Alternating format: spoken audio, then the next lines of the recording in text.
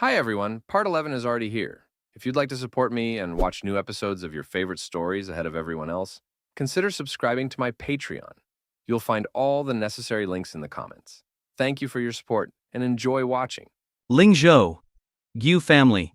Lin Fan and his companion had assumed that the white-haired elder who had been captured by the divine thought had no chance of survival. But to their surprise, when they returned home, there he was, alive and well, comfortably directing the household. Ancestor? You're still alive. The two spoke almost in unison, both astonished to see him. The white-haired elder, momentarily speechless, soon broke into a smile. Their safety was incredible news for the Gu family. How did you escape from the divine thought? Lin Fan asked curiously as they entered the Gu family estate. He knew his former brother well, a being with a ruthless nature who regarded all life as mere ants, particularly disdainful of humans, whom he treated with contempt. The white-haired elder sighed and recalled, I thought I was done for, but just as the divine thought placed me on a mountaintop, it seemed to sense something and quickly left. That's how I managed to escape with my life. That's some luck. Lin Fan remarked after thinking it over. He figured the divine thought had probably sensed Yu Lingxi's presence and immediately set off to pursue her, leaving the elder behind. Compared to the more powerful Yu Lingxi, who was also closer to Lin Fan, the old man was clearly less important. It seemed that Yu Lingxi had inadvertently saved his life. Yu Lingxi also realized this, feeling a bit emotional but saying nothing. She had always cared deeply for her family. Since you're back, you'll be in charge of managing the household affairs from now on. Yu Lingxi instructed the white-haired elder once she understood what had happened. And what about you? The elder asked, slightly taken aback. Blushing slightly, Yu Lingxi glanced at Lin Fan and replied, naturally, I'll be going home with my husband, to take care of him and our future children. You too? The elder was stunned, clearly shocked by this news. Their ancestor, who had been single for centuries, had finally found her match. That's right. Yu Lingxi admitted with pride. A hint of satisfaction on her face. Finding a husband like Lin Fan was indeed something to be proud of. The white-haired elder was surprised but, on reflection, realized it wasn't entirely unexpected. You'll take care of things here. Be diligent, and also prepare some gifts for me to take home. Yu Lingxi added. By home. She meant Lin Fan's Lin family, not the Gu family. Though still somewhat dazed, the elder dutifully went to make the preparations. When they had arrived, it had just been the two of them, each riding a mount. But now, as they prepared to leave, they had a long convoy in tow, resembling a mighty dragon in size and scope. Each cart was pulled by powerful beasts with the bloodlines of mythical creatures, strong and resilient, laden with goods. Walking at the head of the convoy, Lin Fan glanced back and couldn't help but feel impressed. No wonder they say you don't realize the value of a wealthy woman until it's too late, mistaking a young maiden for a treasure. With a wealthy wife like this, who wouldn't be overjoyed? This was put together a bit hastily, so I'm worried it might be a bit lacking. Do you think your other wives will mind? Yu Lingxi asked, looking back at the convoy with some concern. This wasn't false modesty, she genuinely thought the gifts might be insufficient. Lin Fan could only marvel at how different people's perspectives could be. Don't worry, they're all very understanding. It's the thought that counts. That's a relief. Yu Lingxi sighed with relief. She had met the other wives before and was anxious about fitting in. At the Lin family estate, the shadow guards had already informed the family of Lin Fan's impending return. Though he hadn't been gone long, the nature of his trip had caused some anxiety among his wives. Now, knowing he was safely returning, they all gathered at the entrance to wait for him. Daddy's back. Little Lingxi was the first to spot her father, her sharp eyes catching sight of him before anyone else. Without hesitation, she turned into a fiery blur, racing toward Lin Fan. Despite her young age, she had already reached the half-saint level thanks to her martial god physique, a remarkable feat. Lin Fan saw his little girl and, laughing, leaped down from the back of the Tiger King. Did you miss Daddy? He asked, scooping her up with a laugh. No. Little Lingxi, who had been thrilled to see him, pouted when she noticed his empty hands and shook her head. Why not? Lin Fan kept smiling, unfazed. You promised to bring me a gift, but you didn't bring anything. So no, I don't miss you, she huffed. Lin Fan burst out laughing again, then, as if by magic, produced a string of candied hawthorns and a small windmill from behind his back. Wow, candied hawthorns. A windmill. Little Lingxi's eyes lit up, immediately drawn to the treats. Now. Do you miss Daddy? Lin Fan teased, holding out the gifts. Yes, little Lingxi nodded enthusiastically, her long eyelashes fluttering, her big, bright eyes fixed on the treats. You're so practical. Daddy's feelings are hurt. Lin Fan joked, feigning injury. Little Lingxi's eyes twinkled mischievously. She quickly kissed him on the cheek and said, "One kiss and Daddy won't be hurt anymore." Lin Fan laughed heartily and handed her the treats. Delighted with her gifts, little Lingxi slid down from his arms and ran off to play, spinning the windmill while munching on the sweet hawthorns. Watching this, Giu Lingxi's eyes shone with longing. She too wished for a child so adorable. "Welcome home, husband," said Lin Fan's wives, led by Yi Xiaoru, as they approached. "Yes."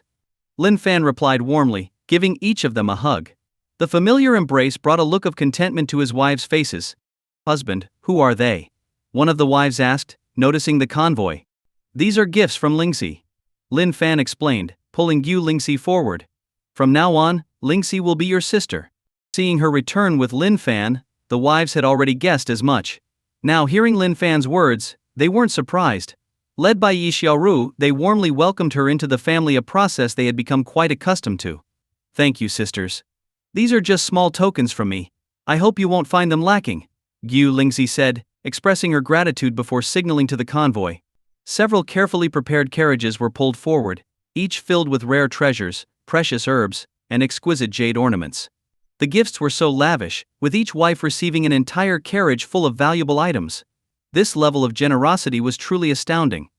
At their first meeting as sisters, Ye Xiaoru and the others were stunned by the sheer extravagance of their new sister's gifts. The wives couldn't help but be deeply impressed by their new sister, who was extravagantly wealthy. And how could they not be? Each of them received an entire cart full of gifts, so much that their rooms couldn't hold them all.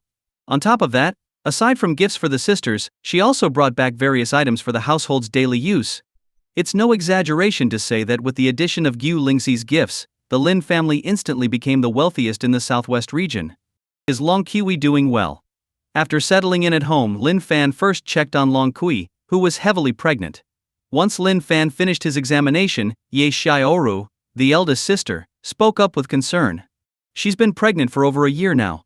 It's hard not to worry." "Don't worry, the little one inside is very healthy. He even kicked me when he sensed my presence just now," Lin Fan replied with a chuckle. "That's good to hear." Upon hearing Lin Fan's reassurance, the wives collectively breathed a sigh of relief.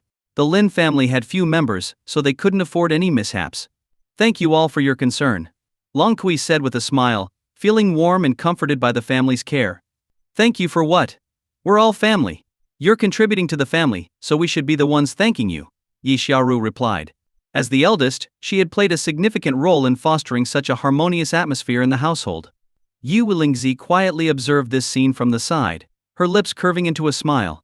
She had always disliked the power struggles and scheming within large families, and this had worried her for some time. But now, she no longer felt that way. With a harmonious family and a husband she loved, Gu Lingxi felt that she had finally found true happiness. "Alright, since everyone's thanking each other, let me, as your husband, thank you all for giving me such a warm home," Lin Fan said, clearly in a good mood. What man wouldn't be pleased when his wives got along so well? Is just saying thank you enough? At this moment, Zhu Yu, the formidable demoness, teased Lin Fan with a mischievous smile, her devilish charm making her seem almost otherworldly. Normally, it was Lin Fan who teased others like this, so when his wife dared to provoke him, how could he let it slide? He immediately transformed into a battle-hardened warrior, ready to embark on a journey to subdue the demoness. As the household grew, so did Lin Fan's strength. His physical prowess had reached a point where he could endure days of intense activity without rest. All of his wives, except for the pregnant Long Kiwi, experienced Lin Fan's vigorous energy, and they emerged from the experience more radiant and graceful than ever. After half a month of indulgence, Lin Fan finally emerged from his blissful haven. Enjoying snacks meticulously prepared by King Zhu and King Shui, Lin Fan called over Jianling, who was in charge of external family affairs, to discuss the family's future development. Back in the Dalong dynasty, Lin Fan had trained many alchemists and blacksmiths. While he had been away on business, these specialists had been escorted to join the family. Although he hadn't completely abandoned the Dalong dynasty, leaving behind representatives and elite guards, Lin Fan's focus had now shifted to the Qin Empire. After all, this was a bigger stage where the Lin family could reach even greater heights. The family is growing and so are the expenses. It's time to open the Divine Weapons Pavilion and the Alchemy Pavilion, Lin Fan said, taking a sip of tea while holding Jianling in his arms. After days of care, Jianling had become even more enchanting, her skin smoother and softer. Lin Fan couldn't help but enjoy holding her, his hands instinctively finding their way to certain curves. Jianling blushed but didn't resist, feeling content with Lin Fan's affection. However, upon hearing his words, she took a deep breath to steady herself before replying, "Yes, we need to start soon. Relying on you alone for resources is too exhausting." She didn't want to see her husband overworked, which is why she had already arranged for the alchemists and blacksmiths to be brought over as soon as things had settled down. Touched by her thoughtfulness, Lin Fan became even more fond of her. His affection deepened, and his grip unconsciously tightened, causing Jianling to let out a soft gasp. That sound made it impossible to continue the conversation. Sometimes, having too much energy could be a bit of a problem, but Lin Fan didn't mind. A man should enjoy life to the fullest. With his cultivation and physique, living for 2,000 or 3,000 years wouldn't be an issue. There was no need to rush into anything. Half a day passed in the blink of an eye. By the time the sky began to darken, they finally returned to the topic at hand. "We'll start by setting up branches in the major towns of the southwest. With Mingyu's father overseeing things, no one will dare to cause trouble. Once we've adapted to the Qin Empire's market, we can gradually expand into other regions." Lin Fan outlined his plan. Though a traditional approach, it was the most effective and reliable. "Yes, that's what I thought too. Mingyu has already spoken to her father, and he'll ensure our business runs smoothly." Jianling agreed, her voice a bit breathless from the earlier exertion. Facing Lin Fan's relentless energy alone was quite the challenge. Lin Fan gently tidied her sweat-dampened hair and said, "Later I'll personally craft a batch of premium pills and weapons. We can use those to establish the reputation of the Divine Weapons Pavilion and the Alchemy Pavilion. Additionally, we can set up an auction house at each regional headquarters to exclusively sell my creations." "But wouldn't that be too exhausting for you?" Jianling frowned, not wanting her husband to overwork himself. Though this idea was effective, it went against her goal of keeping Lin Fan from tiring himself out. Lin Fan chuckled, "Your husband isn't that delicate. Besides, it's just a way to pass the time. It keeps me from getting bored." "Alright, but only help out in the beginning. Once things are up and running, you won't need to work as hard." Jianling agreed but insisted on setting a limit. "Of course, I'll listen to my wife." With the general plan settled, they moved on to discussing the details. As for raw materials, there was no need to worry. Gu Lingxi's Tianxing Trading Company would be a strong partner. The collaboration would benefit both sides, making them even more solid. By the time they finished, it was completely dark outside. With nothing else to do, Lin Fan got up to prepare dinner for the family, something he had been enjoying lately. Every night he came up with new dishes. Just as he reached the door, Jianling seemed to remember something and said, "Husband, when I sent for the alchemists and blacksmiths, I happened to run into Li Sandao and Lu Sandu. They heard that you were planning to stay in the Qin Empire for a long time and expressed interest in coming over to help." Li Sandao and Lu Sandu. Lin Fan paused. These two were his old lieutenants, skilled in persuasion and manipulation. He had planned to have them work with the Buddhist sect, but other matters had kept him busy. Now that they were eager to join, it was perfect timing. If he wanted to build something great, having sharp subordinates was essential. Combining their talents with the Buddhist sect's teachings would undoubtedly be a fascinating combination. Western gods' doctrines and the promise of enlightenment through Buddhism were bound to create an explosive mix. Arrange for them to be brought over. Jianling worked efficiently, and in less than half a month, not only were the Divine Weapons Pavilion and the Alchemy Pavilion up and running, but Li Sandao and Lu Sandu had also been brought over as planned. One day Lin Fan was leisurely fishing by a small river with his son, Lin Hao, enjoying some peaceful time together and making up for the lost time he hadn't spent with his son. Fishing was something Lin Fan hadn't done in a while, but his skills hadn't faded. He easily caught several carp. However, compared to his own skills, little Lin Hao's beginner's luck was even more impressive. He almost couldn't stop catching fish, pulling them in one after another.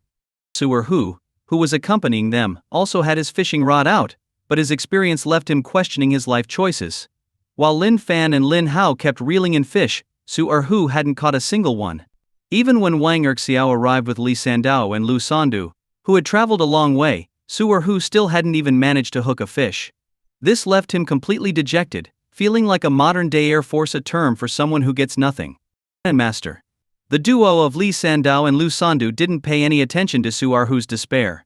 They immediately knelt in front of Lin Fan, their faces filled with excitement. "It hasn't been that long since we last met, and now you're pulling this act on me." Lin Fan glanced at them, slightly amused. "He. They chuckled sheepishly and quickly got up from the ground, knowing full well that Lin Fan didn't like formalities like kneeling. He wasn't an emperor, so being constantly knelt to would just feel like he was on his way out. You both seem to be in good spirits, Lin Fan remarked as he looked them up and down. Thanks to you, master, Lu Sandu quickly replied, showing his veteran savvy in situations like these. Not to be outdone, Li Sandow hurriedly added, same here. You, Sandow, can't you come up with your own words? Why do you always copy me? Lu Sandu scolded, glaring at him. Though they were partners, they bickered like an old married couple whenever they were together. You old poison master. Do I need you to teach me what to say? I can speak for myself, Li Sandow retorted, refusing to back down. Wanna fight? Bring it on. The two of them squared off, sleeves rolled up, ready to brawl. Not bad, not bad. You two are getting bolder, fighting right in front of me. Lin Fan clapped with a smile, but his words immediately drained the color from their faces. They quickly knelt down again, trembling. We wouldn't dare. They stammered, like frightened quails. Wouldn't dare? It seems like you're getting pretty bold. But that's normal when your wings grow strong, you naturally want to fly higher. Lin Fan said with a slight hum, his words nearly scaring the life out of them. They had personally witnessed Lin Fan's terrifying power and bloodshed before, and that fear had been deeply etched into their minds. Even a small reprimand from him was enough to resurface that terror. Master, you misunderstand.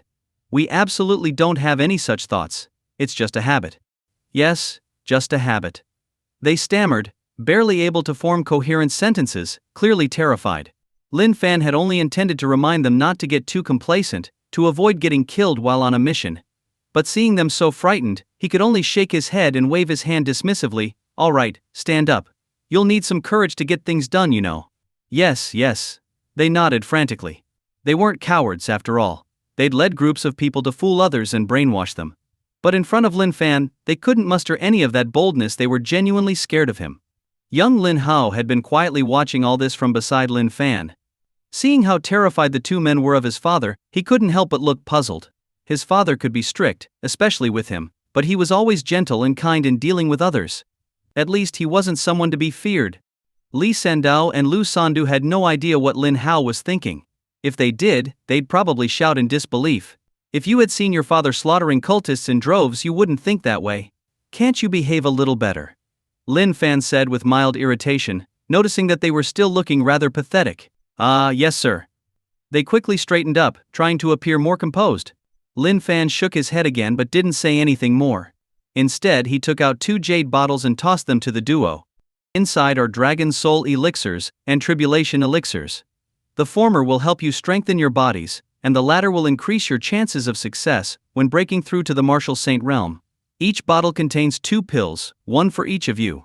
As the two hurriedly caught the bottles, Lin Fan explained their contents. Elixirs to break through to the Martial Saint realm? Their eyes widened in shock. Without wasting a moment, they knelt down again with a thud.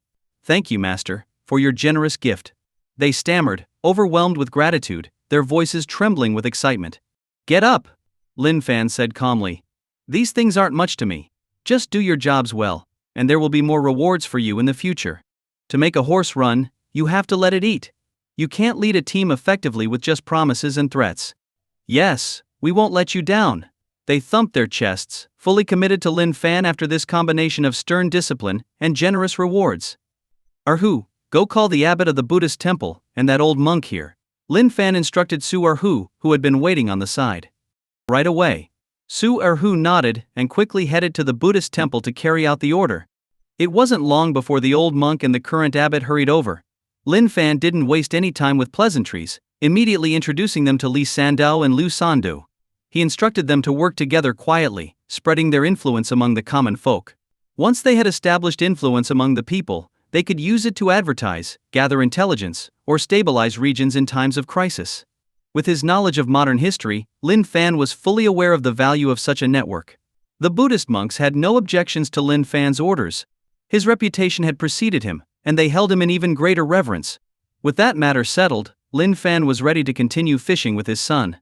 However, just as he cast his line, Lu Guang, who had been infiltrating the poison sect, arrived with the second protector. They brought unexpected news. You became the leader of the poison sect. Lin Fan was genuinely surprised. He had assumed the person was coming to ask for help. After all, The poison sect was nothing significant to him now. But it was still a high hurdle for these two. A first-stage martial saint could barely be a regular elder in the poison sect. Even having a grandfather as a supreme elder wouldn't necessarily help. Other factions wouldn't agree. Lu Guang explained. At first, it wasn't possible. But after his grandfather broke through to the 4th stage, it became feasible. It was a simple explanation, but the information within it spoke volumes. A 4th stage martial saint within a force like the poison sect in a lower tier region was an absolute powerhouse. No wonder he could become the leader with just a first-stage martial saint backing him. With such a powerful grandfather, who in the sect would dare oppose him? Well done. Lin Fan said, though the poison sect didn't mean much to him anymore. But seeing his subordinates accomplish their tasks successfully, he felt they deserved some encouragement. The second-generation protector expressed his gratitude profusely, then hesitated as if he had something more to say. Just say it. Lin Fan prompted, noticing his hesitation. The second-generation protector hesitated for a moment before saying, my grandfather would like to request a meeting with you. Your grandfather wants to see me. Lin Fan was a bit taken aback. He wasn't unfamiliar with the man, they had even crossed paths before. The second-generation protector nodded eagerly. Yes, master, my grandfather wishes to meet you. Is there a specific reason? Lin Fan was intrigued. The last time they met, the old man had been beaten and fled in disgrace. Their relationship wasn't exactly harmonious. The protector respectfully replied, my grandfather didn't say. But he's already waiting outside. If you agree to see him, he'll come and explain everything himself. He's already here. Lin Fan's interest grew. He nodded and said, fine, let him in. Thank you, master. The second-generation protector was visibly pleased and quickly went to fetch his grandfather. It didn't take long before the grandfather and grandson stood respectfully before Lin Fan. Greetings, senior. The elderly man said, bowing deeply at a 90-degree angle the moment he saw Lin Fan, showing utmost deference. Senior. Lin Fan chuckled. Aren't you mistaken? I'm much younger than you, old man. You're not mistaken. The elder maintained his respectful tone. In the path of martial arts, those who have reached the pinnacle deserve respect. Your strength has reached such heights, so it's only right for me to address you as senior. Seeing the elder's response, Lin Fan studied him for a moment and asked, how do you know that I've reached the pinnacle? Some time ago I was visiting a friend in the sacred state. The elder replied. Hearing this, Lin Fan immediately understood. The elder must have witnessed his overwhelming display of power in the sacred state. No wonder he sought out Lin Fan after seeing his terrifying strength. The elder must have feared that Lin Fan would come looking to settle old scores.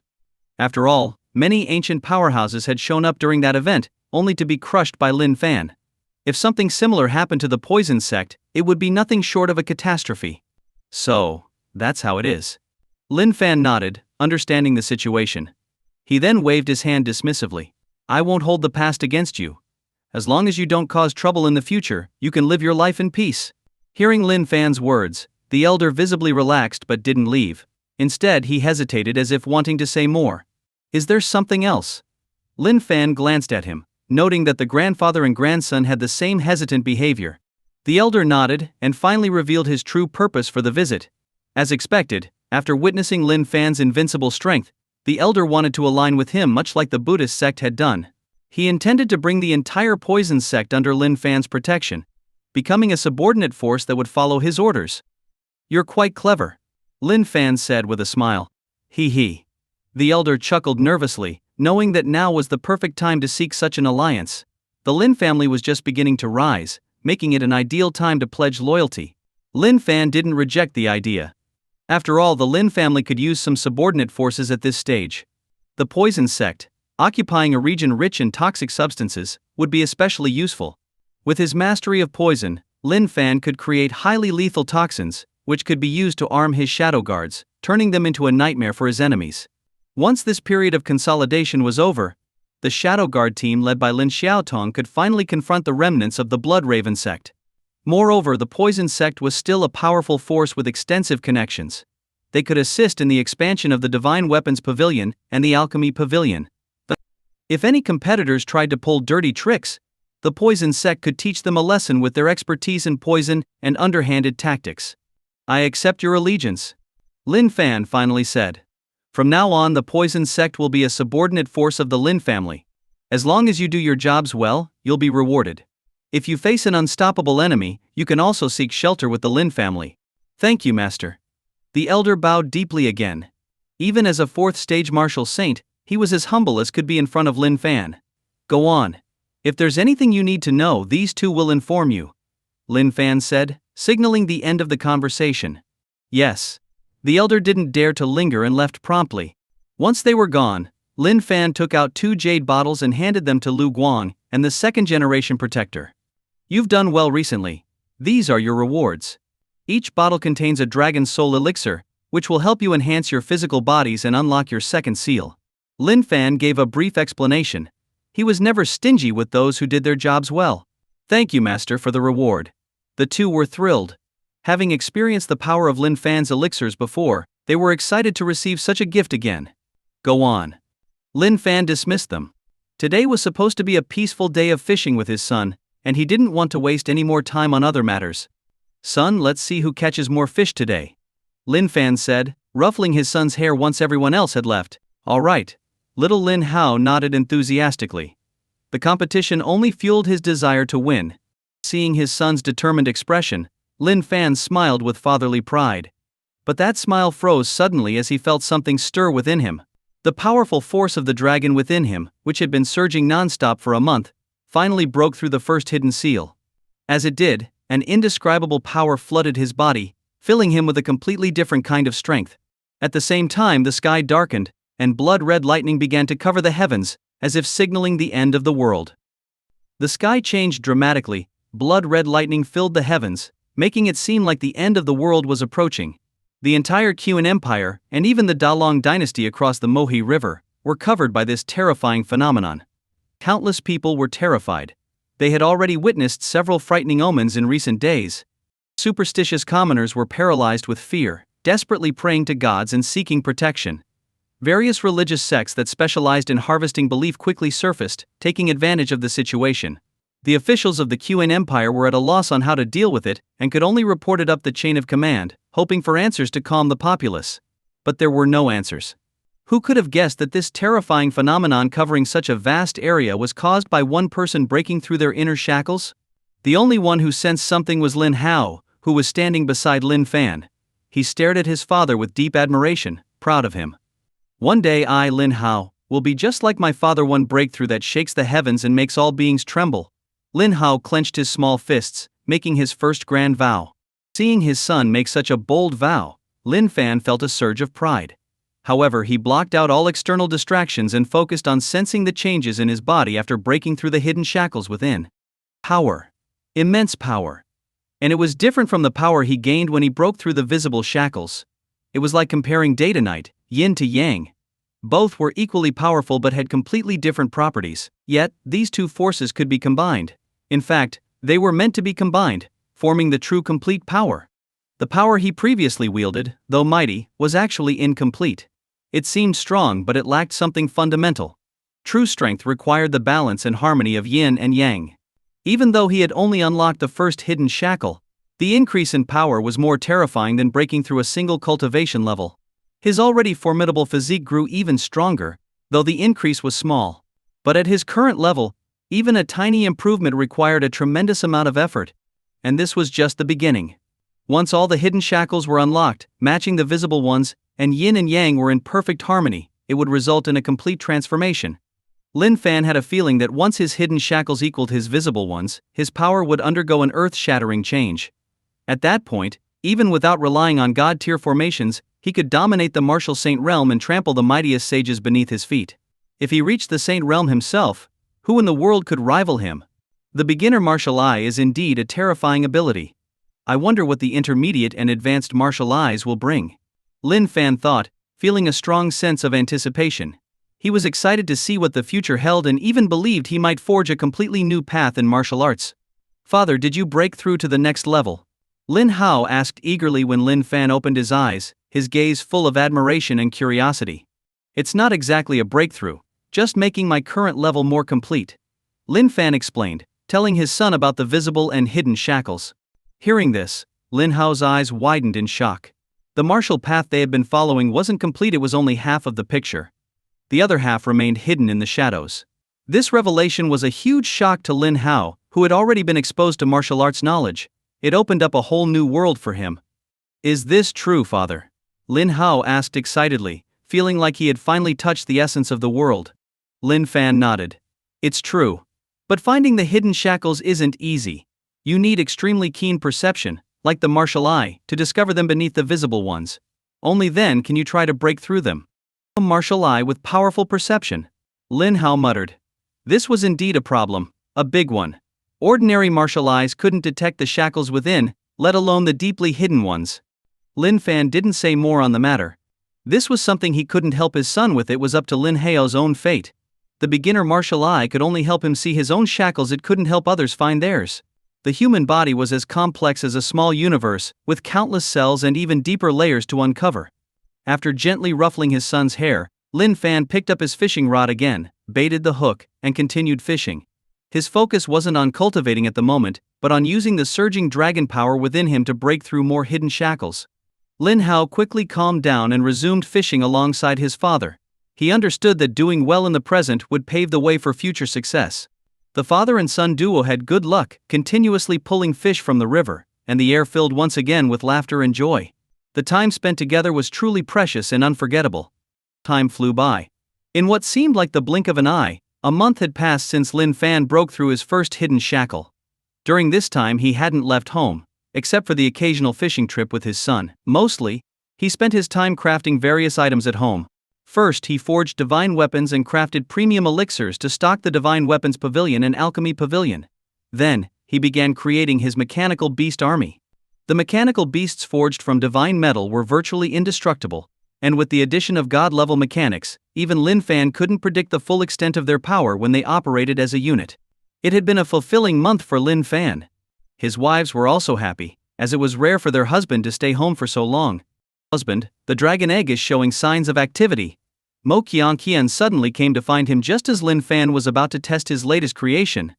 Having learned the art of mechanics from Lin Fan, Mo Qianqian advanced rapidly. She was now responsible for managing all the mechanisms in the household, including the dragon egg that was kept under heavy protection in a secret chamber. Today, as part of her routine maintenance, she went to check on the mechanisms in the chamber. To her surprise, the dragon egg, which had remained unchanged for years, was now showing signs of life. Golden light flashed continuously from the egg, radiating a sacred aura, and cracks appeared on its scale-covered shell. The dragon egg is active. Lin Fan set down what he was doing. He had high hopes for the dragon egg and was eager to see if it would truly hatch into a dragon. But before he could check on it, another wife hurried over. This time it was Ye Xiaoru, her face a mix of worry and joy. From afar she shouted, "Husband, quick! Long Kiwi's about to give birth." Two pieces of news arrived back to back, each more significant than the last. First, the dragon egg that had remained dormant for years finally showed signs of hatching. And now, Long Kui, who had been pregnant for over a year, was finally going into labor. Really? Lin Fan couldn't hide his excitement. This was indeed a double blessing. Yes, hurry. Ye Xiaoru nodded vigorously, equally excited. Let's go. Lin Fan didn't hesitate for a moment and rushed to the delivery room where Long Kui was. Although the hatching dragon egg was important, it couldn't compare to the birth of his child. There was no question about where he should be. Mo Qianqian also followed them to the delivery room. When they arrived, the experienced midwives were already busy inside. Given Long Kui's strong physique and power, the delivery should have been easy. But unexpectedly, it was far more difficult than anyone had anticipated. By the time Lin Fan reached the door, Long Kui had already been in labor for a while. However, even after several hours, the baby had yet to be born, and Long Kui's once steady breathing was becoming increasingly erratic. This was not a good sign. Seeing this, Lin Fan's expression darkened, and his fists clenched as he prepared for the possibility of performing a C-section. With his god-level medical skills, a C-section would be easy. But this would harm both the mother and the child, affecting the child's innate potential. A natural birth was always better, and any deviation could leave permanent deficiencies that couldn't be corrected later. For this reason, Lin Fan held off, only considering it as a last resort. Fortunately, the worst-case scenario didn't occur. After several more hours, the strong cries of a newborn finally filled the room, marking the end of a long day of labor. Wah! Wah! Despite just being born, the baby's cries were powerful and carried an almost oppressive presence. The entire family had been waiting outside the delivery room, and when they heard the cries, they immediately knew that Long Kui had given birth to a child with extraordinary potential. What a strong little boy! Lin Fan laughed heartily, though his face soon softened with a look of reproach after all. The baby had put his mother through quite the ordeal. Creak. Not long after, the door to the delivery room opened, and the midwife, beaming with joy, came out holding a baby wrapped in a red blanket. She was about to offer her congratulations when a flash of golden light suddenly shot across the courtyard at an unimaginable speed, heading straight for the newborn. Lin Fan instantly prepared to intercept the light, his powers surging. But as soon as he recognized what was within the light, he halted his actions. Husband. The wives also reacted, calling out to Lin Fan and preparing to stop the light. However, Lin Fan motioned for them to stand down. In that brief moment, the golden light settled onto the baby. As the light dimmed, the figure within it was revealed. A dragon. The onlookers gasped in astonishment. The midwife nearly dropped the baby in shock, but Lin Fan quickly stepped forward to take his child into his arms. Now that Lin Fan held the baby, everyone could see clearly. Next to the chubby infant, nestled within the blanket, lay a small creature radiating a faint golden glow. It had 2 small dragon horns, short limbs, and tiny scales that appeared fragile but exuded an indestructible aura. The little dragon's large eyes were half closed as it snuggled against the baby's face, looking utterly content. Yes. Lin Fan confirmed with a nod. This is indeed a dragon, specifically, a newly hatched dragon. A real dragon. The crowd exclaimed again, hardly able to believe their eyes. Mo Qian, however, had a realization and asked, "Husband, could this young dragon have hatched from the egg in the secret chamber?" Correct. Lin Fan nodded again.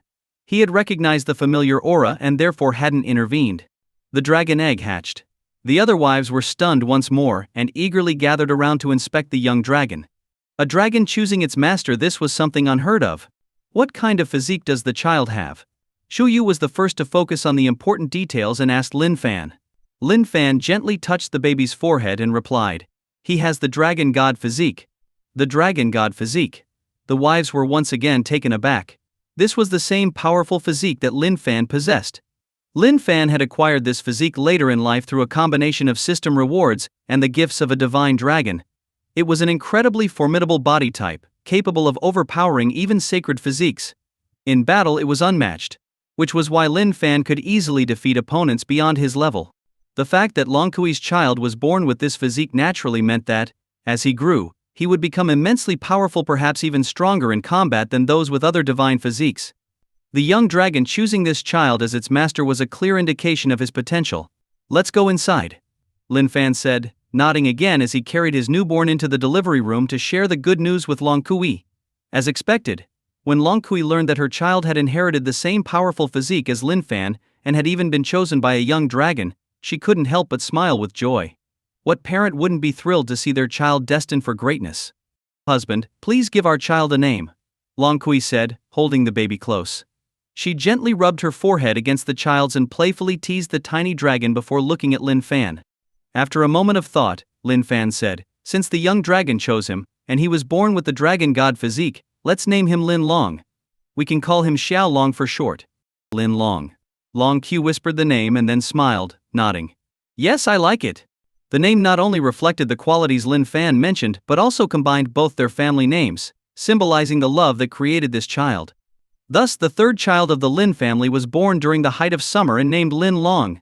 At the same time, the system, which hadn't given a reward in a while, finally responded to the birth. Ding dong! Congratulations to the host on the birth of another child. Many children, many blessings. You are rewarded with 2 luck points. Hearing the system notification, Lin Fan's smile grew even brighter. Indeed, it was a double blessing. Lin Fan had once again received a reward of luck points from the system, marking the 3rd time he had been granted such a boon. While these luck points didn't directly enhance his personal strength, they brought various subtle benefits. Over time, this luck had allowed Lin Fan to stumble upon rare treasures and valuable items, all thanks to the system's influence. Now, with this new reward of 2 additional points, Lin Fan's mood was even better. What a great kid. For your full moon celebration, I'll throw a grand feast. He laughed heartily, his spirits high. He called for butler Fu to start preparing for the celebration. This time, he intended to go all out. Having established a strong foundation in the QN Empire, Lin Fan no longer felt the need to stay low-key. Butler Fu quickly obeyed, and soon, the entire Lin family was bustling with activity. A month passed in the blink of an eye, and the Lin family estate was decorated with lanterns and festive decorations. Every servant wore a bright smile, knowing they were about to receive generous red envelopes. Outside, word had spread about the birth of the Lin family's second son, a cause for great celebration. Though Lin Fan hadn't formally invited guests, many people still showed up for the full moon feast. Prominent figures from the entire southwest region, and even neighboring regions, came bearing gifts. Lin Fan hadn't tried to hide his presence. Over time, word had spread about a rising powerhouse in the southwest, and many were eager to forge connections while they could. Long Kui cradled the infant Lin Long in her arms, watching the endless stream of guests with a hint of sadness on her face. "What's wrong?" Lin Fan, standing beside her, noticed her mood. To him, his wife was far more important than the uninvited guests. Long Kui shook her head slightly. "It's nothing. I was just thinking how wonderful it would be if my father could be here on such a joyful day." As she spoke, worry crept into her expression. It had been years since she last saw her father, and they had lost contact. As a daughter, how could she not worry about him? Seeing her concern, Lin Fan gently brushed her hair and said softly, "Don't worry. Your father is a wise and experienced ruler, much more seasoned than I am. For all we know, he might be doing even better than me right now." "I hope so." Long Kui forced a smile. While her father was indeed capable, she knew that comparing him to Lin Fan was difficult. Nonetheless, her husband's reassuring words comforted her. Although her father, the martial emperor, couldn't match Lin Fan's exceptional prowess, he was still a formidable figure in his own right. While he might not be thriving, she believed he would be able to protect himself. Just then, Butler Fu hurried over, sweating profusely. "Master, madam, more guests have arrived than we expected. Should we add more seating?" Lin Fan was surprised. He had anticipated many guests, but he hadn't expected this many. The banquet hall was already full, yet more people kept arriving, each bringing generous gifts. The lowest-ranking guests were at least semi-saints, with most being martial saints. "Yes, it seems I've made quite a name for myself recently," Lin Fan mused. "Indeed, sir," Butler Fu replied, wiping his brow. Despite the extra work, he was delighted by the Lin family's growing influence. Seeing once high and mighty martial saints treat him, an old butler, with respect, made him feel as though he were walking on air. "Arrange for more seating, even if it means extending it outside the estate. We can't turn away guests who've come bearing gifts," Lin Fan instructed. "Understood." Butler Fu quickly went to carry out the order. "Shall we go and greet the guests?" Lin Fan asked Long Kui. After all, today she and their son were the stars of the event. "Yes." Long Kui agreed with a smile, carrying little Lin Long as they made their way out of the inner courtyard. Compared to his older siblings, Lin Long was far more lively. His big eyes darted around curiously, and he gurgled and cooed, occasionally reaching out to grab at things. Nestled in his swaddling clothes was a small, golden dragon, glowing faintly and occasionally letting out soft growls in response. This peaceful scene left the guests stunned. A dragon accompanying a child, and judging by the sacred aura, this is no ordinary dragon. It's a pure-blooded dragonling. Some of the more powerful martial saints could sense the dragon's holy aura and were visibly shaken. However, one elder martial saint scoffed, "You're missing the point. The truly terrifying thing is that child. For a dragonling to choose him as its companion, what kind of innate talent must he possess?" This elder's words quickly redirected everyone's attention to Lin Long. Clearly, the boy had unimaginable potential, perhaps even a divine physique. The elder's keen observation had struck the heart of the matter. The other guests, no fools themselves, quickly realized the significance of what they were witnessing. The Lin family has given birth to a prodigy. Even though Lin Fan had concealed much of his son's aura, the overwhelming power of his physique still seeped through, causing those present to hold their breath. Although they couldn't sense the full extent of his strength, they were sure the elder hadn't exaggerated. The realization filled the guests with both awe and envy. They knew that given time, the Lin family's rise to power would be unstoppable. However, within the crowd, a few shadowy figures exchanged cold glances. Their auras grew even more sinister as they sensed Lin Long's terrifying potential. The Grandmaster was right. "We can't allow such a talent to grow. He must be eliminated today," one of the figures muttered as they subtly reached for their weapons. "The representative of the Empire has arrived." The chilling figures were none other than assassins from the Blood Raven Tower, who had infiltrated the Lin family's celebration. Since the Lin family had welcomed all guests, these assassins found it easy to slip in unnoticed. Their goal was simple: to ensure Lin Fan, their sworn enemy, wouldn't have an easy time. Blood Raven Tower's 7th, 4th, 3rd and 2nd divisions had all suffered heavy losses at Lin Fan's hands, and their enmity ran deeper than the sea. However, just as they were about to make their move, a loud announcement echoed through the estate: the representative of the empire has arrived. Those who carried the empire's central authority were always addressed with great respect. The blood-raven assassins were ready to strike, but hearing this announcement made them hesitate. As the world's most feared assassin organization, they had always been fearless. Yet, ever since they provoked the current ruler of the Qin Empire, even they had grown wary of one entity. "Elder, should we still proceed?" Several of the cold-blooded figures gathered around a withered old man. "Let's wait and see," the elder replied, narrowing his eyes.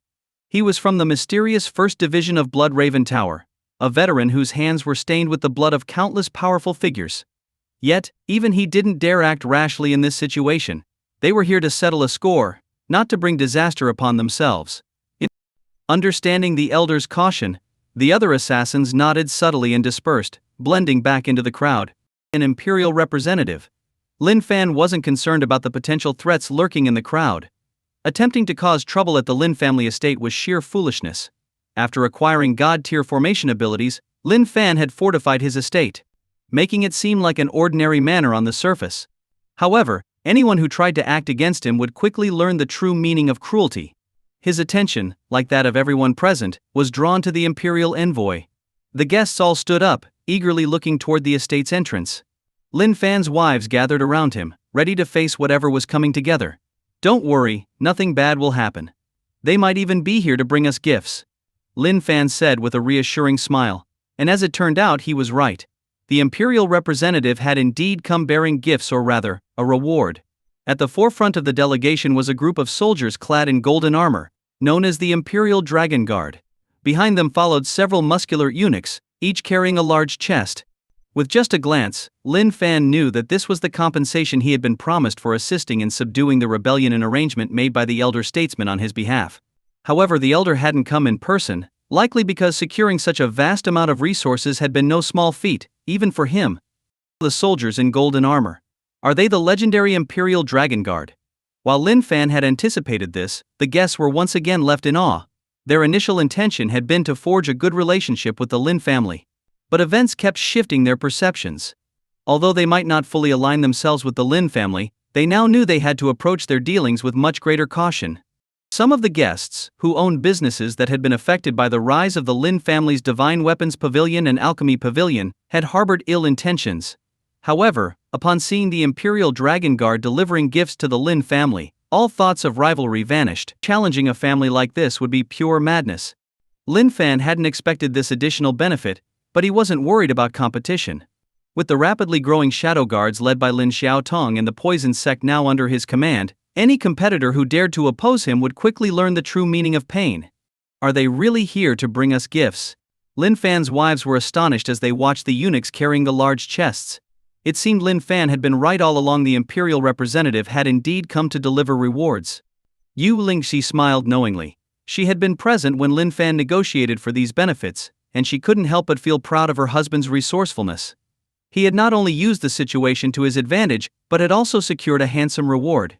"Let's go welcome them properly.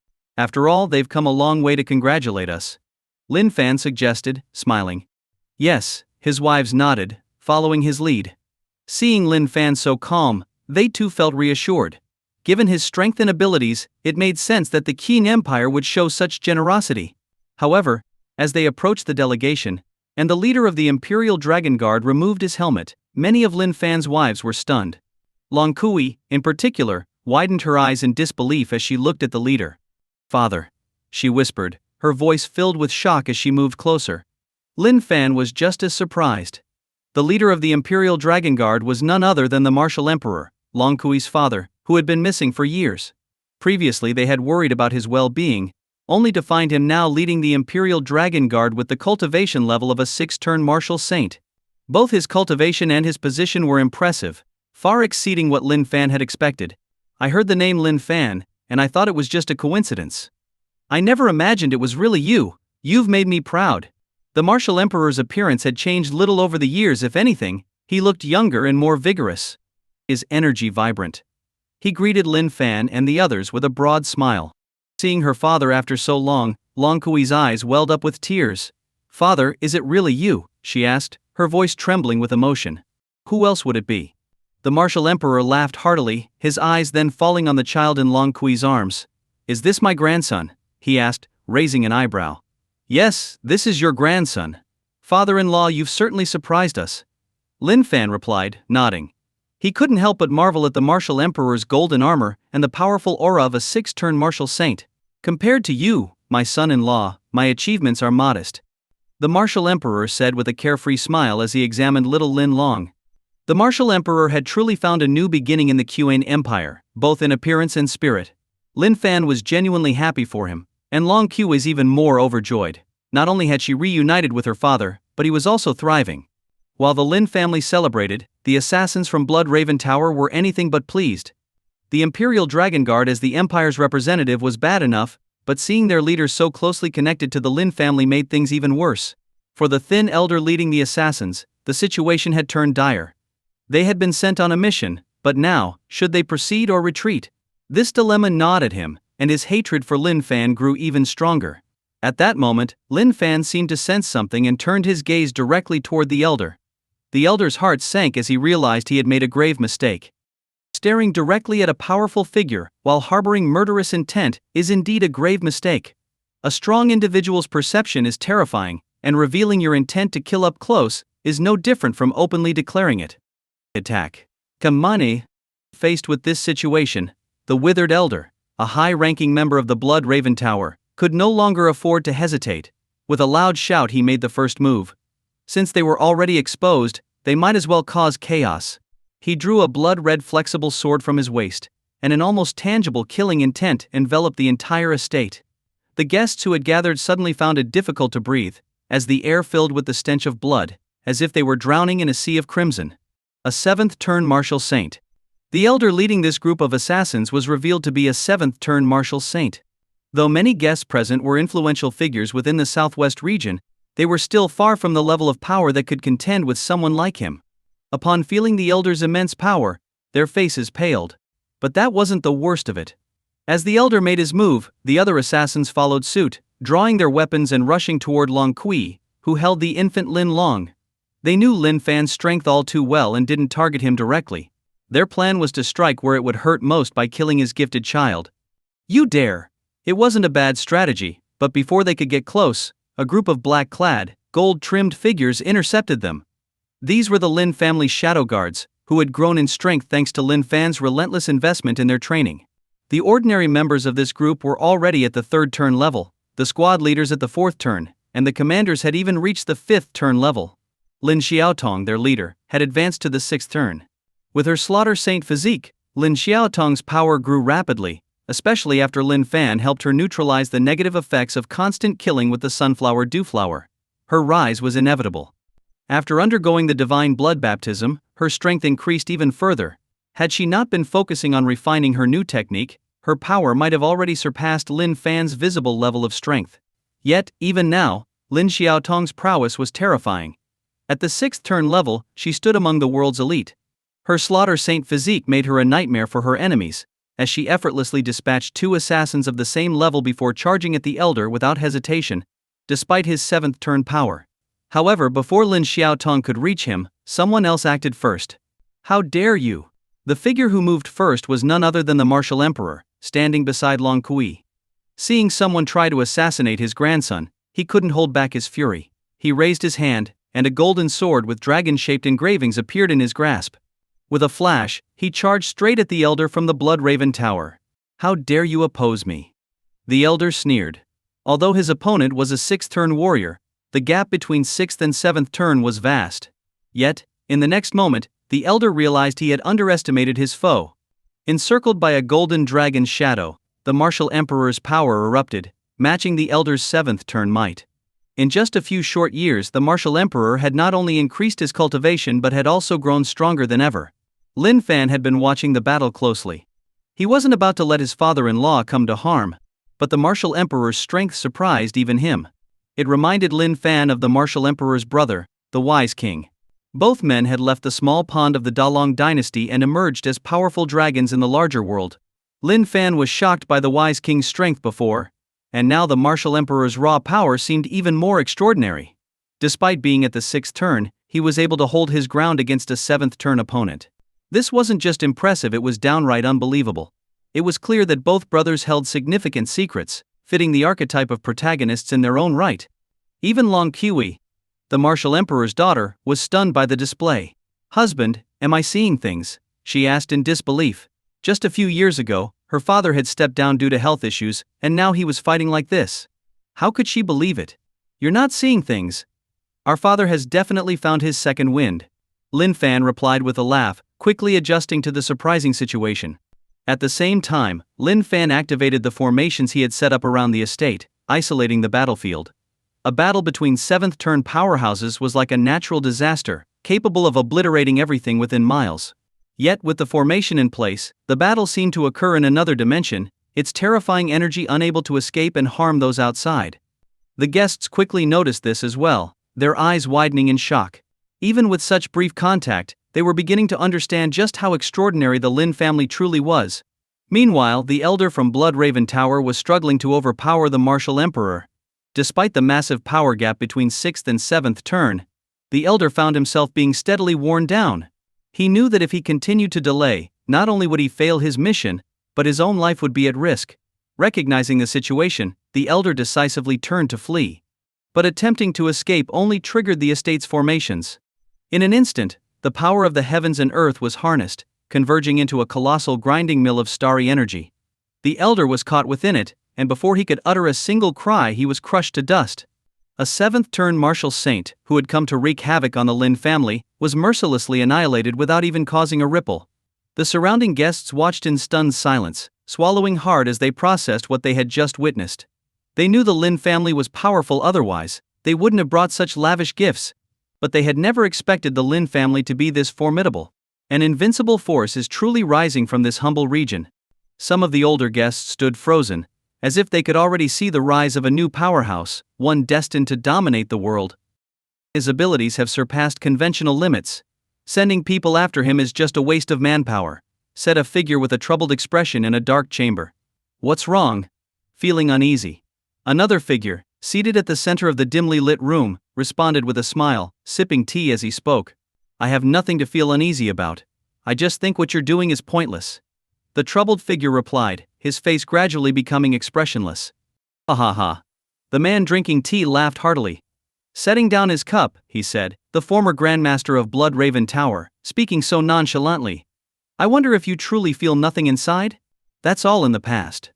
The troubled figure said coldly, as if it no longer mattered to him. The figure who had set down the cup responded, "Are you sure you've truly let go?" His question was accompanied by a smile that could provoke anyone to punch him. However, the troubled figure fell silent upon hearing it. But after a moment he chuckled, leaning back in his seat. "Why wouldn't I let go? Things are fine as they are now. I don't have to deal with any issues, I can just focus on my own cultivation." "Ha ha ha." The other man laughed again. "I'm just temporarily overseeing Blood Raven Tower on the Emperor's orders. You're still the true Grandmaster. If Blood Raven Tower falls apart, you're the one who will suffer most. If you're truly content with that, then let's just pretend I never said anything." He stood up, preparing to leave the dark chamber. "Wait." Just as he reached the door, the troubled figure called out, stopping him. Hearing this, the man who had been about to leave smiled, knowing he had succeeded. "If you have something on your mind, let's talk about how we should deal with this unexpected situation," he said, turning back with a smile, shifting the conversation to another topic. At the Lin family estate, the guests had mostly left, but the martial emperor, Lin Fan's father-in-law, stayed behind to have a word with his son-in-law. "Xiao Fan, be cautious of my younger brother. He's more complicated than he seems," the martial emperor said seriously as they sat together by the artificial lake in the estate. "What do you mean by complicated?" Lin Fan raised an eyebrow. The younger brother he mentioned was the wise king, Lin Fan's uncle. After several encounters, Lin Fan had already noticed that the wise king was not a simple man. The martial emperor replied solemnly, "He has inherited or perhaps stolen another person's Dao fruit. Now, he is both himself and someone else. He is a complex individual." "I see," Lin Fan said calmly, not particularly surprised by this revelation. "You're not surprised?" The martial emperor looked at him, puzzled. Lin Fan smiled and replied, "I've encountered him a few times already." Hearing this, the martial emperor immediately understood. Lin Fan had already figured it out.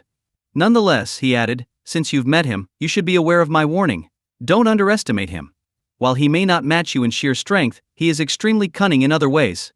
Thank you for the reminder, father-in-law. Lin Fan nodded sincerely. He had indeed sensed that the Wise King was no ordinary adversary. The Wise King's inherited Dao fruit was like having a powerful mentor by his side, much like the old sages and legends. Seeing that Lin Fan had taken his advice to heart, the martial emperor smiled again. No need to worry too much.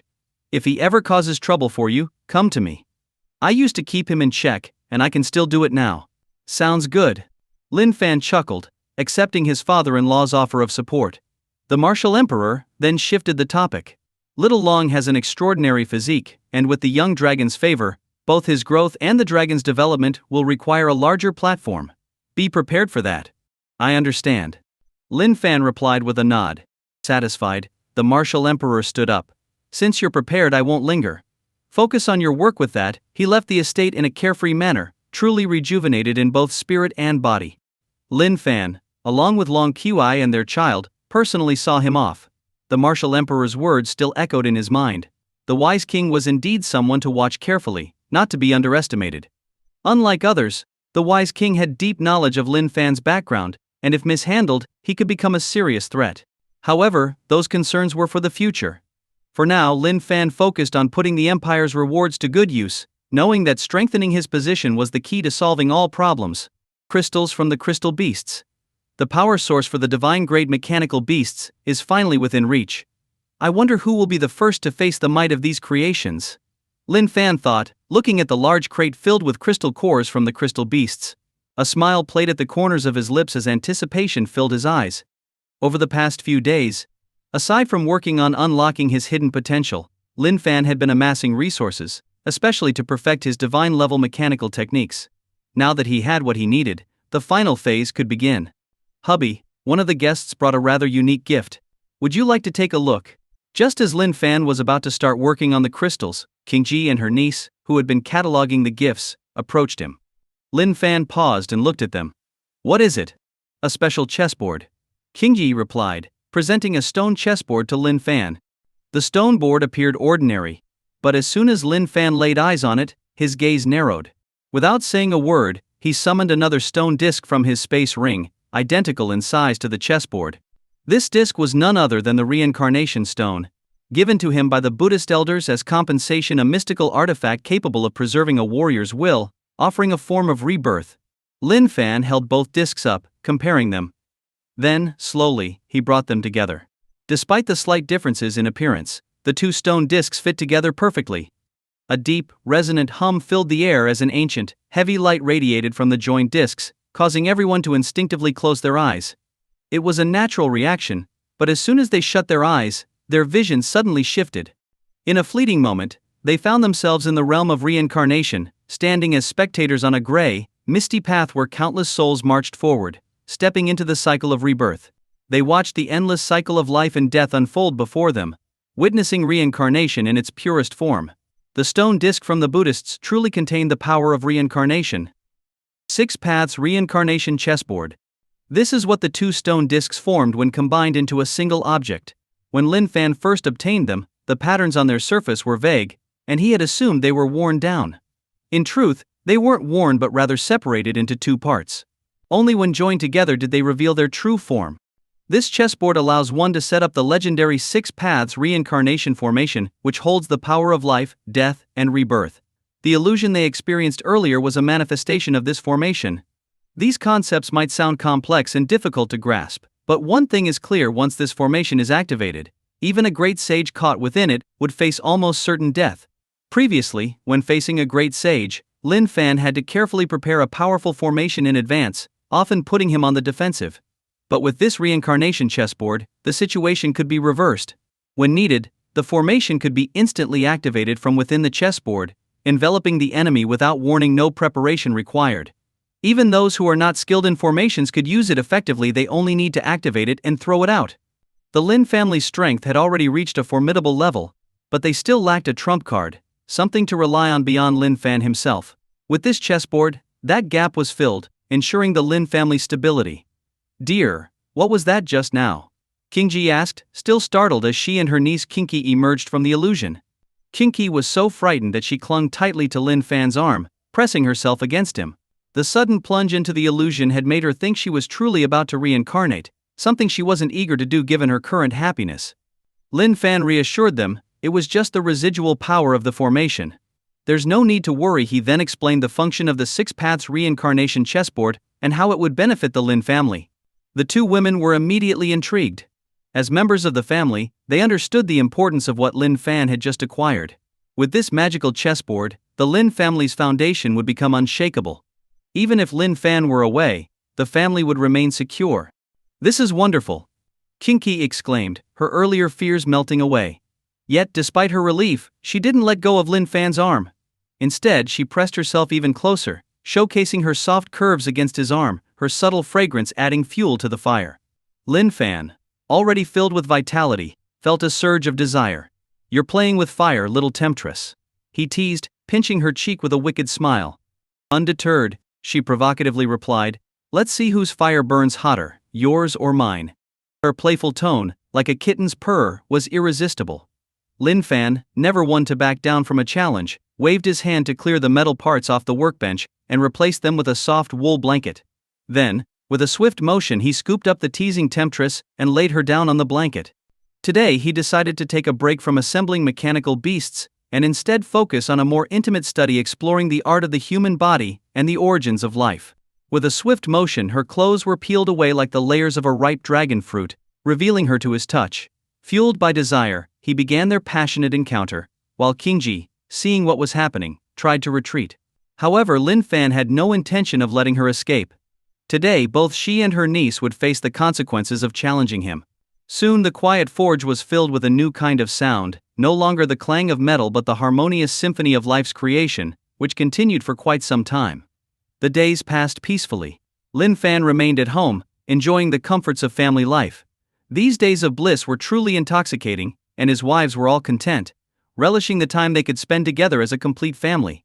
As the saying goes, hard work pays off. After months of effort, Lin Fan's wives began showing signs of pregnancy. His first wife, Ye Xiaoru, was finally expecting a child. The Jian Lao, who had often been envied by Dao Miao Miao Miao, also soon followed suit and became pregnant. Remarkably, she was carrying twins, possibly thanks to the extra time she spent with Lin Fan while reporting on the family's business affairs. This news left Dao Miao Miao feeling competitive, declaring that she would have another child and frequently clinging to Lin Fan for attention. Even Gu Lingji, who had been married the shortest time, also found herself pregnant, much to the envy of the other wives. Kinky, in particular, became even more determined to conceive, often seeking Lin Fan's attention late at night. Fortunately, Lin Fan's dragon god physique provided him with boundless energy, allowing him to keep up with his wife's demands. Half a year passed quickly, and the sweltering summer gave way to a snowy, white winter, with the land once again blanketed in snow. The river behind the estate was frozen over. But that didn't stop Lin Fan from fishing. In fact, the scarcity of food in winter made the fish bite more eagerly when he cut a hole in the ice. During his free time, Lin Fan enjoyed taking his children fishing there. One early morning he brought his son, Lin Hao, and his eldest daughter, Lin Shi, who insisted on tagging along. Together, they drilled 2 ice holes in the center of the frozen river and settled in for a peaceful day of fishing. "Daddy, I've gathered a lot of firewood. Can we have grilled fish later?" Lin Shi asked excitedly as she bounced around, already carrying a large bundle of dry wood she had collected. In the past 6 months, Lin Shi had grown noticeably taller. Like her mother, Dao Miao Miao, she loved wearing red dresses, which complemented her fair skin and delicate features, making her look like a porcelain doll. Now, with a bundle of firewood in her arms, she resembled a little fairy who had descended to earth, bringing a touch of the mundane with her. Indulging his daughter, Lin Fan ruffled her hair and agreed, "All right. Yay. Grilled fish." Lin Shi cheered, her face lighting up with joy. She quickly placed a stone slab on the ice and started a fire, giggling happily like a little glutton eager for her treat. Lin Fan smiled and shook his head.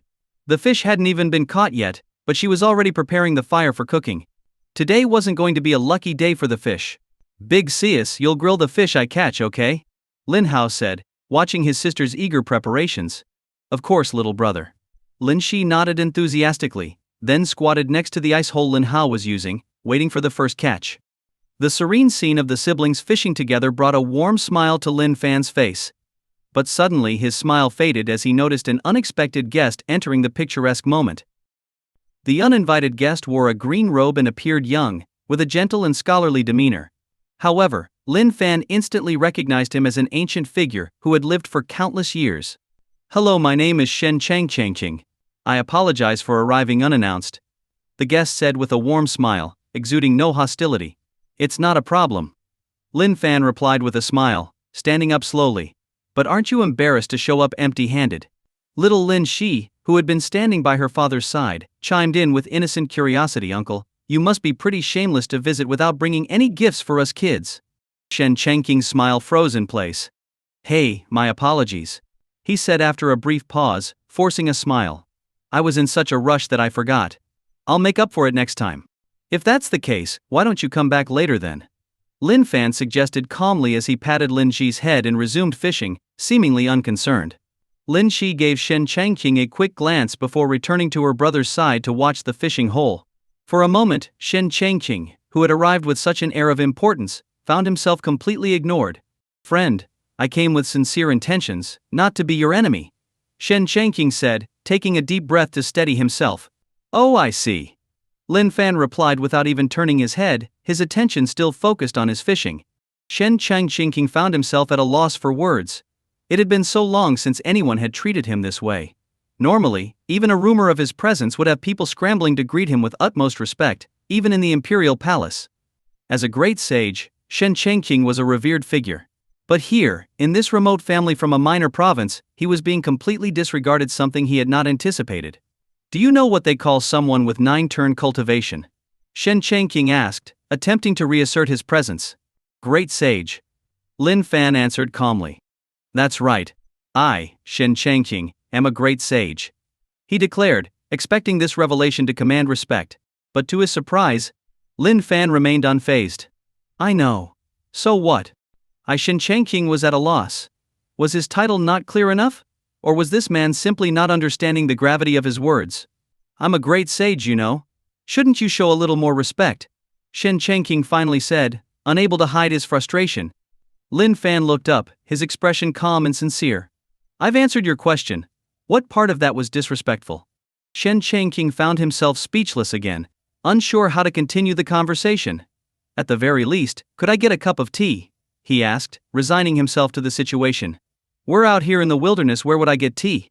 But I might share some grilled fish with you later," Lin Fan replied. "Grilled fish will do," Shen Changqing quickly agreed, feeling utterly bewildered by this encounter. "Then you'll have to wait," Lin Fan said, still as calm as ever. Between the protective formations surrounding the estate and the Six Paths reincarnation chessboard, Lin Fan felt no fear of any great sage, even one as formidable as Shen Changqing. After all, even ancient deities had fallen before him, and Shen Changqing, powerful though he was, did not intimidate Lin Fan. Shen Changqing observed Lin Fan's relaxed demeanor and, seeing no other choice, nodded and moved to the side. He even began adding wood to the fire, looking every bit the helper.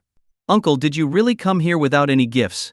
Lin Shi asked again, innocently blinking her big eyes at him as she added more wood to the fire.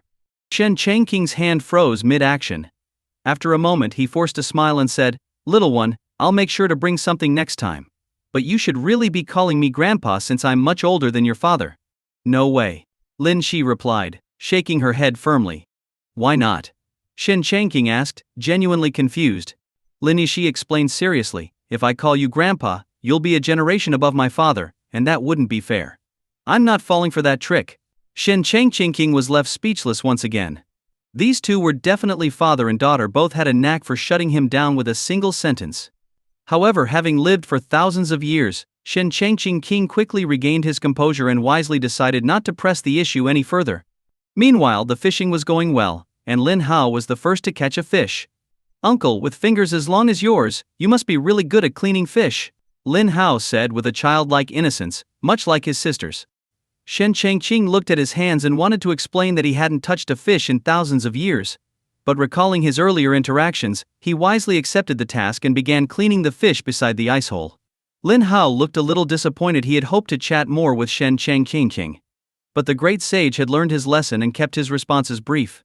And so, the day passed with Lin Fan and his children fishing, while the legendary great sage quietly cleaned their catch. It was only after an hour, once they had caught enough fish, that Lin Fan put down his fishing rod and began grilling the fish. With his cooking skills, it didn't take long for a delicious aroma to fill the air. Although Shen Changqing had been left feeling rather helpless, the smell of the grilled fish quickly lifted his spirits.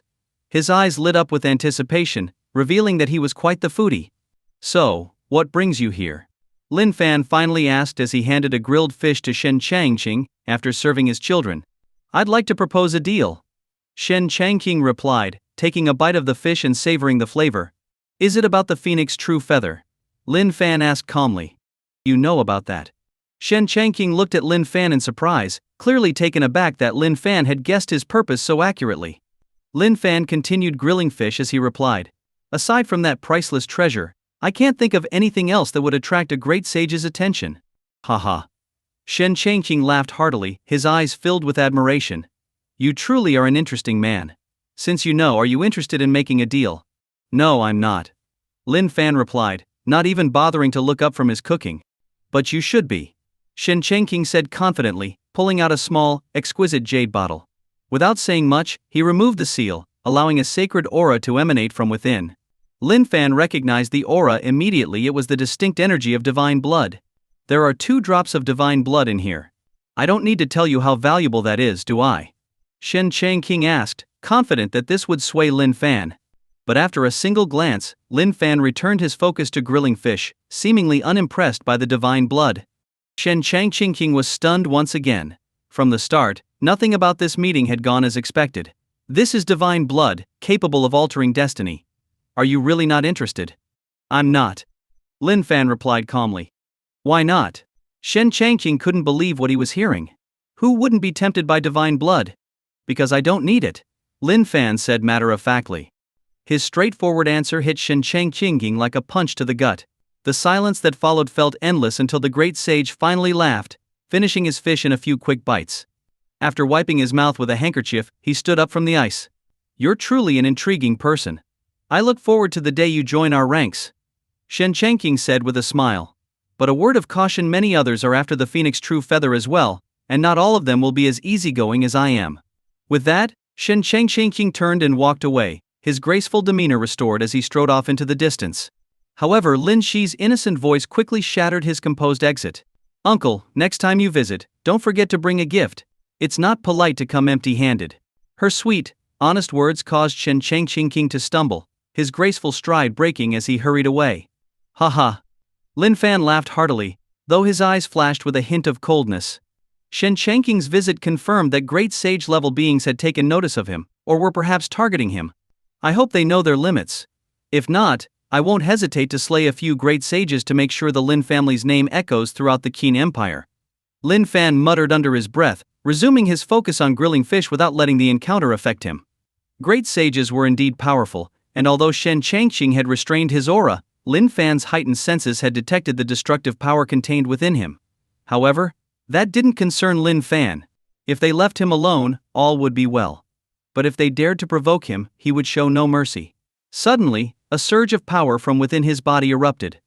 The force of the divine dragon that had been building up finally shattered the second hidden shackle within him, releasing another wave of immense strength that merged with his previous power, making it whole. And that wasn't all. His newly unlocked divine ability also began to evolve as the second shackle was broken. The synergy between light and dark energies was even more profound than he had anticipated. As Lin Fan broke through another dark shackle, the surge in power was even greater than he had anticipated. Not only did his physical abilities improve, but the divine abilities he gained during his second transformation also received a significant boost. The most important change, however, was the completeness of the energy within him.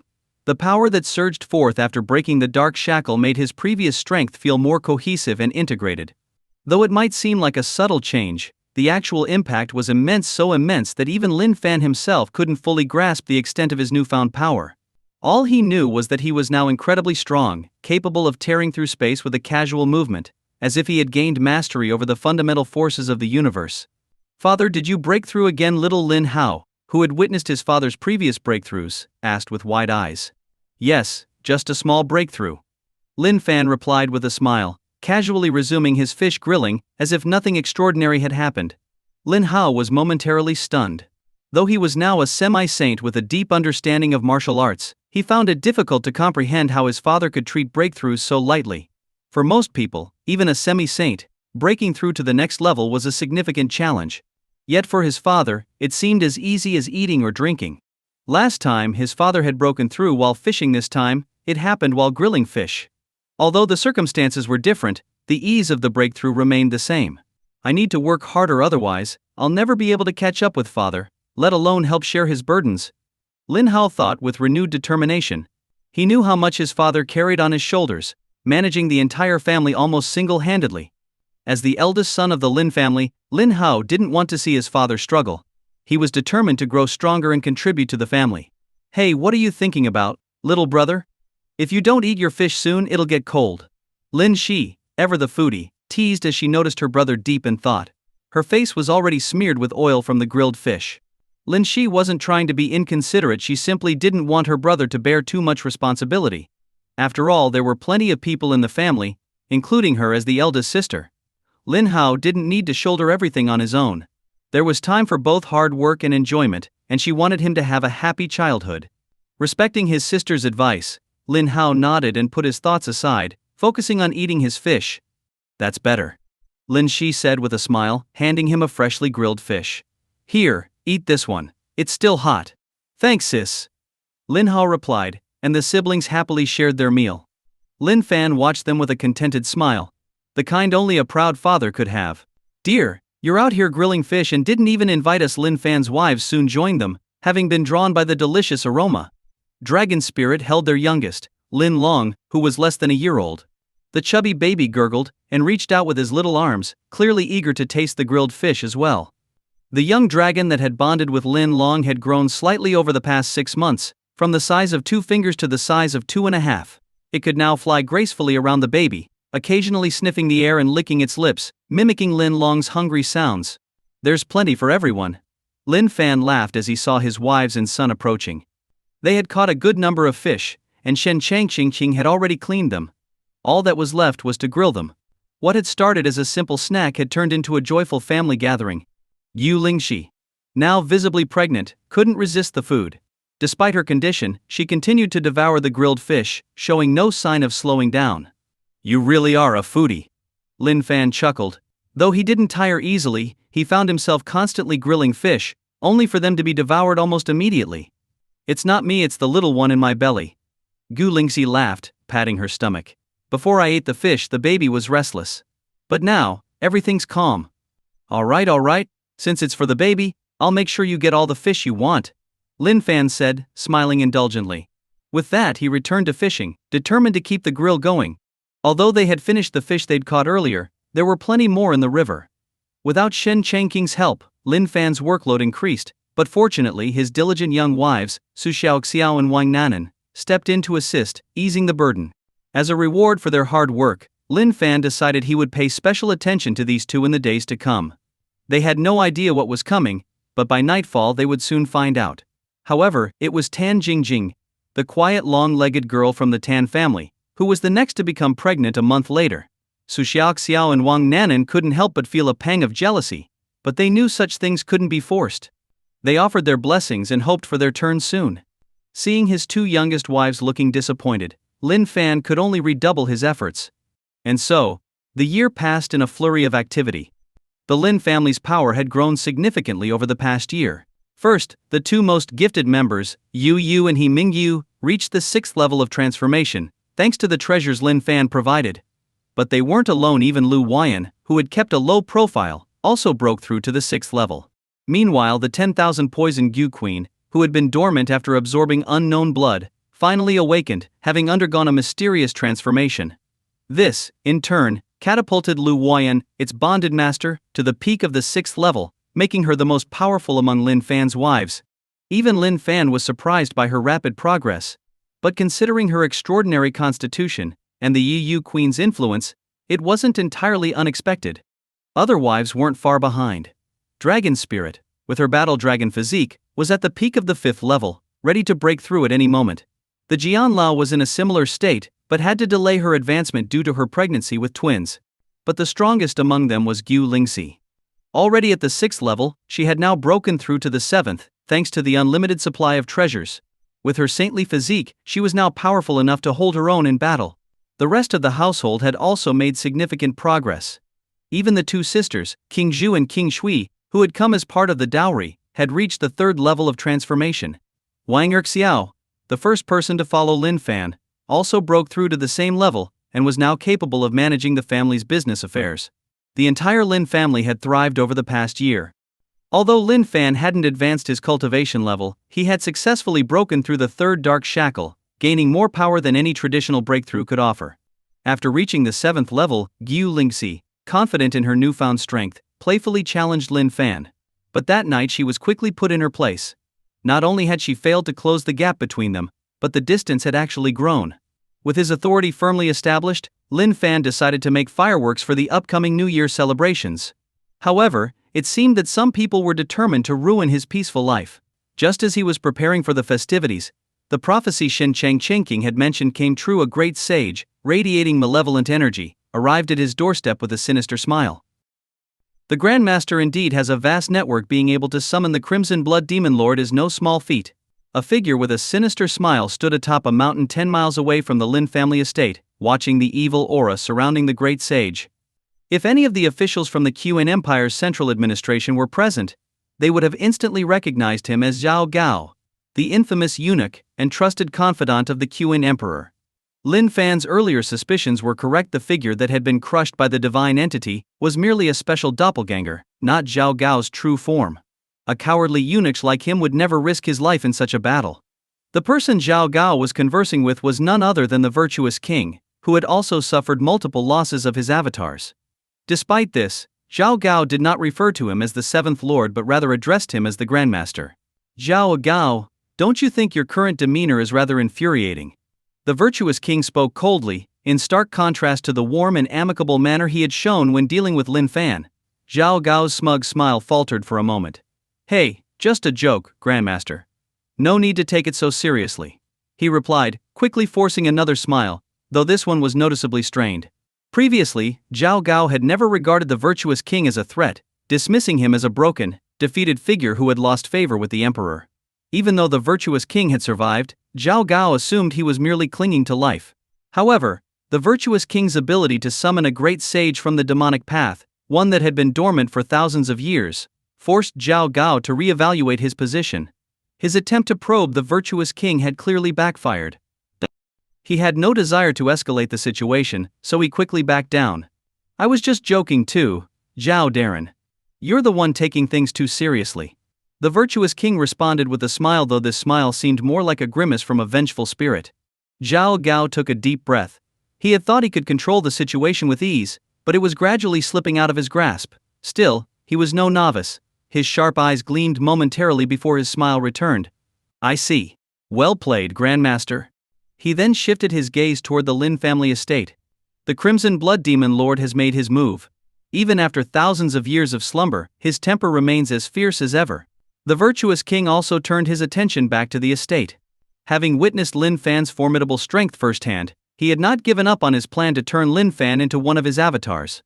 Summoning a great sage was a critical part of that scheme. Despite his intentions, the virtuous king had no plans to harm anyone else in the Lin family. There was no deep enmity between them. For that reason, the Crimson Blood Demon Lord had refrained from mass slaughter. Still, he was far from benevolent, injuring the guards who stood in his way and smashing the entrance gate. A mere family dares to block my path? How foolish! The Crimson Blood Demon Lord sneered. He appeared as an ordinary young man, but the evil aura emanating from him made it impossible to meet his gaze directly. The guards at the gate, though possessing a first-level cultivation, were easily knocked unconscious before they could even get close to him. This commotion quickly alerted Su Erhu, the head of the Lin family's guards. Seeing the shattered gate and his fallen subordinates, Su Erhu's expression darkened. You dare cause trouble at the Lin estate? Do you have a death wish? Known for his explosive temper, Su Erhu couldn't hold back. He immediately drew his divine bow, and the powerful aura of a fifth-level cultivator erupted from him. Fifth-level saint? Not bad, but far from enough, the Crimson Blood Demon Lord remarked with a sinister smile. He didn't make any grand gestures. A mere glance sent a powerful wave of dark energy hurtling towards Su Erhu. Su Erhu reacted swiftly, attempting to dodge. However, What seemed like a slow-moving energy wave instantly closed the distance and struck him with tremendous force. With a heavy thud, Su Erhu was sent flying, smashing through several stone structures before coming to a stop. He coughed up blood and struggled to rise. It took only a glance to incapacitate a 5th-level saint. Such was the power of a great sage. At the level of a great sage, one transcended all other realms of cultivation. The difference between an 8th-level cultivator and a 9th-level great sage was insurmountable. One was still climbing the mountain, while the other had long since reached the summit. That was the difference. Summoned the master. The butler, Uncle Fu, arrived on the scene, his expression grim as he ordered the guards to fetch Lin Fan. They knew they couldn't fight such a being. Any attempt would be suicidal. The Crimson Blood Demon Lord noticed them but did nothing to stop them. He had come to repay a favor to an old friend and was here to capture Lin Fan. There was no need to interfere with the guards' actions. However, before entering the estate, he planned to take a look around and see how someone from a small, remote region had risen to such prominence. Just as he was about to step through the gate, the sky suddenly lit up with countless brilliant lights. Radiant arrows rained down like a meteor shower, each one capable of piercing through the void, carrying lethal martial intent. Individually, each arrow could threaten a 6th-level saint, but together, they formed an overwhelming force. These were Su Erhu's divine arrows. Despite his bloodied state, his resolve remained unshaken, and he unleashed his ultimate attack with unwavering determination. "You've got some skill," the Crimson Blood Demon Lord remarked with mild surprise before laughing again. "But as I said, it's far from enough." With a flick of his wide sleeve, he effortlessly shattered the rain of arrows. At the peak of the 9th-level Great Sage, all of his divine power was fully unlocked and interconnected. Without matching his level, no one could hope to withstand his might. Su Erhu's divine ability was powerful enough to injure even a 7th-level saint, but against a 9th-level Great Sage, it was a futile struggle. Casually destroying the barrage of arrows, the Crimson Blood Demon Lord prepared to move forward. However, at that moment, an arrow appeared out of nowhere, seemingly piercing through the fabric of space and time. It struck toward the Crimson Blood Demon Lord's throat from an impossible angle, catching even the Great Sage off guard. Su Erhu, holding his divine bow, spat out another mouthful of blood. This was his ultimate technique, a devastating strike fueled by his essence, spirit, and divine ability. His Heartseeker shot. The cost was immense, especially in his injured state, but the result did not disappoint. Even a great sage, momentarily careless, couldn't avoid the arrow, which pierced his neck. Though the arrow barely broke the surface of his skin, drawing only a trickle of dark red blood, the injury was a grave insult to the Crimson Blood Demon Lord. "I've been injured by a mere 5th-level ant," he snarled, pulling the arrow from his neck and tossing it aside. As he touched the blood on his wound, a suffocating wave of malevolent intent erupted from him like a tidal wave. "You will die for this." His voice was icy and murderous. In a flash, he appeared before Su Erhu, wielding a black spear that radiated a terrifying demonic aura. The spearhead spun as it thrust toward Su Erhu's throat. In that moment, the overwhelming pressure of the Great Sage's power immobilized Su Erhu. He couldn't move, forced to watch as death closed in on him. The fury of a great sage is not something a 5th-level saint can withstand. Even a slight touch of that wrath could turn someone to ashes. The difference in power between them is simply insurmountable. That's why, when the Crimson Blood Demon Lord was injured, it wasn't just an offense, it was a grave insult to his status as a great sage. However, just as the black spear was about to pierce Su Erhu, a snow-white sword intercepted it, skillfully diverting the lethal blow just enough to save Su Erhu's life. Though the force of the spear's wind still tore through Su Erhu's neck, leaving it bloody and mangled, he narrowly escaped death. The Crimson Blood Demon Lord glanced at his weapon, slightly surprised. Though he hadn't used his full strength, only the power of his physical body, it wasn't something just anyone could parry. To deflect his attack, the person had to be at least at the 8th level of cultivation. As my target finally appeared, the Crimson Blood Demon Lord smirked coldly. Based on his intel, only one person in the Lin family should have the strength to challenge him, his intended target. Yet, when he looked toward the one who had deflected his attack, he frowned. It wasn't the person he had expected. The young man standing before him looked too young, almost like a teenager. "Xiaotong, thank you." Su Erhu, who had narrowly escaped death, gratefully acknowledged his savior. The one who had deflected the blow was Lin Xiaotong, but he didn't say anything in response. He simply gestured for Su Erhu to retreat. "Be careful." Su Erhu didn't argue, and quickly left to tend to his injuries. The Crimson Blood Demon Lord had initially intended to finish off Su Erhu, a mere insect who had dared to wound him. But after taking a closer look at Lin Xiaotong, he decided otherwise. Who would have thought I'd encounter a slaughter saint body in such a remote place? And with such a pure heart for slaughter. His eyes narrowed, and then he suddenly grinned. Kid, how about joining my Crimson Blood Demon sect? You could inherit my legacy. A great sage offering his legacy who could refuse such an opportunity. But to his surprise, Lin Xiaotong didn't waver. Instead, he pointed his bone-white weapon at the demon. Those who offend the Lin family die. Lin Xiaotong's voice was devoid of emotion, and the next moment, he launched a fierce attack. Though only at the peak of the 6th level, he showed no hesitation, even against a great sage. You insolent fool. The Crimson Blood Demon Lord's expression darkened. With a single hand he wielded his black spear, effortlessly blocking Lin Xiaotong's onslaught. No matter how many times Lin Xiaotong attacked, he couldn't break through the demon's defense. This was the power of a great sage. When serious, they were practically invincible. Lin Xiaotong was far stronger than Su Erhu, yet even he was being thoroughly suppressed, unable to gain any ground. I'll give you one last chance. Submit to me, join the Crimson Blood Demon sect, or this will be your end. The Demon Lord clearly admired Lin Xiaotong's talent and didn't want to waste it. But Lin Xiaotong's only response was another swing of his bone sword. Fine. If you insist on courting death, I'll grant your wish. The Crimson Blood Demon Lord's patience finally snapped. Unleashing his full power, he struck Lin Xiaotong with his spear, sending him flying and leaving his body bloodied. Yet despite the injuries, Lin Xiaotong didn't falter. He showed no sign of pain, no hesitation, only relentless determination as he continued to press forward with his attack. In the face of overwhelming power, your efforts are futile. Let's see how long you can keep this up. The Crimson Blood Demon Lord scoffed as his attacks became more and more brutal. Alas. It had to be this demon. It seems the Lin family's end is near. High above the Lin family estate, a figure silently appeared, observing the Demon Lord's rampage. It was Shen Chengqing, who sighed at the sight. He knew just how ruthless this demon could be. Once the battle started, there would be no survivors. If only you had traded the phoenix feather with me. Now, it'll end up in this demon's hands. And those delicious grilled fish, I guess I won't get to taste them again. He shook his head, regret filling his eyes. He lamented both the lost treasure and the missed meals. But just as he was sighing, a light-hearted voice responded, no need to regret it. You'll have plenty of chances in the future. But next time, it'll take more than just helping with the fish. Shen Chengqing was startled. He quickly turned around, only to find a graceful man with a warm smile standing behind him. The man seemed to have appeared out of nowhere. When did you get here? Shen Chengqing asked, eyes wide with disbelief. I've been here since before you arrived. The man replied with a smile. Impossible. Shen Chengqing shook his head in denial. As a peak great sage, there was no way someone could be this close without him noticing. Nothing is impossible, the man said calmly. He was none other than Lin Fan, who had complete control over the Lin family estate, thanks to his divine formations.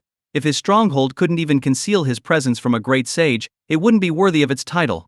Lin Fan smiled without offering further explanation, his hands clasped behind his back as he watched the battle below. Both Su Erhu and Lin Xiaotong had improved rapidly, but their foundations were still unstable. They needed time to solidify their strength and external pressure to sharpen their abilities. And what better way to hone their skills than by facing a legendary great sage? As Shen Chengqing watched Lin Fan, he began to realize what was happening. His mind reeled at the thought. The world is truly insane, or perhaps this man is insane. He's using a great sage as a sparring partner for his subordinates. If he hadn't seen it with his own eyes, who would believe it? Even now, Shen Chengqing found it hard to believe. How could someone like Lin Fan with only a 6th-level cultivation have the audacity to treat a great sage as a tool for training? This wasn't just arrogance, it was as if Lin Fan saw the world's mightiest beings as mere pawns. What Shen Chengqing had initially thought would be the Lin family's demise was, in reality, nothing more than a training exercise. Stunned into silence, he could only watch Lin Fan's calm and composed figure, speechless for a long time. Aren't you worried at all? Shen Chengqing finally asked after regaining his composure. Worried about what? Lin Fan replied calmly, his expression completely unperturbed. At this moment, Shen Chengqing couldn't decide if Lin Fan was simply ignorant or unaware of the dangers in the world. Using a great sage, a being capable of destroying worlds at will, as a sparring partner was beyond audacious, it was sheer recklessness. After all, the Crimson Blood Demon Lord was merely toying with them now. If he truly unleashed his full power, everyone below the level of a great sage would be obliterated in an instant. A great sage isn't as simple as you think. Shen Changqing warned, feeling the need to clarify what Lin Fan was dealing with. What you're seeing now is only a fraction of his physical power. The true might of a great sage hasn't even been revealed yet. His tone was serious, genuinely trying to help. Thank you. Lin Fan acknowledged his sincerity with a smile and a nod. There's no need for thanks. In fact, I can step in and help you once, but you'll need to trade the phoenix feather with me. The terms remain the same: 2 drops of divine blood in exchange. Shen Changqing offered, believing that Lin Fan had started to grasp the gravity of the situation.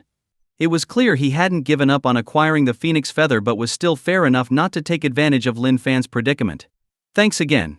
If I ever truly need it, I'll consider the trade. Lin Fan replied, which made Shen Changqing smile even more brightly, convinced that the phoenix feather was almost within his grasp. Without further explanation, Lin Fan watched the battle for a moment longer before teleporting into the midst of the fight within the estate. Under the relentless pressure of the great sage, Lin Xiaotong was visibly fatigued, his robes drenched in blood, and even his bone weapon showing signs of cracking. Yet, his aura had become sharper clearly. This intense battle had significantly honed his abilities. His previously stagnant cultivation level was now fully consolidated, pushing him towards the next breakthrough. You did well today. Now, go and focus on advancing your cultivation, Lin Fan said, expressing his satisfaction with his protégé's progress. I can still continue. Lin Xiaotong insisted, determined to push his limits further. Too much can be as bad as too little. There will be more opportunities in the future. No need to damage your foundation. Lin Fan shook his head, denying the request. With his martial eye, he could see the fine details of Xiaotong's condition better than anyone, understanding when it was time to stop. Understood. Lin Xiaotong respectfully obeyed, though he wished to continue. He retreated without further protest. You dared to use me to temper your subordinates. Should I call you ignorant, or just fearless of a great sage?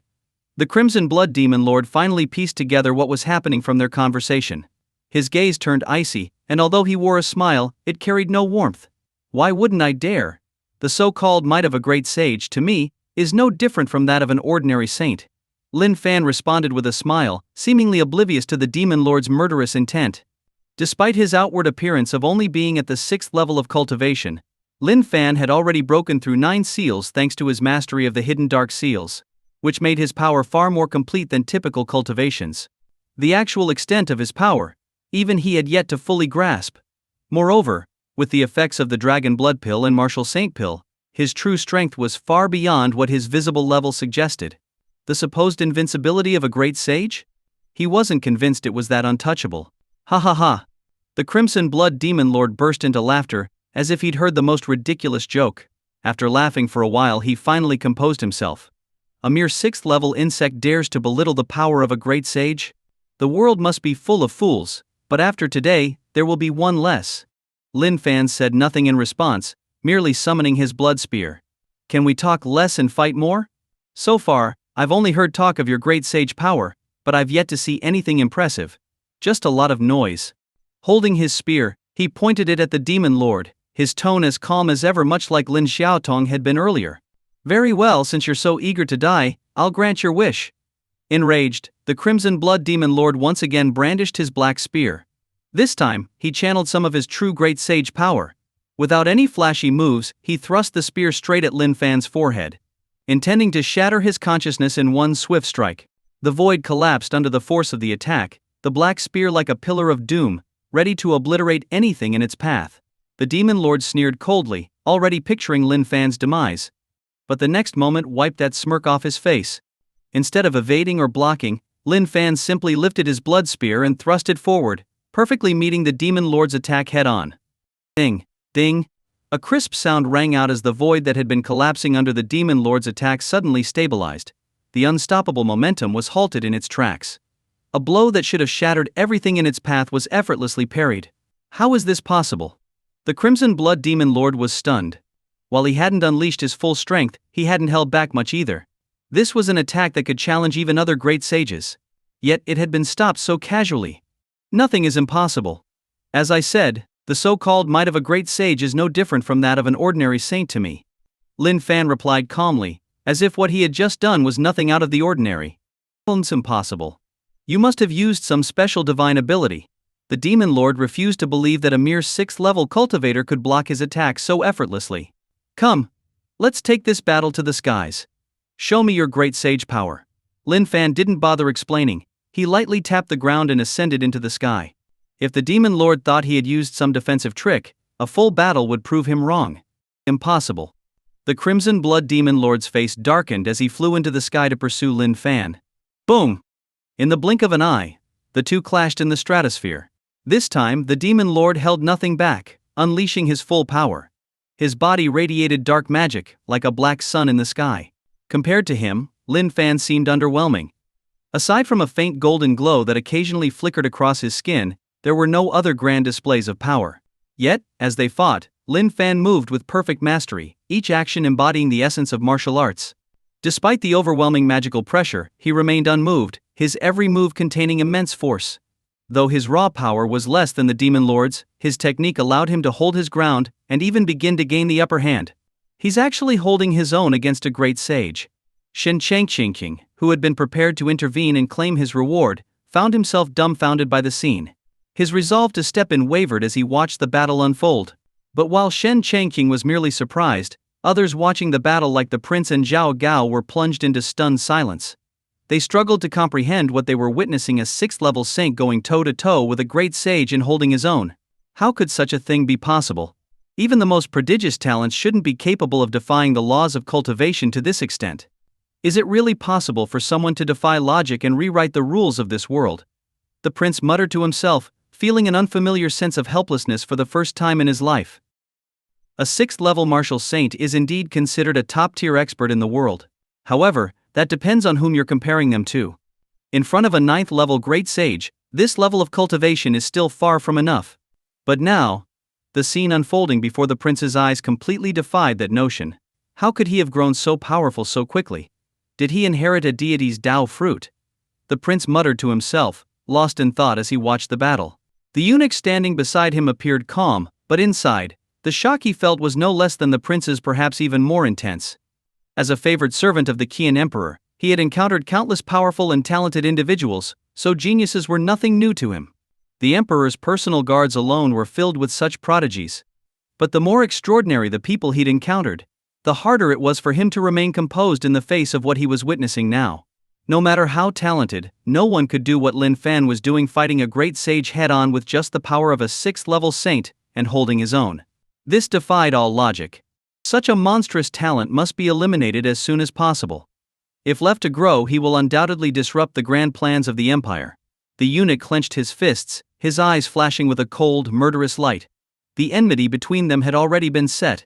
There was no room for reconciliation. One side would have to be completely eradicated for this conflict to end.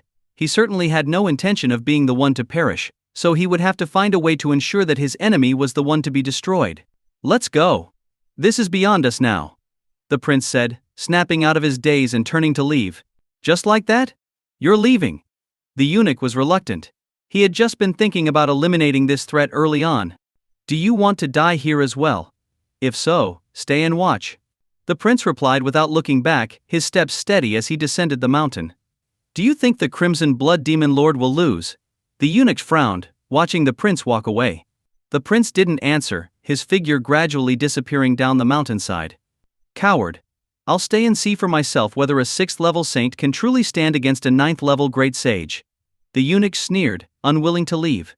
Despite Lin Fan holding his own against the Demon Lord's attacks, the eunuch believed that Lin Fan must have used some desperate secret technique. Once that technique's effects wore off, the great sage would undoubtedly crush him. And even if, by some miracle, the Crimson Blood Demon Lord were defeated, Lin Fan wouldn't emerge unscathed. Both sides would likely be severely weakened. The eunuch might not be able to seize victory directly, but from a safe distance, what was there to fear? The prince's actions seemed cowardly to him, as if he'd been scared off. Smirking, the eunuch remained on the mountaintop, continuing to watch the battle unfold. The prince, whom he'd feared earlier, now seemed like nothing more than a joke, a broken man afraid of a real fight. On the battlefield, Lin Fan remained undisturbed by the external changes. He continued channeling the perfect blend of yin and yang within his body, clashing fiercely with the Crimson Blood Demon Lord, whose demonic power was immense. The Crimson Blood Demon Lord truly lived up to his reputation as a terrifying demon from millennia ago. As a peak 9th-level great sage, his power was indeed overwhelming. His black spear, like an evil dragon, shattered the void with every swing, causing the very heavens and earth to tremble. The clouds over 100 miles of land were swept away by the force of his attacks, and the dark aura surrounding him was like a black sun, threatening to blot out the real sun in the sky. Half of the southwestern region was shrouded in darkness, and countless ignorant commoners fell to their knees, believing the heavens were angry and praying for forgiveness. So, this is the power of a great sage? It's terrifying. I hope my husband will be all right. Ye Xiaoru couldn't help but worry as she witnessed the terrifying spectacle. The other wives remained silent, clearly shaken by the display of power. Only Xiao King spoke up confidently, "Sister, don't worry. My brother-in-law is invincible." Though her confidence seemed a bit naive, it did manage to ease the tension among the wives. Brother-in-law? You should really start calling him something else. Doesn't it feel strange? Ye Xiaoru knocked lightly on Xiao King's head, trying to correct her.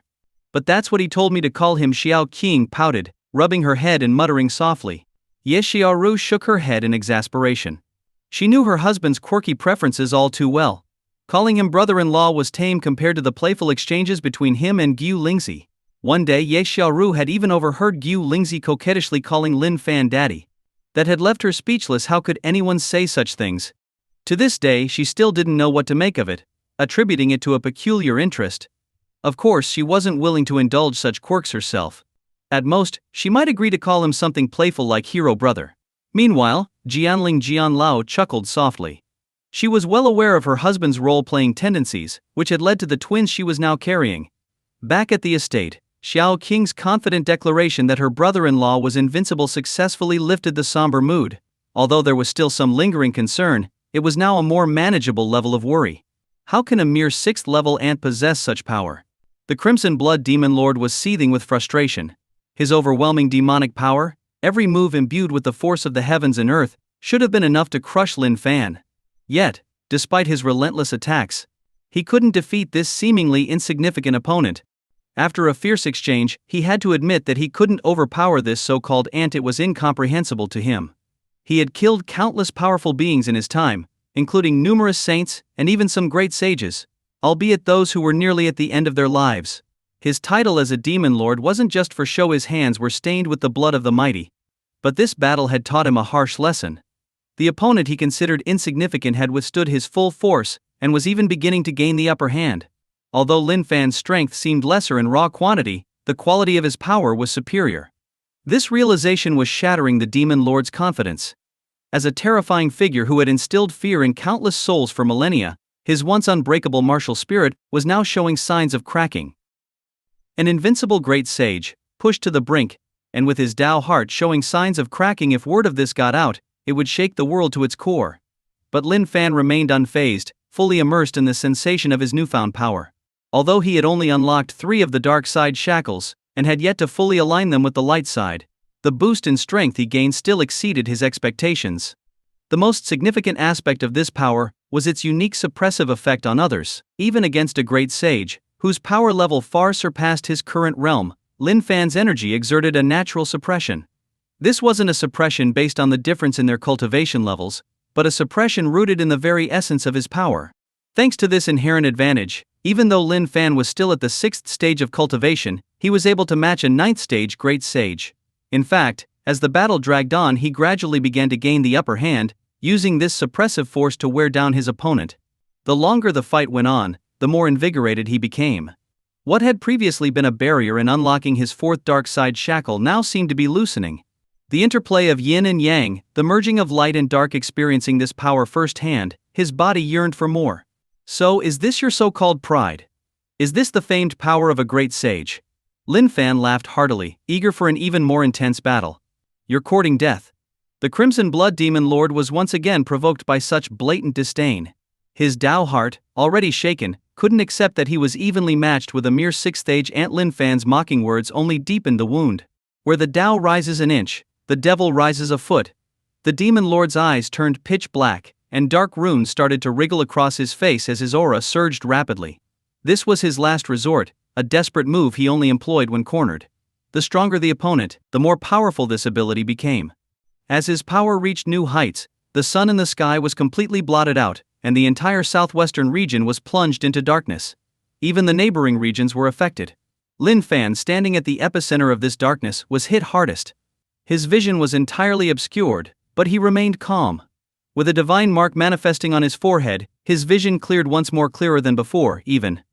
This was the elementary martial eye, capable of piercing through any illusion and seeing the truth of the world. Now this is more like it, Lin Fan said with a satisfied smile, gripping his blood-red spear tightly as he faced his opponent, whose demonic power now blocked out the heavens. Die. The demon lord didn't waste any more words. Having fully transformed into a demonic figure, he stomped through the void and launched a devastating attack. His black spear crashed down with the force to shatter worlds, the demonic power within threatening to obliterate everything in its path. Lin Fan didn't retreat. He channeled the combined power of yin and yang within him and met the attack head-on. But this time, when their weapons clashed, he was sent flying. The demon lord's desperate ability had elevated his power to a level far beyond before, and it kept climbing, as if there was no limit. As soon as Lin Fan steadied himself, another attack came crashing down, and he was thrown back once more. His blood-red spear, a weapon forged through countless refinements, began to bend under the pressure. Cracks even appeared where their weapons clashed, though these were quickly repaired by his boundless vitality. Still, this was the first time his spear had sustained any damage since its creation. Die.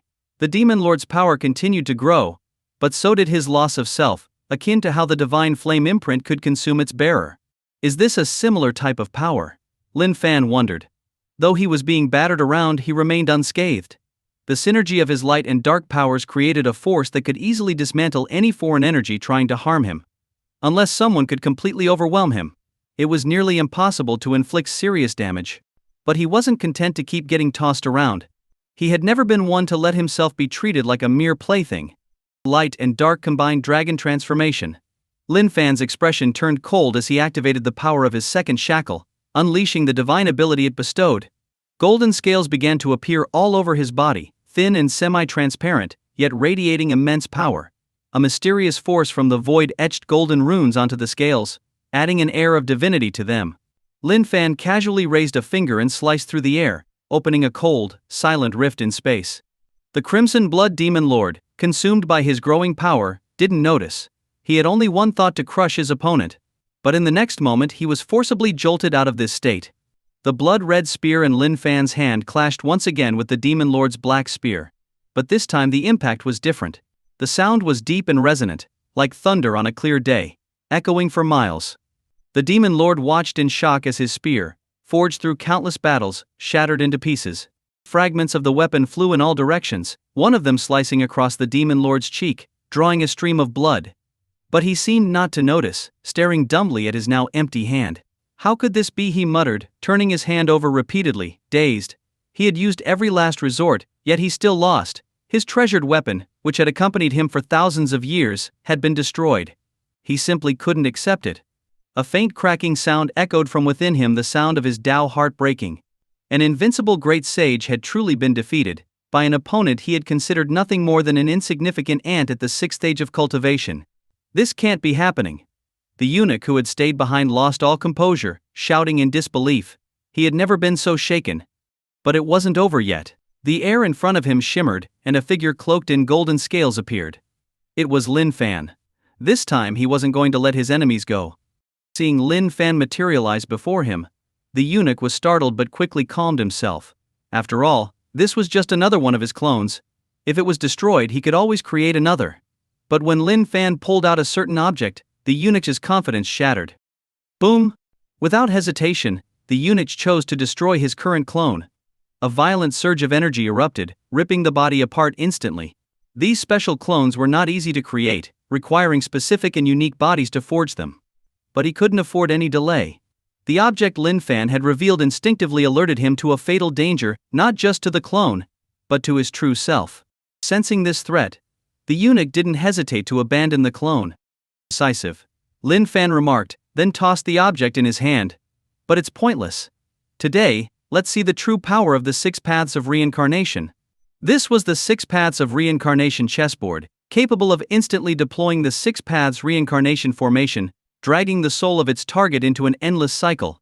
The attack targeted the opponent's consciousness or soul. Once enveloped, the target's soul would be pulled into the illusion of reincarnation, endlessly experiencing cycles until it was obliterated.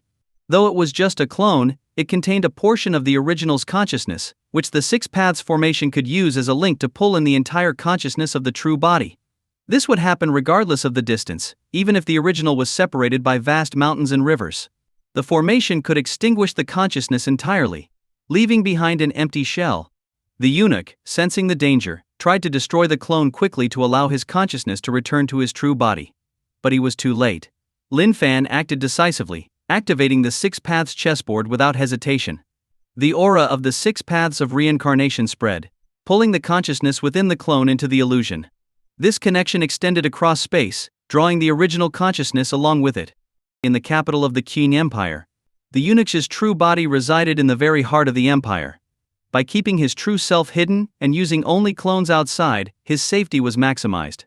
Even an invincible great sage couldn't threaten his life. But today, panicked screams echoed from him, as if he were a cornered beast. "Your Majesty, save me!" He burst out of a secret chamber, rushing towards the central hall of the palace, shouting for help. His usual cold and calm demeanor was nowhere to be found. As the chief eunuch, everyone in the palace knew him. But seeing him like this, frantic and desperate, left everyone shocked. In the central hall, the Emperor of Qin was reviewing official documents. Though the task seemed simple, it felt as though countless stars revolved around him, and every move he made carried the weight of universal truths. A faint, majestic golden dragon hovered behind him, radiating authority. "Your Majesty, save me!" The eunuch's terrified cries interrupted the emperor just as he was about to sign off on a document. His brows furrowed slightly, a small gesture, yet the stars around him seemed to explode in response. An indescribable pressure blanketed the entire capital, making it difficult for countless people to breathe as they trembled instinctively. When the Son of Heaven grows angry, 1,000,000 corpses may fall. This phrase might often be used metaphorically, but with the Emperor of Qin, it was literal. A mere frown had such a massive effect. If he were truly enraged, rivers would run backward, and the destruction would be unimaginable. "Calm your anger, Your Majesty." Everyone in the palace immediately knelt, knowing that someone had displeased the emperor. The eunuch knew this too, and fear tingled across his scalp. But he couldn't afford to care about anything else now. A terrifying force was pulling at his consciousness, trying to drag him into an endless cycle of reincarnation. Any hesitation would leave him as nothing more than an empty shell. "Your Majesty, save me." He collapsed at the entrance of the central hall, prostrating himself as he cried out for help. The Emperor of Qin, with a calm expression, gazed in the eunuch's direction. Dozens of walls seemed to disappear as everything came into view. Initially, the emperor showed no reaction, but when he sensed the force pulling at the eunuch's consciousness, a flicker of emotion appeared in his eyes. The power of the rules? His gaze sharpened, and he lightly tapped the eunuch with his brush. Golden light surged from the empire's fortune, enveloping the eunuch and restoring his consciousness to its body. But this action seemed to provoke something. More rule-like forces emerged from the unknown void, intensifying the pull on the eunuch's soul. The emperor raised an eyebrow in surprise. He slowly stood up from his dragon throne, and as he did, it was as if a slumbering dragon awoke, opening its eyes. Boom! Endless golden light, representing the empire's fortune, erupted as if rejoicing in its master's summons. The Emperor of Qin stepped toward the eunuch, and with each step, the golden light around him grew more intense. By the time he reached the eunuch, the light had formed a vast golden ocean. Suppress. With a single word, the emperor commanded the world, and the eunuch's consciousness, which had been on the verge of being torn away, instantly returned to stability. "Thank you, Your Majesty, for your mercy."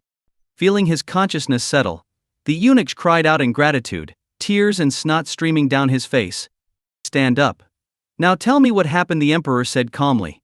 Though his tone was even, it carried immense weight, making deception impossible. "Yes, Your Majesty." The eunuch rose respectfully and recounted everything, not daring to hide a single detail. Him again. No. After listening, the emperor's expression remained neutral. He turned slightly, gazing in the direction of the southwestern region. "So, you're also from that forsaken land. I wonder, compared to those two, how far will you go? Will you also be able to step out of this world, despite your humble beginnings?" A slight smile tugged at the corners of his lips as he remembered the name, Lin Fan. Back at the Lin family estate, Lin Fan had successfully pulled the eunuch's consciousness into the reincarnation illusion using the Six Paths chessboard, destroying it within the endless cycle. However, When he tried to use this as a link to draw in the original consciousness, he found it couldn't be done. Instead, a force of endless golden light had forcibly severed the connection. Though the power of the Six Paths chessboard diminished over long distances, it was still beyond the reach of most beings. Even great sages couldn't easily resist it. Lin Fan, having just defeated a great sage, was certain of this. The golden light that broke the connection, it carried a force of fortune. Could it be the Emperor of Qian who intervened? Lin Fan put away the chessboard and looked towards the distant horizon. That direction pointed directly to the Qian Empire's capital. Separated by mountains and rivers, yet at that moment, the two had their first indirect confrontation. The battle between great sages spread across multiple regions, making it impossible to hide such an event. When such powerful beings engage in combat, it signals that those ancient entities, long in slumber, are finally beginning to awaken. The era when a mere 4 or 5 turn martial saint could dominate is gradually coming to an end. The peace that has lasted for thousands of years is starting to break. Who knows how many will rise and how many will fall in this new era, doomed to be left behind by time. Many older generations sighed. They understood that this was only the beginning, and the true era of change was yet to come. Some worried about this shift, but many more were excited.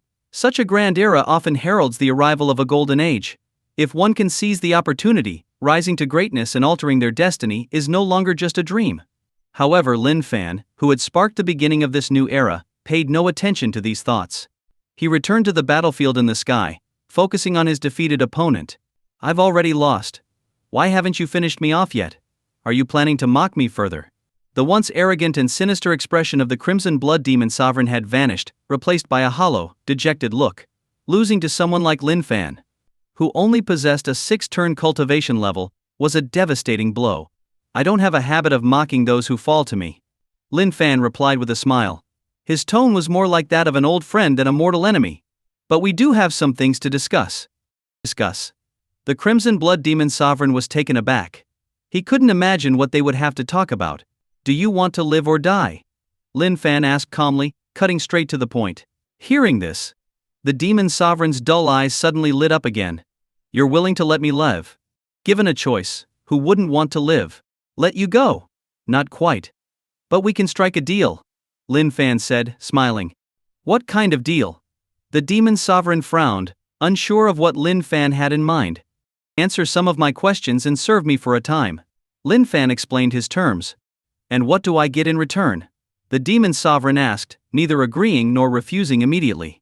Your life, Lin Fan responded, offering the one bargaining chip that couldn't be refused. As expected, the Crimson Blood Demon Sovereign's pupils contracted sharply at this.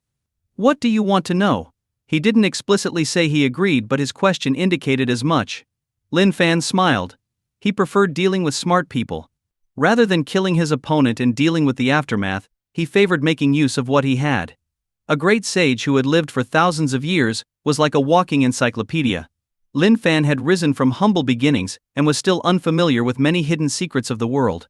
Although he had knowledgeable allies, there were some secrets even they couldn't access, especially those within the circles of great sages and the forbidden life zones.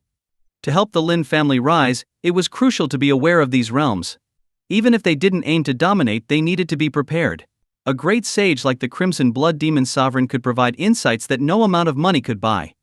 The Demon Sovereign was indeed pragmatic, driven by a strong survival instinct. Faced with the threat of death, his ferocity faded, and he answered every question Lin Fan posed. Even absurd inquiries, like how many women he had been with, were met with honest responses. You've been very helpful. Lin Fan nodded in satisfaction. The Demon Sovereign forced a bitter smile in return. Never had he imagined that after reaching the great sage level, he would one day be reduced to this, answering questions like a prisoner. The experience was far more humiliating than he could have imagined. I've answered your questions. What else do you need from me? The Demon Sovereign asked, suppressing his bitterness and trying to focus on the second part of their deal. Simple. Lin Fan replied. Serve as an instructor for the Lin family's guards, helping them strengthen their foundations. That's too much. The Demon Sovereign's face darkened. Serving as an instructor was one thing, but this sounded more like being a glorified sparring partner for a group of insignificant people. To a great sage who stood at the pinnacle of martial power, this was nothing short of an insult. If you refuse, then this deal is off, Lin Fan said with a regretful shake of his head, raising his blood-colored spear once more as golden scales began to reappear on his body. Wait. I'll do it. I can be an instructor. The demon sovereign quickly amended his stance, seeing Lin Fan's actions. I've lived a wild life for many years. Maybe it's time for a change, he said, forcing himself to sound convincing, though it was clear he had no choice. Lin Fan smiled, appreciating the demon sovereign's pragmatism. It was no wonder he had reached the pinnacle of martial power. And so, the days that followed saw the addition of a new instructor in the Lin family estate, a stern-faced figure who spent his days sparring with the guards, using his great sage's overwhelming power to push them to their limits. Under such intense pressure, the guards whose rapid growth had left their foundations somewhat shaky found their strength being consolidated, though they hadn't yet advanced in cultivation level. Meanwhile, Shen Changqing, who hadn't left the estate since arriving, eventually decided to stay as a guest. Watching the once feared demon sovereign reduced to a sparring partner left him at a loss for words. Every great era produces its share of geniuses, but this is unprecedented, he could only sigh. Internally he felt relieved that he hadn't tried to force anything when Lin Fan rejected his previous offer. Otherwise it might have been him in the demon sovereign's place. The fall of a great sage couldn't be kept secret for long, and soon, Lin Fan's reputation spread far and wide. Before, the Lin family's fame had been known in limited circles. But now, they were on the verge of becoming known throughout the entire empire. With this newfound prestige, the Lin family's industries, especially the armory and pill pavilion, experienced explosive growth. In collaboration with the Tianxing Chamber of Commerce, founded by Yu Lingzi, a complete supply chain was established, propelling these businesses to new heights. What truly delighted Lin Fan during this time, however, wasn't just business success. The Lin family had grown again, with not one, but several new additions. First, it was Ye Xiaoru, his eldest wife, followed by the Jianlao, Gu Lingzi, and finally the quiet girl, Tan Jingjing. Among them, the Jianlao gave birth to twins, and at the moment of their birth, even the heavens displayed a rare phenomenon. In just 6 months, the world outside had indeed changed dramatically, steadily moving toward a new era. The Yaoqi Holy Land, which had previously tried to reopen its gates but failed halfway, had now re-emerged, this time, for real. And it wasn't just the Yaoqi Saints fighting alone. The Holy Land had fully reopened, with 2 great sage elders emerging from their long seclusion. 2 great sages. In any era, this kind of power could command respect across the world, with no one daring to challenge them. With such strong foundations, the Yaoqi Holy Land, once a revered place for martial arts, became a place that many, both the old and the young, aspired to enter, hoping to find a path to even greater heights. Besides this once prestigious martial arts sanctuary, other hidden powers were also starting to surface, revealing their true might. For example, certain merchant guilds, previously seen as merely skilled in business, were found to be backed by terrifyingly powerful entities. Some old monsters, ranging from 7th to 8th turn cultivators, awakened from their slumber, seeking to stabilize their cultivation by exploiting these wealthy but seemingly powerless merchant guilds. However, they soon found themselves crushed by the invincible great sages hidden behind these guilds. Whether they were 7th or 8th turn cultivators, they were as fragile as paper against such overwhelming power, and were ruthlessly suppressed. The lucky ones ended up as laborers, working for the merchant guilds for free as a way to atone for their offenses. The less fortunate were slain by the great sages, their thick saint blood staining the earth and instilling fear in others. The invincible great sages remained as untouchable as ever. Lin Fan's case, where he had defeated one, was considered an anomaly, something that could never be replicated. Because of this, Lin Fan's reputation soared even higher, along with the success of the Lin family's various enterprises. Unlike other major merchant guilds that faced some harassment from old monsters who, despite fearing retribution, still caused minor troubles in secret, the Lin family's businesses were completely off limits. Compared to the already invincible great sages, people were even more cautious of someone like Lin Fan, whose abilities defied conventional understanding. As for his newfound fame, Lin Fan had heard about it, but he didn't pay it much attention. He was currently in the inner courtyard of his estate, working on strengthening the vitality of his twin children. These twins are extraordinary. While they may not have invincible divine bodies, when combined, they are no weaker than divine bodies. In fact, in some areas they are even more profound. Shen Changqing, who had been staying as a guest in the Lin family for over 6 months, was now so familiar with Lin Fan that he felt almost at home. He was astonished by the twin children born to the Jianlao, despite having been impressed many times before. Though the twins only had top-tier saint bodies and not divine ones like their older siblings, this was only when they were considered individually. Together, however, the siblings were as strong as divine bodies and, in some ways, even more mysterious. Jealous again, old Shen. Lin Fan teased, holding his twin children in his arms, clearly proud. The twins, while not individually as strong as the invincible Lin Ji and others, were born with complementary saint bodies. The older brother, named Lin Yan, possessed the top-tier solar saint body, only slightly inferior to a divine body. His sister, Lin Shu, had the top-tier lunar saint body. When together, the siblings represented the harmony of yin and yang, making their cultivation and martial arts comprehension twice as effective. In battle, their combined power was formidable, capable of emulating Lin Fan's own unmatched strength by achieving complete harmony in their powers. Just this fact alone spoke volumes. After all, what defines someone who defies all odds? It's a person who cannot be understood by ordinary logic and who breaks all the rules. Shen Changqing had noticed these traits early on, which is why he paid so much attention to them. Jealous? I've been beyond jealous for a long time. Shen Changqing replied, unable to take his eyes off the twins. Though he had seen them before, he still found it hard to look away each time. You don't need to be envious. Despite your age, your essence is still youthful. You could have children of your own, you might even have twins with divine bodies. Lin Fan teased, clearly enjoying the moment. Come on, stop it. Shen Changqing retorted with a roll of his eyes. Twins with divine bodies? Even a single saint body is a rare occurrence. As for divine bodies, those might only appear once in a millennium. Only a freak like you could have so many of them. Seeing Lin Fan's children, all blessed with divine or saint bodies, Shen Changqing couldn't help but feel envious. But he knew that not everyone could achieve such things, just like how almost no one could defeat a great sage with only 6 turns of cultivation. In all his years, Shen Changqing had never heard of such a feat. Lin Fan was the only one who could break such conventions. Don't be so pessimistic, old Shen. Who knows? You might just succeed. Lin Fan chuckled, trying to lure his friend into his line of thinking. He had discovered that Shen Changqing, despite his many years, had never had children, so he naturally wanted to pull him into the fold. Knock it off. Shen Changqing replied, rolling his eyes again, clearly unaffected by the temptation. After living for thousands of years, he had seen it all and wasn't easily swayed. If he still got tricked at this age, all his cultivation would have gone to waste. Well, that's too bad. The world will be missing out on a pair of twin divine bodies. Lin Fan sighed dramatically, making Shen Changqing roll his eyes even more. Forget divine bodies. How about letting me be the tutor for your twins? Shen Changqing suggested, his gaze returning to the twins. His desire to teach these 2 perfect gems had grown stronger over time. I see. You want to take them as your disciples. Lin Fan raised an eyebrow, finally understanding Shen Changqing's intentions. Yes, I want to pass on my legacy to them. The combination of yin and yang in these twins, especially given their connection as siblings, makes them perfect for my Kinglian sword technique. Shen Changqing admitted frankly. Lin Fan considered this for a moment. You can be their tutor, but as for passing on your legacy, I'll pass. It wasn't that Lin Fan didn't respect Shen Changqing's abilities, but with the Yaoqi ancient scripture, which could lead to the absolute peak, he found it hard to be impressed by other teachings. What? You're dismissing my Kinglian sword technique? Shen Changqing said, slightly annoyed. Lin Fan just smiled, saying nothing, but his meaning was clear.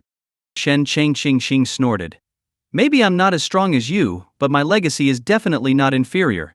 My Kinglian sword technique was once considered on par with, if not superior to, the Yaoqi Holy Land's teachings.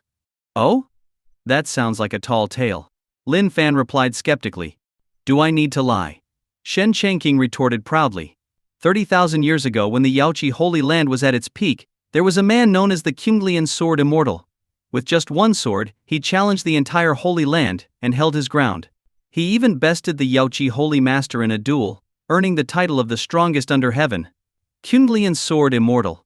Lin Fan mused, then looked at Shen Changqing. Are you saying your Kinglian sword technique comes from him? Congratulations, you guessed right. Shen Changqing said with a smile. So, can I take your twins as my disciples now? No. Lin Fan still refused. Why not? Shen Changqing was confused. He thought he had made a pretty convincing case. Because I don't trust you. Lin Fan said bluntly. If your legacy is so powerful, why are you so weak? Over the past 6 months, Lin Fan and Shen Changqing had sparred multiple times. Since breaking through another dark seal, Lin Fan's strength had surged, and he had easily overpowered Shen Changqing. It was a sore spot for the great sage. Being reminded of this now left Shen Changqing speechless. What could he say? Admit that his legacy was strong, but he was just not good enough. How could anyone say that with a straight face? You can look down on me but not on my legacy. Shen Changqing couldn't hold back any longer. He felt the need to clear things up. In the past few months he had lived comfortably, but in some ways he had felt more stifled than ever before. He was the revered Saint Changqing everywhere he went. People treated him with respect and called him a sage. But here he had been constantly beaten down, to the point where it seemed he was just shamelessly freeloading. Indeed, staying at the Lin family estate as a guest, indulging in Lin Fan's culinary prowess, might seem like freeloading. But even a saint had his pride. He couldn't completely abandon his dignity. So, shall we spar again? Lin Fan's calm question was his only response to Shen Changqing's outburst. But that simple question was enough to make Shen Changqing go quiet. He couldn't help it. He really couldn't win. Though Lin Fan's displayed cultivation level was still at the unimpressive 6-turn stage, his actual strength seemed to have no limits, constantly rising. His cultivation seemed almost irrelevant, as if it was just a joke. Shen Changqing had doubted this at first, thinking that perhaps the notorious Red Blood Demon Lord had simply been overrated. But after facing Lin Fan himself, he finally understood the situation. The Red Blood Demon Lord hadn't lost unjustly at all. Now, being the head instructor in the Lin family no longer seemed as humiliating. Can we just talk? Shen Changqing tried reasoning, knowing a fight was out of the question. Hey, Lin Fan only responded with a faint smile, showing that he wouldn't compromise when it came to his children's future. Even though they had become close, this was non-negotiable. Seeing this, Shen Changqing gritted his teeth and took out a small jade sword. This is the vessel of the Qinglian Sword Manual, crafted by the Qinglian Sword Immortal himself. You can take a look at the first half to see if I'm telling the truth. With a grim expression, Shen Changqing offered the jade sword, which was supposed to be a closely guarded secret of his lineage. But to ensure he could take Lin Fan's children as disciples, he had no choice but to break this rule. Lin Fan's eyes narrowed as the jade sword immediately caught his attention. Although it was an inanimate object, it felt alive, as if it was subtly breathing, resonating with some kind of mysterious power. Taking it seriously, Lin Fan didn't hesitate. When it came to his children's future, nothing was more important. His powerful spiritual energy enveloped the jade sword, probing it. There were no words inscribed on it, but an overwhelming sword intent surged from within. In his mind's eye, Lin Fan saw a towering figure with a green sword on his back, standing with his back to him.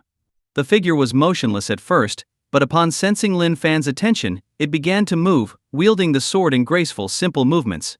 Yet each move was infused with the essence of swordsmanship. This was the rule of the sword. Just watching the movements once, Lin Fan found it hard to look away. Shen Changqing hadn't exaggerated based on the information revealed. The Qinglian Sword Manual was indeed on par with the Yaoqi ancient scripture. In fact, in terms of specialization, it might even have an edge. The Yaoqi ancient scripture was versatile, suitable for almost any martial art practice, accommodating various paths. The Qinglian Sword Manual, on the other hand, was a pure swordsmanship technique, focused solely on the way of the sword. One was broad and inclusive, while the other was a focused specialization. For the right practitioner, the Qinglian Sword Manual could be even more powerful. Qinglian sword intent originates from observing the essence of the lotus, which encompasses all things and aligns with the yin-yang creation of life. The sun and moon saint bodies of your twins are the perfect match for this. Together, they could fully embody the Qinglian intent and push this supreme method to unprecedented heights. Shen Changqing said solemnly, his face filled with a sacred reverence. But then he sighed, it's just a shame that my talent fell short, and I failed to bring out the full potential of this legacy. Indeed, that's unfortunate. Lin Fan nodded in agreement. Shen Changqing, I was just trying to express some regret. Do you have to be so blunt about it? Can't you at least give me a little respect, considering I'm still a great sage? Judging by your expression, do you think I'm belittling you? Lin Fan laughed. Shen Changqing wanted to nod but found himself unable to. Deep down, he knew it was true. He had indeed tarnished this supreme legacy. It seems you're aware of it. This Qinglian Sword Manual has been gathering dust in your hands, but I'm confident that in my children's hands, it will shine brightly, Lin Fan said, looking at his twins with satisfaction. Shen Changqing had felt a bit stung by Lin Fan's harsh words, but when he heard this, all his discomfort vanished. You agree? Lin Fan nodded. Yes, but it's just my approval as their father. You'll still need their mother's consent. You have to help me with that. Shen Changqing urged, his excitement palpable. You wouldn't want to see such a great legacy remain in the shadows, right? You know, old Shen, for all your faults you do have some self-awareness. Lin Fan laughed again. He Shen Changqing forced a smile. In reality, he had no choice but to be self-aware. Lin Fan had left him no other option. Jian Lao, are you okay with him taking the children as disciples? Jian Lao had been training in the courtyard, trying to regain her figure after childbirth. When she heard about the situation, she immediately stopped. For the most part, yes. Lin Fan nodded, explaining the details of the Qinglian sword manual and how well it suited the twins. Shen Changqing watched with bated breath. In the past, he would have been the one sought after by others, but now, the roles were reversed. Still, he didn't mind, as he couldn't let such a precious legacy go to waste. Dear, what do you think? Jian Lao asked. I think it's a good idea. Lin Fan replied honestly. He genuinely believed that the Qinglian sword manual would be a perfect fit for his twins. Then I trust your judgment. Jian Lao smiled and nodded, agreeing to the arrangement. And so, the twins, Lin Yan and Lin Shu, gained a personal tutor and the Qinglian sword manual as their exclusive legacy. Meanwhile, the other children weren't left behind. Although they didn't have the dual saint bodies, each possessed top-tier saint bodies. Whether it was due to Lin Fan's extraordinary lineage or his unique abilities, all his children were born with extraordinary talents, and none of them had ordinary constitutions. This was why Shen Changqing had firmly concluded that Lin Fan was a freak of nature, and no one else could replicate what he had achieved. Once these children grew up, the Lin family would truly rise to prominence. However, just as Lin Fan was ready to relax and wait for his children to make their mark, an unexpected guest arrived at the Lin family estate. Are you here to bring gifts? Lin Fan asked as he looked at the unexpected visitor. This unexpected guest was none other than Ying Ying, the younger sister of the Yaoqi saintess, who had previously introduced herself. Wishful thinking. Despite the time that had passed, Ying Ying still had the same childish temperament.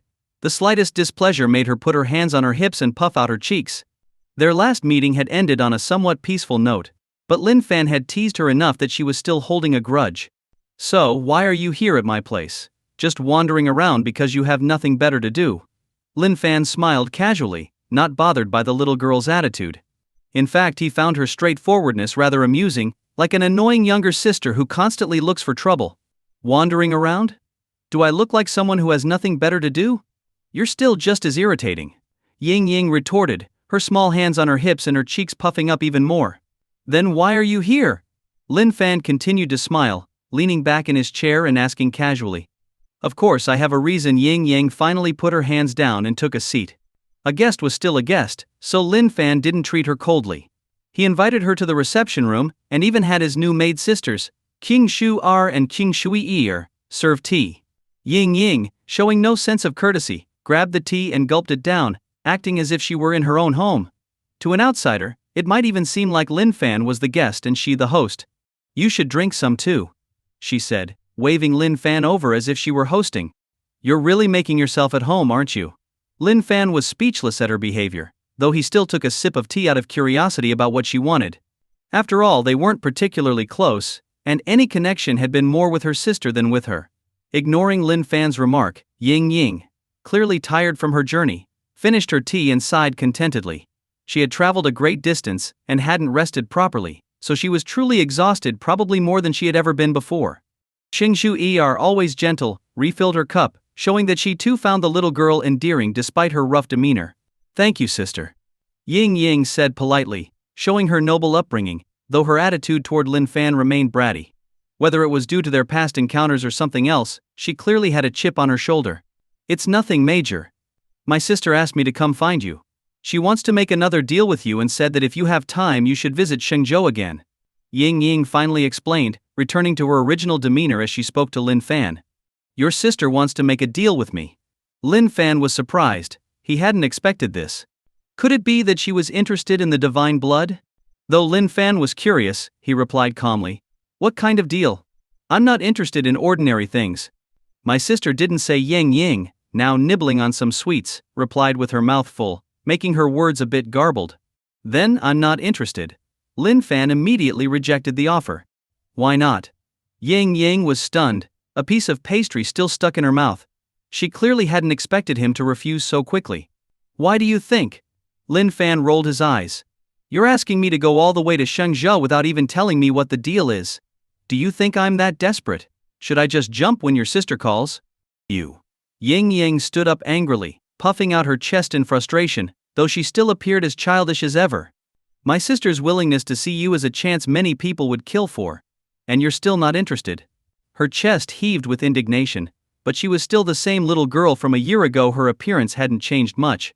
Maybe for others, but not for me. Lin Fan replied with a smile. I'm not the type to chase after others. If your sister really wants to make a deal, she can come to me herself. He didn't doubt her words. After all, the Yaoqi saintess, with her ethereal beauty and powerful legacy, surely attracted many admirers. But that wasn't his concern. He didn't have anything he particularly wanted to trade, and he certainly wasn't going to run to her like a desperate follower. Such behavior might have been necessary in his previous life, but now that he had the power to rival a great sage, he had no reason to act that way. Yu Ying might not have fully understood the term desperate follower, but she knew it wasn't a compliment, and she definitely understood the rest of his words. Qingshu please see our guest out, Lin Fan said, ending the conversation. Little sister. Qingshu always polite, stepped forward with a smile. Given Qingshu's kindness, Ying couldn't exactly throw a tantrum. She could only glare at Lin Fan one last time before standing up to leave. But before she left, she made sure to grab all the remaining sweets, even taking those on the table next to Lin Fan, as if to spite him. Her childish antics made Lin Fan chuckle, shaking his head as he watched her go. Once she was gone, Lin Fan sighed and called for Wang Erxiao. He planned to gather some rare metals. With his current leisure time, he intended to use his max-level blacksmithing, divine-level mechanical skills, and divine alchemy to create a batch of otherworldly missiles. He had already completed the mechanical beast army forged from divine metals. Now, he just needed some powerful weapons to accompany them. Along with their inherent combat capabilities, he thought it would be fun to add some firepower for a change. He planned to introduce this world's experts to the concept of overwhelming firepower, where the rich annihilate their enemies with relentless bombardments. Gunpowder, after all, had been discovered by Taoists trying to refine elixirs, so creating it with his divine alchemy was a trivial task. And with his god-level abilities, the explosives he crafted would carry additional powers. He had already tested this with Su Erhu, who now tried to avoid anything related to gunpowder. I'll increase the yield slightly and equip the mechanical beasts with these, including those capable of aerial bombing. Let's see how the 5th floor of the Blood Crow Tower handles a full-scale bombardment. Lin Fan mused with a smile. After all, such a powerful weapon deserved a worthy target, and who better than his old enemies at the Blood Crow Tower? Wang Erxiao quickly received his orders and set out to gather the materials, as Lin Fan prepared to advance the technological tree of this world. Wuzhou. A mid-tier state in the Great Qin Empire. Not vast in size, nor renowned for its martial prowess. It pales in comparison to the upper-tier states. Yet, despite being a mid-tier state, Wuzhou is famous throughout the empire. Almost every major power and influential family has a branch here. Why? Because Wuzhou is rich in various metals. Most of the divine metals circulating outside are mined from this very place. For this reason, even though it's just a mid-tier state, Wuzhou is well known across the land. The 5th branch of Blood Crow Tower is hidden within this mountain. Lin Fan, dressed in a simple green robe, looked more like a refined nobleman than a warrior. His hair was neatly arranged by Qingshu, his new personal maid, making him appear quite elegant and handsome. Yet, despite his appearance, those around him knew better than to judge him by his looks. They were well aware of their master's purpose here.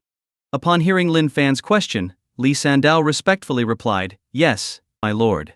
The 5th branch of Blood Crow Tower is indeed hidden within this vast mountain." This information came from a devout believer whose husband works as a steward in the mine. The old abbot of the Buddhist sect personally infiltrated the site to verify its accuracy. Well done. Lin Fan nodded in satisfaction. To turn even a loyal wife against her husband was no small feat. It was proof of their dedication. "It's all thanks to your wise leadership, my lord." Li Sandao was elated but remained humble on the surface. "All right, enough with the flattery. If the information is accurate, you'll be rewarded." Lin Fan waved his hand dismissively, amused by the increasing number of flatterers around him. As his status and power grew, so did the number of sycophants. But he didn't mind too much. As long as they did their jobs well, a little flattery didn't hurt. "Thank you, my lord." Li Sandao was overjoyed. He knew Lin Fan wasn't one to make empty promises. There would undoubtedly be substantial rewards. After all, his current 3rd-rank cultivation was entirely due to Lin Fan's generosity. The Buddhist abbot, standing nearby, was equally enthusiastic. He was well aware of the rewards awaiting them, and had been working tirelessly toward that goal. Let's go. I've never been inside a mine before, let's take a look. Lin Fan didn't say much more and casually strolled toward the mine. Apart from Kyungshu his personal maid, he had brought no one else, arriving alone. Yet, in the sky above, a few shadows silently followed from a distance. Inside the mine. This was indeed the headquarters of Blood Crow Tower's 5th branch.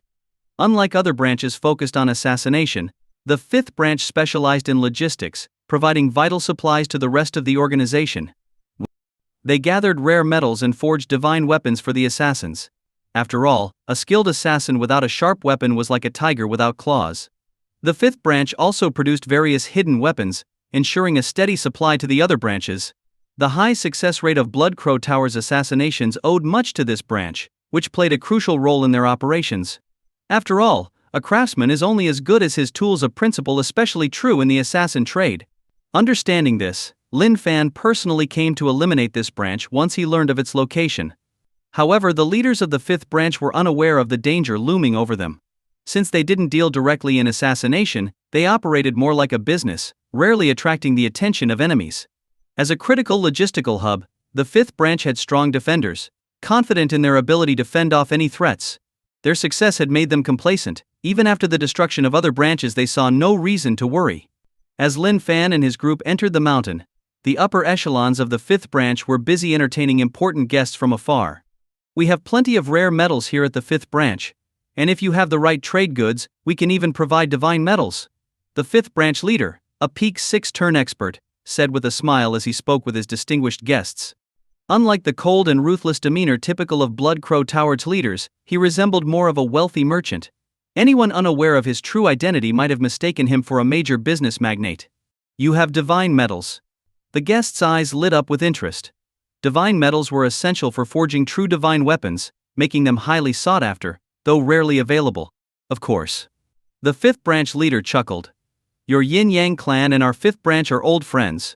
Yun Zhongjun, in particular, has a long-standing relationship with our grandmaster. Recently we discovered a vein of divine metal. Though small, it contains a considerable amount. We can provide you with a fair amount. The unit of measurement for divine metals was the cubic meter, a standard used by Lin Fan. Divine metals varied greatly in weight, so they were measured by volume rather than mass. A divine metal vein. The important guest could hardly contain his excitement. In the vast Great Qin Empire, divine metals were extremely rare, and even a tiny amount was invaluable. It's just a small vein. The 5th branch leader replied modestly, though his expression was anything but humble.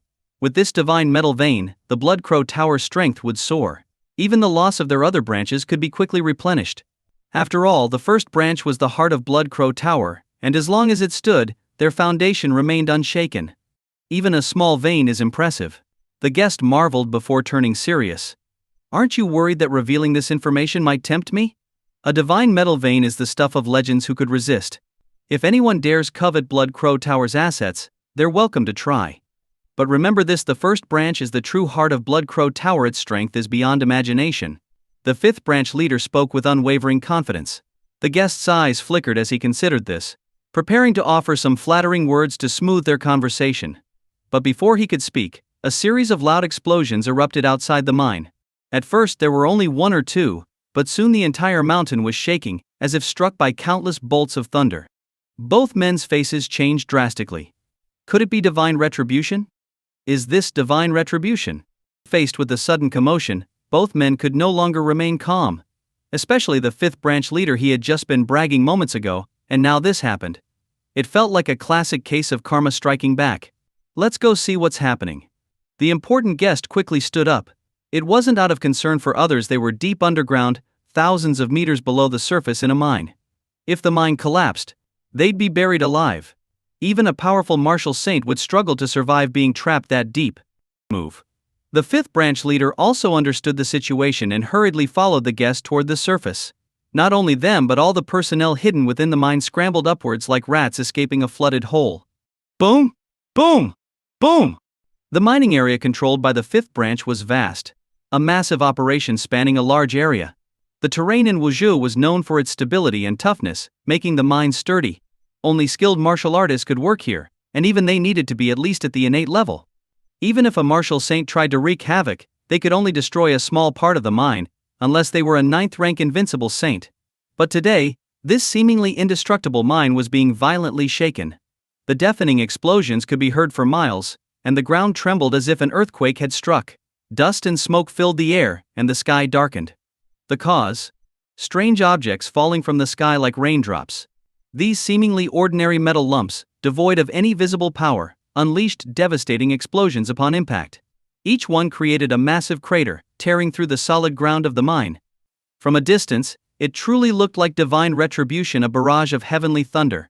The important guest was the first to emerge from the mine, and upon seeing the scene, he gasped in shock. Is this really divine punishment? The sight was terrifying, deafening blasts and scorching shockwaves that made his heart race. The 5th branch leader followed closely behind, and was equally shaken by what he saw. He had just boasted moments ago, and now this. It was hard not to connect the two. Screech. A piercing sound cut through the air as a black metal lump landed near them. The next moment, a thunderous explosion engulfed them both. This was just one small part of the devastation. The other members of the 5th branch, forced to flee from underground, were caught in a relentless bombardment. Lin Fan wasn't some top-tier scientist, refining high-concentration elements. But as a true god-level alchemist, he could create terrifying black powder. This powder, infused with divine metals and rare herbs, was further enhanced by the cores of crystal beasts.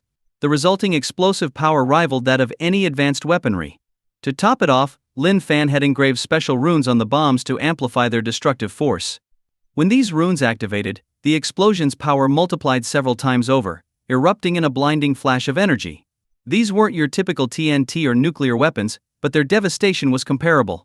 Each explosion was like a mini-sun, creating massive mushroom clouds. Low-level martial saints caught in the blast radius were instantly vaporized, and even 4th or 5th rank martial saints couldn't withstand the core of the explosions. This otherworldly technology produced shockingly powerful results. My lord, this divine power of yours is truly awe-inspiring. You've forced the 5th branch members out from their hiding places. On a hill overlooking the mine, Li Sandao stood respectfully by Lin Fan's side, clearly shaken by the destruction below. He couldn't resist praising Lin Fan again. The Buddhist abbot, though silent, was equally stunned. The scale and intensity of the bombardment were unimaginable. If deployed on a battlefield, the effects would be catastrophic. The 5th branch was currently suffering the full force of this devastating power, proving just how deadly it could be. Divine power. Lin Fan chuckled without further comment, calmly observing his handiwork. The dark shadows circling above were his flying mechanical beasts, modeled after modern bombers. Powered by crystal beast cores, they were controlled by his thoughts. Though similar to modern bombers, these flying machines were enhanced with space compression technology, allowing them to carry far more payload. Though only a few machines were in the air, they seemed endless, continuously dropping their bombs. The vast mining area was relentlessly pounded, with no respite between explosions. One after another, mini-suns erupted, sending up towering mushroom clouds. This was the true art of explosions, beautiful and deadly. Ah, Master, save us. Within the inferno, the elite assassins of the 5th branch could only scream in despair, unable to locate their attackers. The bombers were flying so high above that ordinary martial saints couldn't reach them. Damn it! The 5th branch leader clenched his teeth so hard they bled. A moment of distraction had left him vulnerable to the bombardment. Now, his appearance was wretched, his robes reduced to rags, his body charred black, with only bloodshot eyes and his white teeth visible when he spoke. This isn't divine retribution. Look up. The important guest, though battered by the explosions, maintained some composure. It wasn't his men who were suffering, so he managed to stay rational. Following the trajectory of the bombs, he spotted the culprits high in the sky. But what is that? As a peak 6th rank martial saint, he had sharp eyesight. With the guest's guidance, the 5th branch leader also saw the culprits. Flying mechanical beasts. The guest exclaimed, recognizing the machines in the sky. Mechanical beasts? The Moists. Upon hearing the term mechanical beasts, the 5th branch leader immediately thought of the Moist faction, and a murderous intent filled his eyes. In the entire Great Qian Empire, only the Moists were known for their expertise in mechanical beasts. Fool. Your enemy is right in front of you, and you still don't realize it. A cold voice cut through the chaos, easily heard despite the ongoing explosions. Grand Elder. Despite being scolded, the 5th branch leader wasn't angry. Instead, he was relieved, as if a savior had appeared. The important guest also shuddered at hearing the title Grand Elder in Blood Crow Tower. Anyone addressed as a Grand Elder was a formidable figure. Indeed, this Grand Elder was an 8th rank martial saint, hailing from the mysterious first branch of Blood Crow Tower. But he ignored the others, fixing his icy gaze on the hill where Lin Fan and his group stood.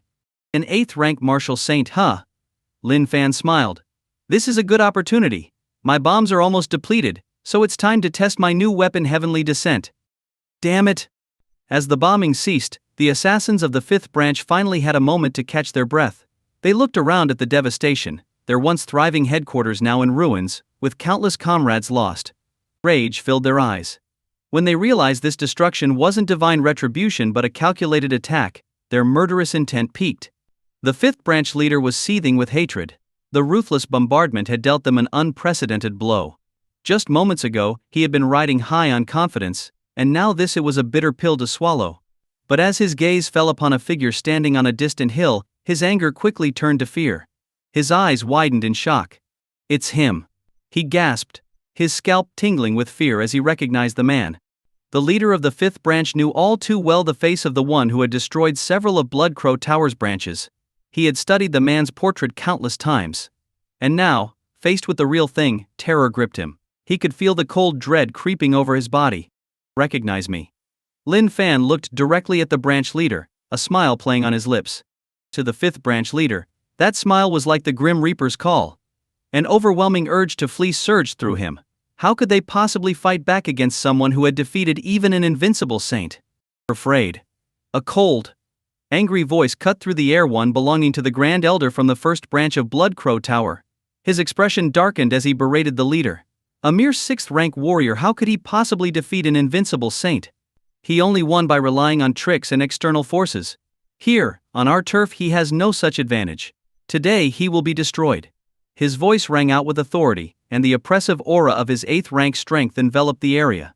A faint blood mist surrounded him, signaling his killing domain.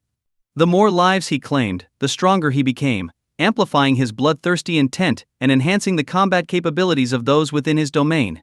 The 5th branch leader's initial instinct was to flee, even as the Grand Elder chastised him.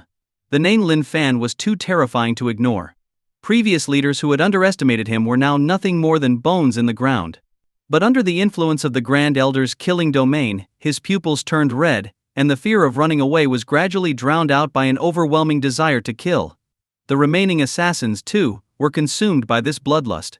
Their fear evaporated, replaced by a burning rage, as they charged toward Lin Fan and his group. Charge. Kill them all. The Grand Elder commanded, his voice cold as he pointed at Lin Fan. Kill, kill, kill. The remaining assassins of the 5th branch, now reckless and desperate, rushed forward like a tide of madness. Yet, the Grand Elder himself did not move, watching the scene unfold with icy detachment. Lin Fan merely smiled at the advancing assassins, making no move to engage them directly. Instead, he calmly snapped his fingers, sending a signal. The flying machines above, which had paused their bombardment, reopened their bays. But this time, instead of sharp, whistling projectiles, they dropped round, metallic orbs. At first, the fighters on the ground assumed these were more bombs, like the ones they had just endured. But as the orbs descended, they began to shift, accompanied by mechanical clicks. The spheres transformed mid-air, revealing themselves as various forms of mechanical creatures. Some resembled humanoid figures, bristling with sharp weapons. Others took on beastly shapes, the most common being a mantis-like form with scythe-like forelimbs capable of slicing through the air itself. Mechanical battle beasts. The Grand Elder's eyes narrowed slightly at the sight, but he quickly dismissed them with a sneer. Blood Crow Tower was no stranger to the mechanical constructs of the Moheist school. While they had their uses, they were hardly a threat to high-ranking warriors like him. His assumption seemed correct at first. As the metallic creatures landed, they appeared sluggish, easy targets for the assassins. A flurry of attacks was unleashed on the machines, engulfing them in a cloud of dust and debris. Useless toys, easily broken, the Grand Elder remarked, confident in his assessment. As an elder of the mysterious 1st branch, his words carried weight, but when the dust settled, the scene before him shattered his confidence. Impossible. He gasped, unable to believe his eyes. The metallic beasts stood unscathed. Not a single dent or scratch marred their surfaces. Even the full-force attacks of the 6th branch leader had failed to leave a mark. The machines remained as pristine as before, only lightly coated in dust. You've had your turn. Now, it's my army's turn. Lin Fan's smile deepened as he observed the results.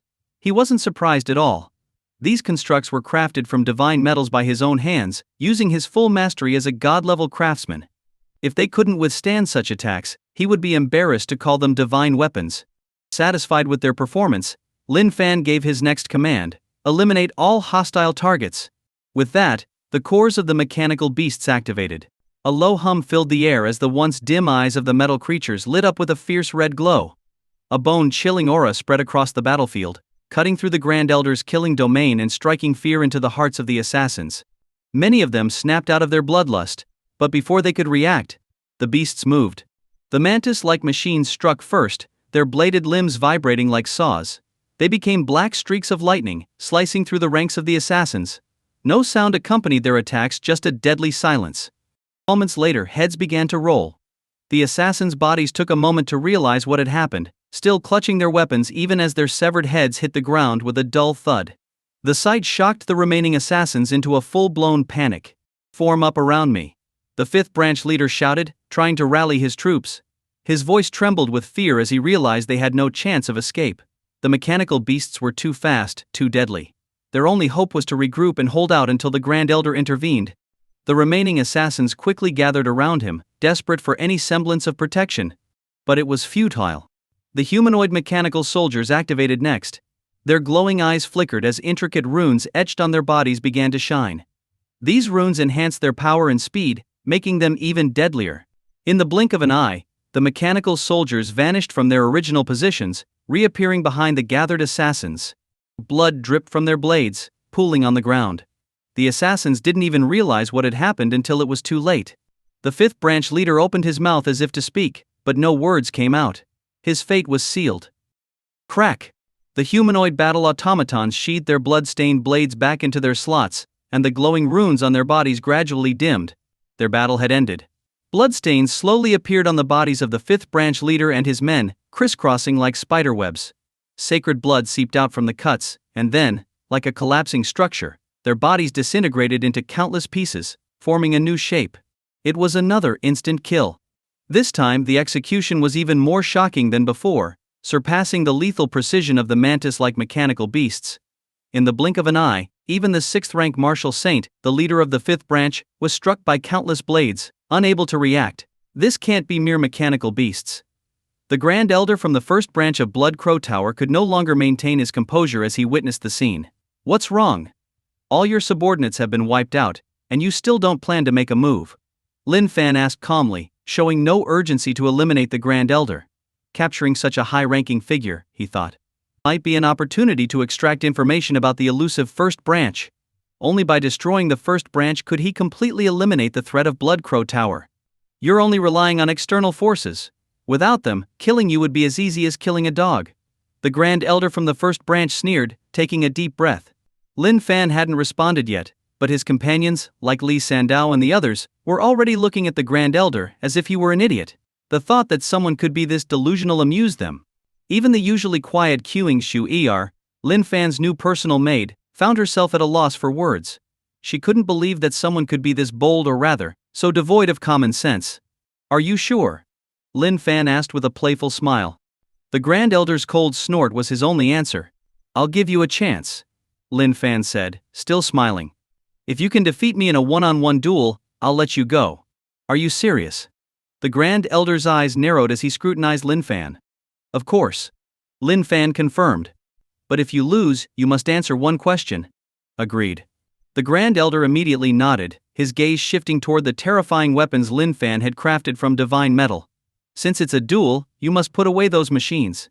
Otherwise, it won't be fair." He added this last condition, clearly wary of the mechanical soldiers. Having witnessed their ability to instantly kill a sixth-rank martial saint, he knew he couldn't take them lightly. "All right." Lin Fan agreed and ordered the mechanical soldiers to withdraw. "Foolish brat. You'll pay for your arrogance." The Grand Elder roared, launching himself forward with terrifying speed and power. His aura as an eighth-rank martial saint was fully unleashed. However, something seemed off. Instead of charging toward Lin Fan, he turned and bolted in the opposite direction. "Damn, what a coward!" Li Sandao exclaimed. He had expected a fierce battle, but the Grand Elder's sudden retreat caught everyone off guard. The Grand Elder had shouted so loudly only to turn tail and run at the first opportunity without a second thought. Even the Buddhist monk accompanying them couldn't help but be astonished. Even Buddha himself would be deceived by such shamelessness. He muttered, chanting under his breath, "Master, should we pursue him?" King Shu'er asked, staying focused despite the unexpected turn of events. "No need. He won't get far," Lin Fan replied with a calm smile. Once the Grand Elder had almost disappeared into the distance, Lin Fan activated the mechanical soldiers again. Their runes lit up, and they shot off with incredible speed, tearing through space as they pursued their target. 100 miles away, the Grand Elder had covered an impressive distance in a short time. His speed was such that even modern fighter jets would struggle to keep up. "No matter how strong you are, you're no match for my cunning. Once our leader recovers, your end will come." The Grand Elder sneered as he glanced behind him, seeing no pursuers. He felt triumphant. But just as he reveled in his escape, black rifts began to tear through the space behind him, growing and closing in on him at alarming speed. "What is that?" The Grand Elder frowned, extending his powerful senses. The moment he realized what was happening, his expression turned to shock. "No way," he gasped, seeing that the rifts were actually the mechanical soldiers from before, relentlessly tearing through space to catch up to him. He had witnessed their terrifying power firsthand and had tried to outsmart Lin Fan to avoid them. But now, they were on his tail again. "I have no choice but to fight."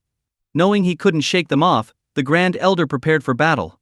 As powerful as the mechanical soldiers were, he believed he could still hold his own against them. But with just one encounter, he realized he had made a grave mistake. Too fast. The Grand Elder from the first branch of the Blood Crow Tower couldn't believe his eyes. He had never imagined that these metal constructs could move at such terrifying speed. By the time they clashed, he had already been struck several times before he could even react. As an 8th rank martial saint, he didn't perish immediately like the lower ranked assassins. But it wasn't because of his strength. These mechanical soldiers clearly didn't intend to kill him outright. The strike seemed more like a warning than a lethal attack. He couldn't help but smile bitterly. In their bet, he had attempted to flee without fighting, which meant he had already lost. And now, as agreed, he was expected to answer a question from his opponent. But he knew what they would ask: the location of the first branch. Could he betray the first branch? Of course not. "Master, forgive me for not being able to await your return," he muttered with a tragic smile as he prepared to self-destruct. The mechanical soldiers noticed his actions, but it was too late. The Grand Elder's internal energy surged, causing his vital organs and meridians to rupture. From the outside he appeared unscathed, but his life force was instantly extinguished. An 8th rank martial saint, forced to commit suicide by Lin Fan's mechanical soldiers. Back on the hill above the mine, Lin Fan was fully aware of the Grand Elder's death. Using his immense spiritual power, he had been monitoring the situation in real time, and could even remotely control the soldiers if necessary. Such a dramatic end. But unless the first branch stays hidden forever, one day, I'll find them, Lin Fan remarked calmly. Although his plan to extract information had failed, he wasn't too concerned. As long as the first branch made any moves, he was confident they would eventually be exposed. With Lin Xiaotong and his elite shadow guards training under an undefeated martial saint and endless resources at their disposal, Lin Fan's forces were becoming stronger by the day. "Did he kill himself?" King Shu'er asked. Though quiet and different from her sister, King Shui'er, she was highly observant and quick to grasp the situation. Lin Fan nodded, confirming her guess and explaining the details. Not long after, the mechanical soldiers returned, carrying the lifeless body of the Grand Elder. In death, even a powerful 8th rank martial saint looked no different from any ordinary person. Although Lin Fan had anticipated this outcome, seeing the corpse still made Li Sandao and the others shiver. Their respect for Lin Fan deepened. "Search him thoroughly. See if there's anything useful," Lin Fan ordered casually, handing the body over to Li Sandao and the others. "Yes, my lord," they responded eagerly, immediately getting to work. However, Lin Fan doubted they would find anything of value. What interested him more were the individuals who had hidden themselves away. "Come out. If I have to force you out, things won't go well for you," Lin Fan said, moving swiftly from the hilltop to the entrance of a small, concealed mine shaft. The entrance was narrow and dark, a perfect hiding spot. But with Lin Fan's martial eye, not even the deepest shadows could conceal anything from his sight. "Please don't attack. I'll come out right away," a panicked voice echoed from within, followed by the sound of hurried footsteps. A disheveled middle-aged man emerged from the shadows. He was the important guest from earlier, a senior figure from the Yin-Yang clan. If even an 8th rank martial saint from the first branch was forced to suicide, what chance did a mere 5th rank ancient ancestor like him have? Lin Fan could kill him with a mere breath. Do you know who I am? Lin Fan asked, noticing how the man had addressed him as the head of the Lin family. Yes, yes, of course. Your fame is known across the world, Lin family master. The guest stammered, nodding eagerly. You're quite the talker. Lin Fan remarked with a smile. And I tend to treat talkers well. For example, I could send you to join the rest of the Blood Crow Tower. Please spare me. The guest's initial relief quickly turned to terror. Sending him to join the Blood Crow Tower meant only one thing: death. He immediately fell to his knees, pleading for his life. You're from the Yin Yang clan, aren't you? Lin Fan asked, his martial eye having already identified the man's cultivation technique. How did you know? Could it be that you have ties with my clan? The guest's fear briefly turned to hope, thinking that perhaps Lin Fan's familiarity with the Yin Yang clan might work in his favor. I do.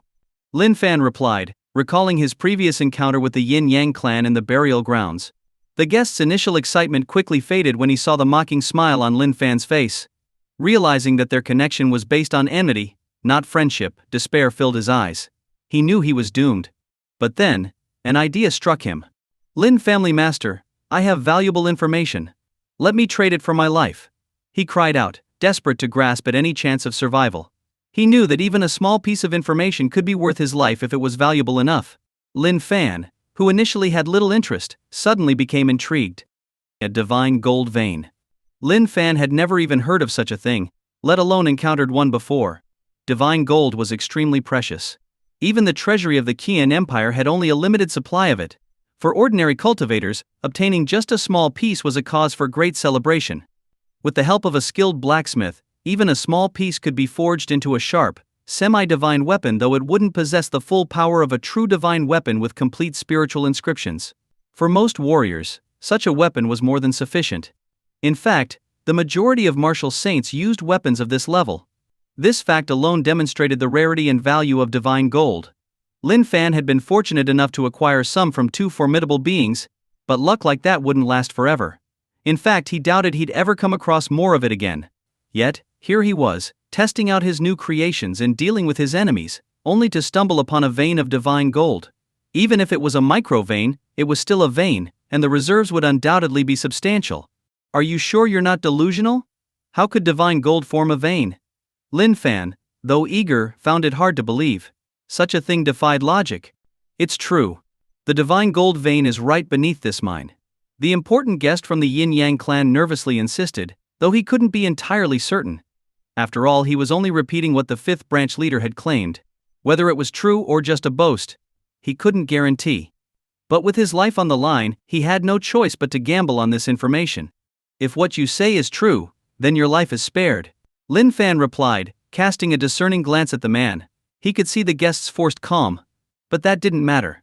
If there truly was a divine gold vein beneath them, the information would indeed be worth sparing his life. If not, well, the outcome was obvious. Activating his yin-yang dragon eye, Lin Fan began scanning the area. This special vision technique was perfect for treasure hunting. If there really was a divine gold vein here, he would spot it instantly. At first he only saw faint glimmers of light, indicating ordinary metal ore as useful for crafting fine weapons but incomparable to divine gold. However, as his sight penetrated deeper into the mine, the light grew brighter. When his gaze reached the center of the mine, an intense, multicolored radiance filled his vision, so brilliant that it almost hurt to look at. This kind of glow. Lin Fan had only seen it once before, when he discovered the remains of a divine dragon. Back then he had gained a great deal, including dragon bloodgrass, a dragon pearl, and even the dragon's inheritance. Now, seeing a similar radiance again made his heart race with excitement. The middle-aged man watched Lin Fan's expression closely, and when he noticed the shift in Lin Fan's demeanor, his own heart began to race. He didn't know exactly what Lin Fan was seeing, but he understood that the moment of judgment was near. You're in luck. Your life is spared for now. Lin Fan said with a smile as he memorized the coordinates of the vein, and then turned his gaze back to the man. Upon hearing this, the guest collapsed to the ground in relief, drenched in sweat and gasping for air, as if he had just surfaced from drowning.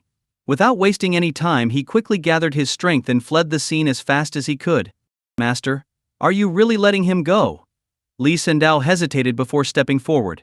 If there truly was a divine gold vein here, it seemed unwise to let the man leave. Once he felt safe, he would surely leak the information. Don't worry. Lin Fan replied calmly. By the time anyone hears about this, This place will just be an ordinary mine. As he spoke, he mentally commanded his mechanical soldiers. The once motionless war machines began to hum with life, their metal bodies clanging and shifting. They converged, merging into a massive, rolling wave of metal. When the transformation was complete, the individual war machines had disappeared, replaced by a colossal metallic serpent. You two stay here and guard the entrance. If anything happens, contact me with the token, Lin Fan instructed before heading toward the giant metal snake with Qing Shui. As they approached, the snake opened its maw, allowing them to enter. This was the drilling serpent form, designed to transport its master underground swiftly. Whether for treasure hunting or escape, it was incredibly practical. Lin Fan intended to use it to delve into the depths of the mine. With a loud rumble, the serpent's head began to spin like a high-frequency drill, cutting through the earth and tunneling deep underground. Guided by the light of his yin-yang dragon eye, Lin Fan led them toward the brightest spot, ensuring they wouldn't get lost. Before long, the metallic serpent brought them to a small tunnel. The tunnel was narrow and freshly dug, clearly a recent excavation. Just ahead was a dead end, with nothing but hard, dark soil blocking the way. But Lin Fan knew better.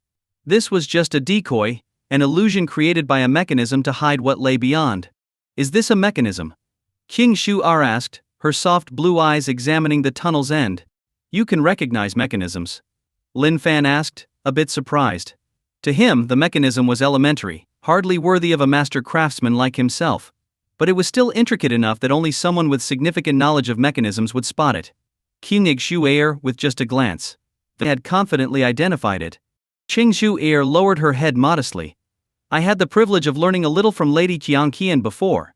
But it's very basic, and I apologize if it seems crude to someone as skilled as you. You're being too modest, Lin Fan said with a smile, habitually reaching out to pat her head. You have a good talent for mechanisms. You should continue studying it. Even though it's external, it can be a great help in battle. It was a familiar gesture, one he often used to encourage his wives. But Qing Shu wasn't his wife, and being more reserved, the affectionate touch made her blush deeply. Her already lowered head dipped even further, her heart racing like never before. Unaware of her reaction, Lin Fan turned his attention back to the tunnel's end. With a simple tap of his foot, spiritual runes spread out from him, deactivating the mechanism. With a loud rumble, the hard soil at the tunnel's end sank away, revealing a new passage that stretched further into the mine.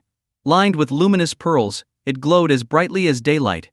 Just the pearls alone were valuable, but Lin Fan's focus was on something else. What lay at the far end of the passage. There, embedded in the walls, were glowing stones that shimmered with a soft, radiant light. Although not as bright as the luminous pearls, these stones felt even more dazzling, like the light of the moon. It was true. Divine gold was here, and it had defied all expectations by forming a vein. The fifth branch has fallen too? Not long after the complete annihilation of the fifth branch, the first branch received the news. Within their stronghold, they worshipped a sacred statue, emanating a certain kind of rule-based power. In front of it were rows of red lamps. Each lamp represented a supreme elder, and when one died, the corresponding lamp would extinguish a sign of their demise. Just moments ago, one of the lamps flickered violently before it went out. This lamp belonged to the supreme elder responsible for overseeing the fifth branch, their logistical division. The extinction of this lamp was a clear indication of the disaster that had befallen them. Damn it. When did our Blood Crow sect fall so low that we can be bullied like this? One of the ancient figures in the room couldn't contain their fury as they reacted to the news. The Blood Crow sect had stood tall above many other powerful factions since its inception, a colossal force of unparalleled might. They rarely provoked others, and few dared to cross them. Yet recently their branches had been wiped out one after another. Now, the first branch was practically the last one standing, with only the sixth branch cowering in fear. The rest had been destroyed. How could they tolerate this? We can only wait for the Grand Master to emerge. With ancient saints reappearing, only the Grand Master can restore order now. One of the ancient figures sighed. Indeed, we have no other choice. Another ancient presence agreed. Despite their burning rage, they felt powerless in the face of this dawning era. After a brief silence, one of them hesitated before speaking up. The Grand Master entered the Blood Realm rather hastily this time, much earlier than expected. Could something have gone wrong? Don't worry. When the Grand Master returns after transcending the tribulation, he will not disappoint us, one of the elders assured, and the others quickly echoed this sentiment. The room fell silent again, with only the dim, eerie glow of the red lamps flickering beneath the sacred statue. The lamp in the center, emitting the brightest, blood-red light, stood as a beacon of their fading hope. Meanwhile, deep beneath the mine, Lin Fan had just unlocked the hidden mechanism and stood before the divine gold vein that had been offered in exchange for the guest's life.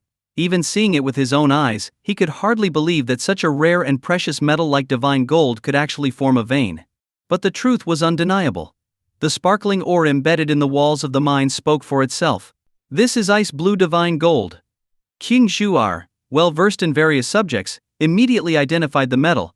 Ice blue divine gold was an icy variant of divine gold, typically found only in the frozen extremes of icy domains.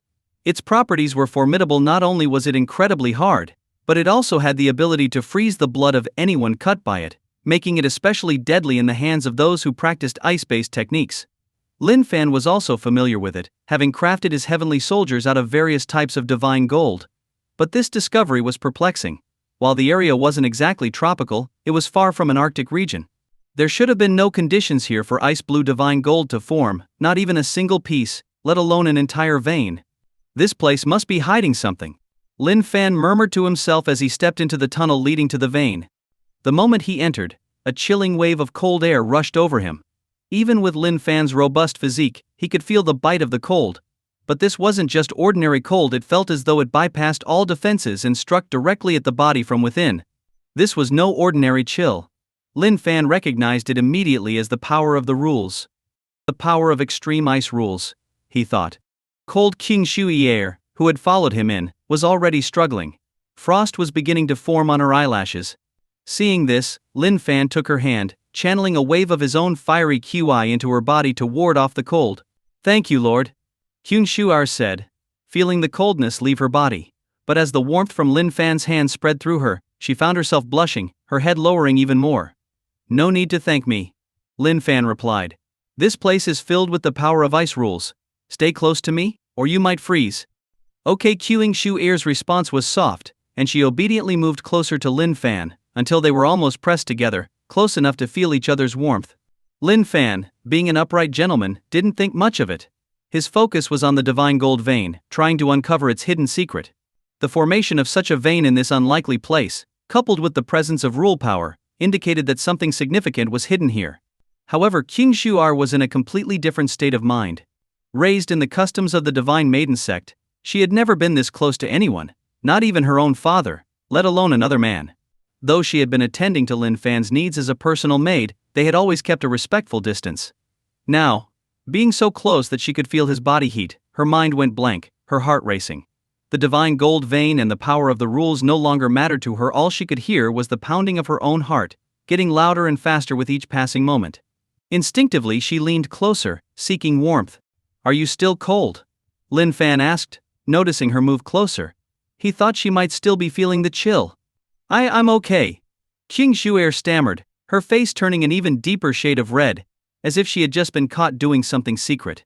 Satisfied with her answer, Lin Fan turned his attention back to the surroundings, releasing more of his dragon qi to further dispel the cold around them. This was just a natural reaction, but it seemed to have triggered something. The rule-based cold energy that had been passively surrounding them suddenly surged, pressing down on Lin Fan, the unwelcome intruder. "What's this?" Lin Fan had just summoned his blood spear, preparing to pry loose a couple of the divine gold ores to study them. But this sudden development interrupted him. "There's definitely something hidden here." Realizing what was happening, Lin Fan quickly activated his dragon domain, clashing with the icy rule power. He had faced something similar before in the abyss of the burial grounds and knew how to handle it. However, as soon as his domain clashed with the icy rules, a new phenomenon erupted. The entire tunnel began to shake violently. The divine gold vein cracked open along the walls. From these fissures, a terrifyingly cold energy burst forth, forming a massive, shadowy beast that lunged at them both. Every 1,000 years marks a new era, and every 10,000 years begins a new cycle. This time, as the 10,000-year cycle renews, what kind of beginning will it bring? The chief astrologer of the imperial capital's star observation tower gazed up at the night sky and spoke with a deep sense of foreboding. "Teacher, how much time do we have left?" asked a middle-aged man, dressed in black with a commanding presence, standing nearby. "The stars are converging. The 10,000-year cycle has already begun. There isn't much time left. The dormant forbidden zones will soon stir, Your Majesty. As the ruler of this land, you must prepare yourself." The chief astrologer replied, his gaze fixed on the brightening stars above, his voice tinged with resignation. 1,000 years marks an era, 10,000 years marks a cycle. This cycle, however, is not about reincarnation, but a catastrophic disaster. The dormant forbidden zones, normally inactive, will become unstable, unleashing unimaginable horrors that will bring widespread calamity. If not handled properly, the disaster could lead to the downfall of empires, plunging them into ruin, and resetting the world in a new cycle. To put it simply, the once great martial sanctuary of Yaoshi was devastated during the last cycle, fading into history. In its prime, it was said to be home to ancient gods, its power surpassing all nations. The martial world then was flourishing, with countless sects and powers vying for supremacy. But after the cycle, they all vanished without a trace. Now, the 10,000-year cycle is about to begin anew. In the entire Qin Empire, the only one who could be referred to as Your Majesty was the Qin Emperor. Upon hearing the astrologer's words, his deep, starry eyes showed a rare flicker of emotion, becoming even more profound. The forbidden zones, normally just dangerous places, easily avoided, would become much more threatening once the cycle began. If mishandled, the prosperous Qin Empire could collapse into rubble, much like the former Yaoshi Sanctuary, leaving behind only a hollow legacy, with all its mighty warriors reduced to nothing more than memories. Your Majesty, I have studied the stars through the night. The key to surviving this cycle lies in the Yaoshi relics inherited by the second princess, the chief astrologer added before returning to his meditation, as if contemplating the heavens or resting in Yaoshi. And one Yao Er. The Q Emperor murmured to himself before vanishing in a flash. Ah, the chaos is near. Even these old bones will need to be put to use. The chief astrologer sighed deeply as the emperor departed, sinking into a contemplative silence. Meanwhile, in the underground mine, despite the sudden change, Lin Fan remained calm and composed. He unleashed his dragon power, creating an impenetrable barrier around him, illuminating the dark underground with a golden light. The beast, formed from the cold rule, charged into his domain but moved as if through thick mud, its speed significantly reduced. Lin Fan used this opportunity to pull King Shu'er back to a safe distance. Is that a Qilin? With some distance between them, they could now clearly see the form of the beast. The creature, born from the icy rule power, resembled the legendary Qilin. It exuded a bone-chilling cold and looked almost lifelike as it glared at them. Roar. The ice Qilin bellowed, and the freezing air became even more intense. Frost crept along the walls of the mine, spreading rapidly. In the next moment, it charged at them again, intent on tearing them apart. The killing intent in its cold eyes was overwhelming, making resistance seem futile. You're just a mere imitation. Did you really think you were a Qilin? Lin Fan scoffed, showing no fear. He spun the blood spear he had summoned earlier and met the beast head-on. Boom! They collided, and the ground shook violently once more. The ice Qilin was powerful, beyond what Lin Fan had expected, especially with the rule power it wielded, which could crush ordinary martial saints. But Lin Fan had both the strength of the dragon and a perfect balance of yin and yang, making him immune to such suppression. In fact, he began to overpower the ice Qilin in battle. After a fierce fight, the ice Qilin let out an unwilling roar as it was forcibly dispersed by Lin Fan. If it couldn't win in its beast form, it stood no chance as a mere collection of scattered energy. The cold rule power quickly dissipated under the relentless assault of Lin Fan's dragon power. With the cold vanquished, the mine returned to its former calm. Lin Fan withdrew his blood spear, feeling more intrigued by the place than disappointed by the battle. He had a strong sense that there was something valuable here, waiting to be discovered. Could it be that my children's blessings are working again? Lin Fan whispered with anticipation as he approached the fissure that had just opened. The air grew even colder as he descended. The soil within the fissure was solidly frozen, forming a staircase leading downward. Lin Fan didn't hesitate. With his dragon power dispelling the chill, he led Kyung Ju-er down the icy steps. Crunch, crunch, crunch. Their footsteps crunched on the icy steps, shattering the frost beneath their feet as they moved deeper into the mine. As they descended, the ice-blue divine gold became more abundant, nearly forming a continuous vein. The blue light it emitted was mesmerizing. Lin Fan estimated that if they mined this place thoroughly, the yield would far exceed expectations. But he didn't stop to mine it because, in his yin-yang dragon eyes view, the true treasure lay at the bottom of these steps, glowing much brighter and more intensely. The real fortune of this place wasn't just the divine gold vein. It was something at the bottom of these frozen steps, something unknown yet incredibly powerful. Lin Fan had a strong hunch that this seemingly impossible divine gold vein existed only because of this unknown entity, which had somehow altered the natural order. What could it be?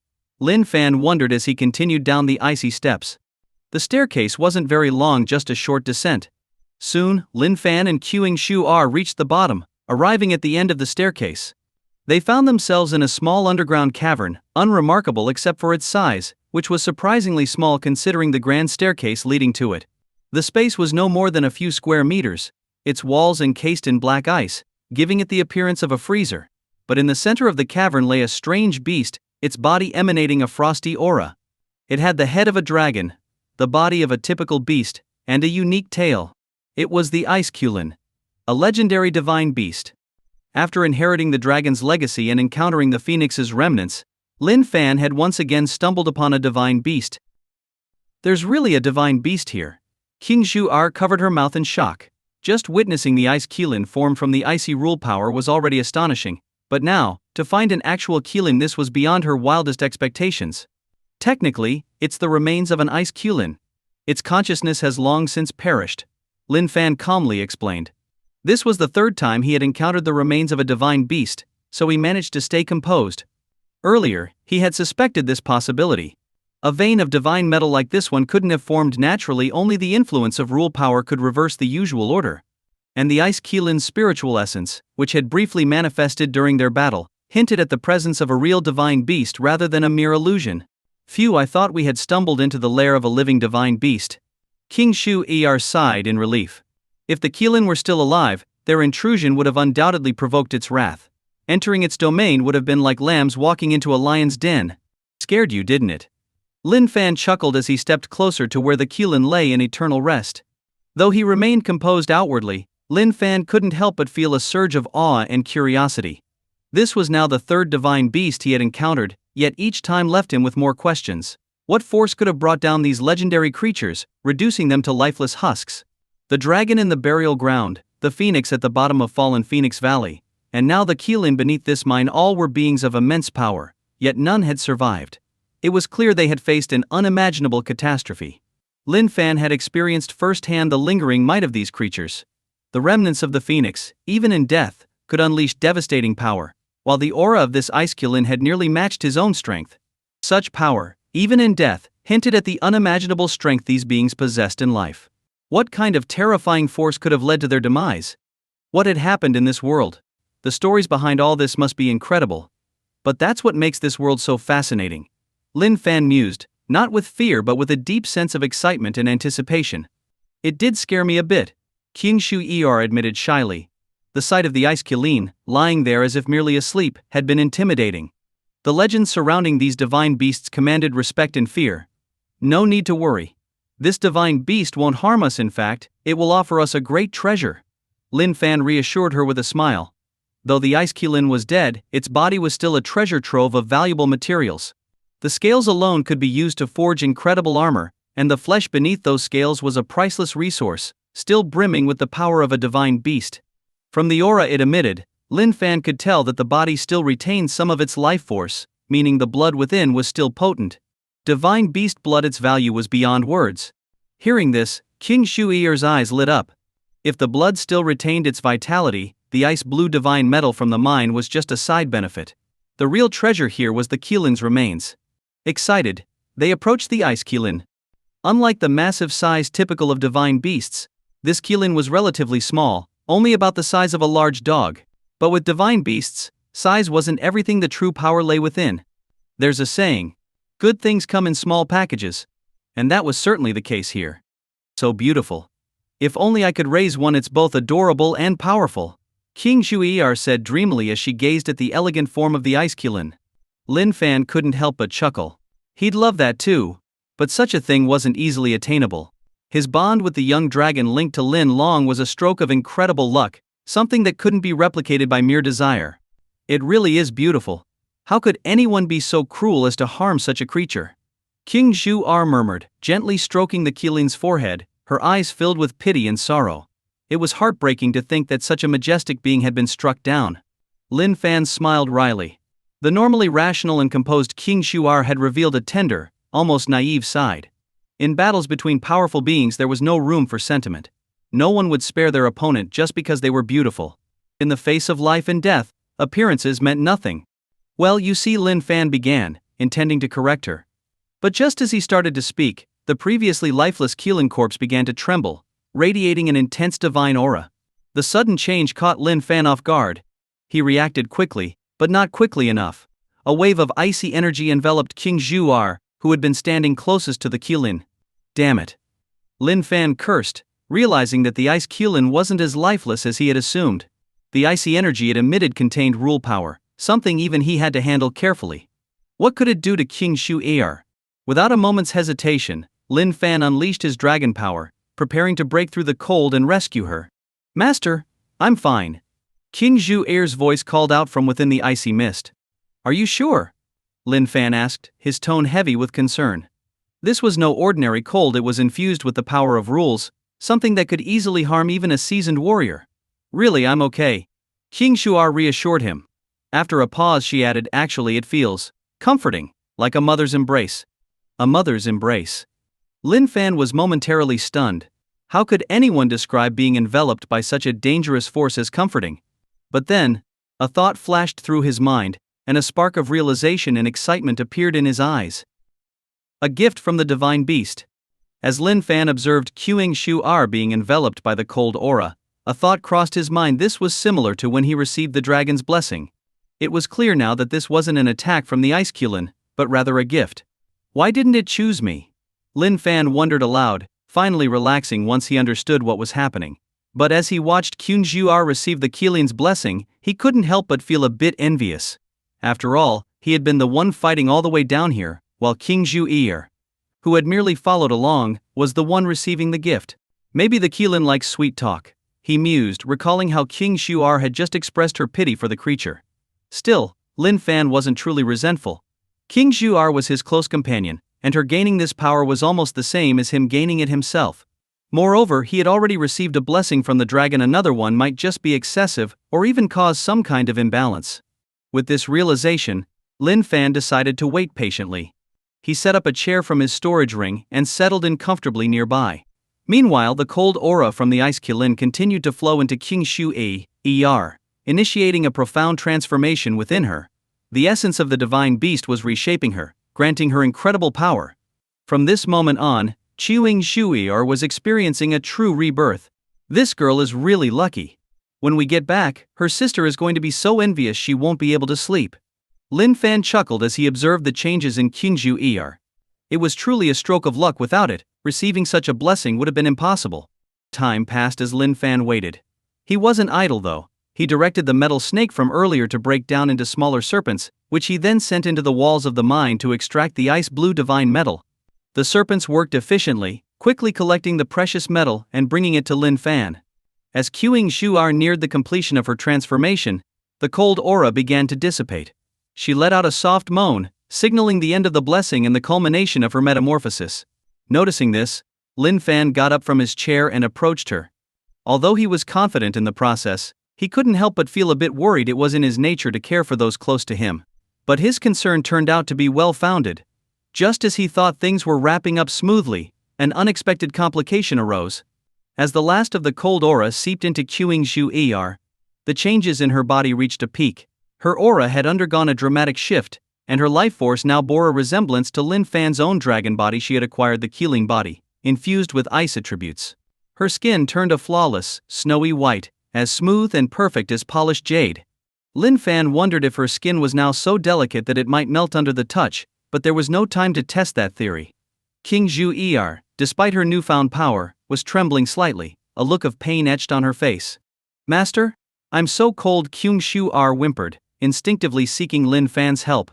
It's okay, I'm here. Lin Fan reassured her. He took her hand, channeling his dragon power into her body. The collision of their opposing energies, her icy Keelan power and his fiery dragon power, was intense, like throwing cold water onto hot oil. The two forces clashed and then began to merge, slowly harmonizing within her. As the warmth of Lin Fan's energy filled the void within her, King Zhuar instinctively moved closer to him, seeking more of that comforting heat. What started as a simple touch of hands quickly became more intimate as she leaned fully against him, her face pressed close to his. Qingzhu Eeyore was tall, only slightly shorter than Lin Fan, so their faces were almost level. Her cool cheek rested against his warm one, the contrast between them both stark and harmonious. "Master? I'm not cold anymore," she murmured, her pain easing as she nestled into Lin Fan's warmth. But Lin Fan was struggling. The Keelan's icy energy within Qer was trying to absorb his dragon power, forcing him to maintain a steady flow of energy to keep it in check. The sudden closeness of Qingzhu didn't help her newfound power seem to draw him in, creating a magnetic pull that was difficult to resist. This girl, causing trouble both inside and out.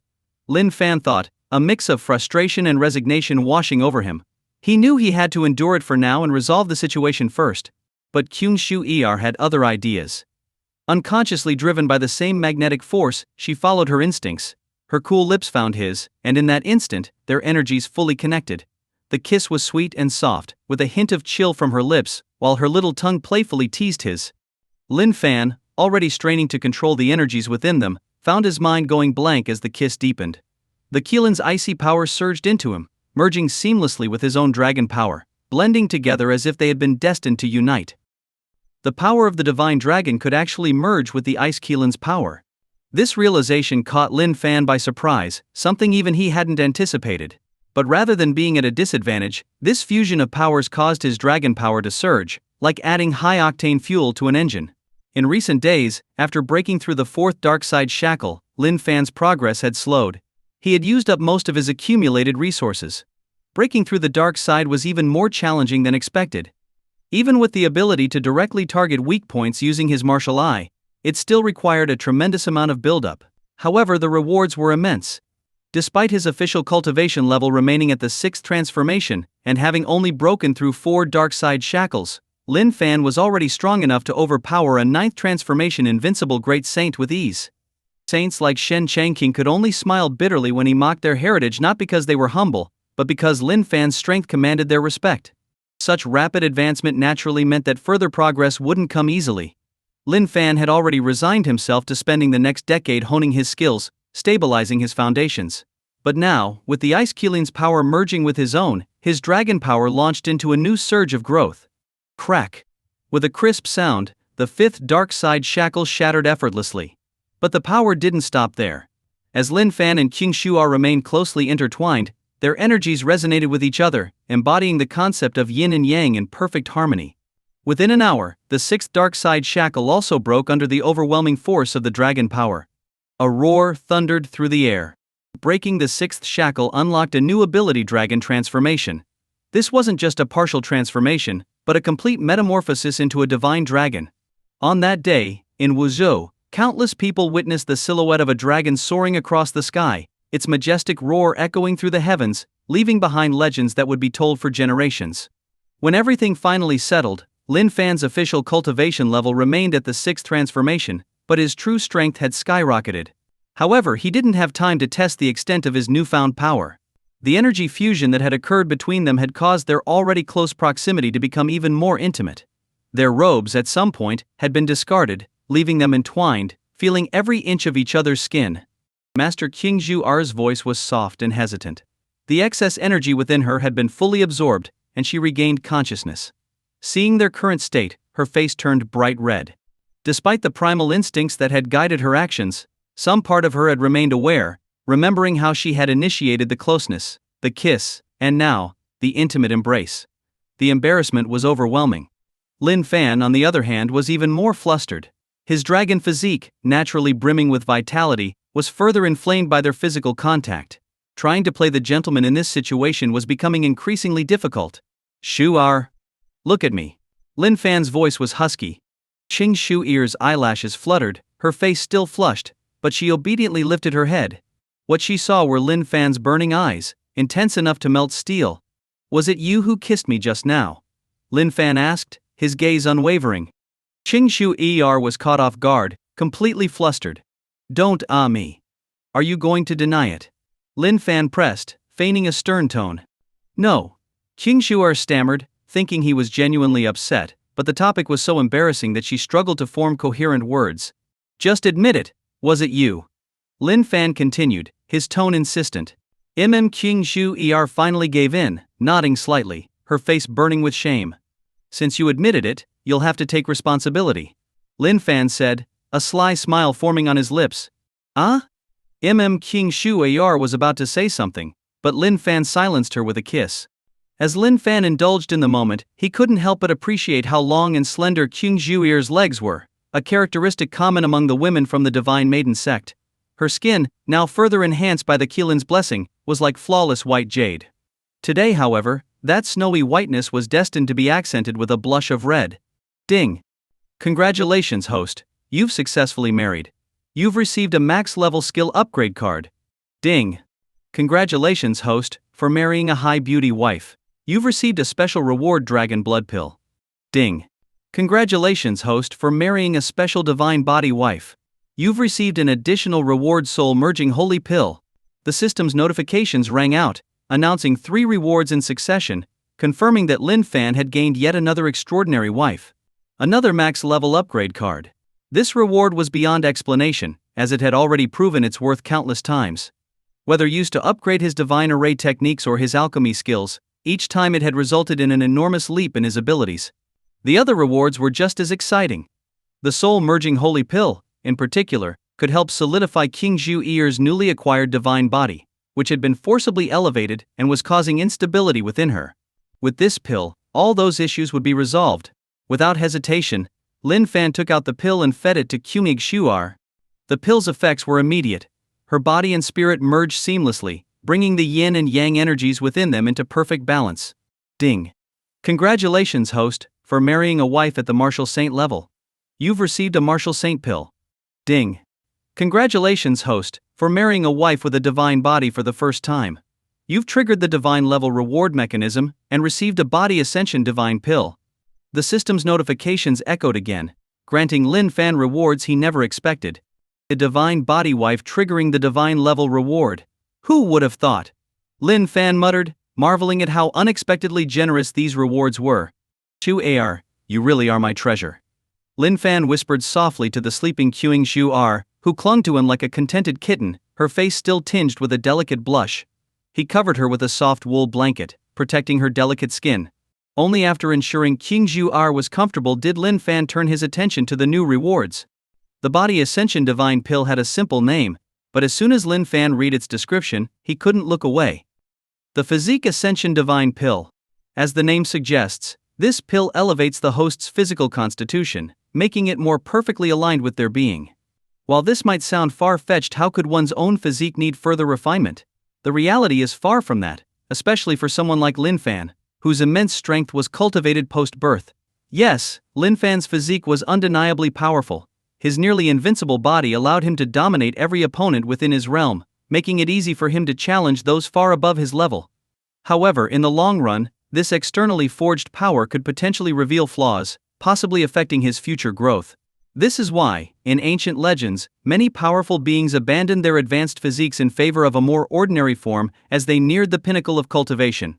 It was an acknowledgement of the imperfections that came with unnatural enhancements. Though these concerns were long-term and didn't pose an immediate threat, in fact, his current physique was boosting his combat prowess significantly. It was something to consider as he continued to advance rapidly. Take Lin Hao's case, for example. His godlike body, reformed by the sacred lotus, was the envy of many precisely because it was perfectly in tune with his nature.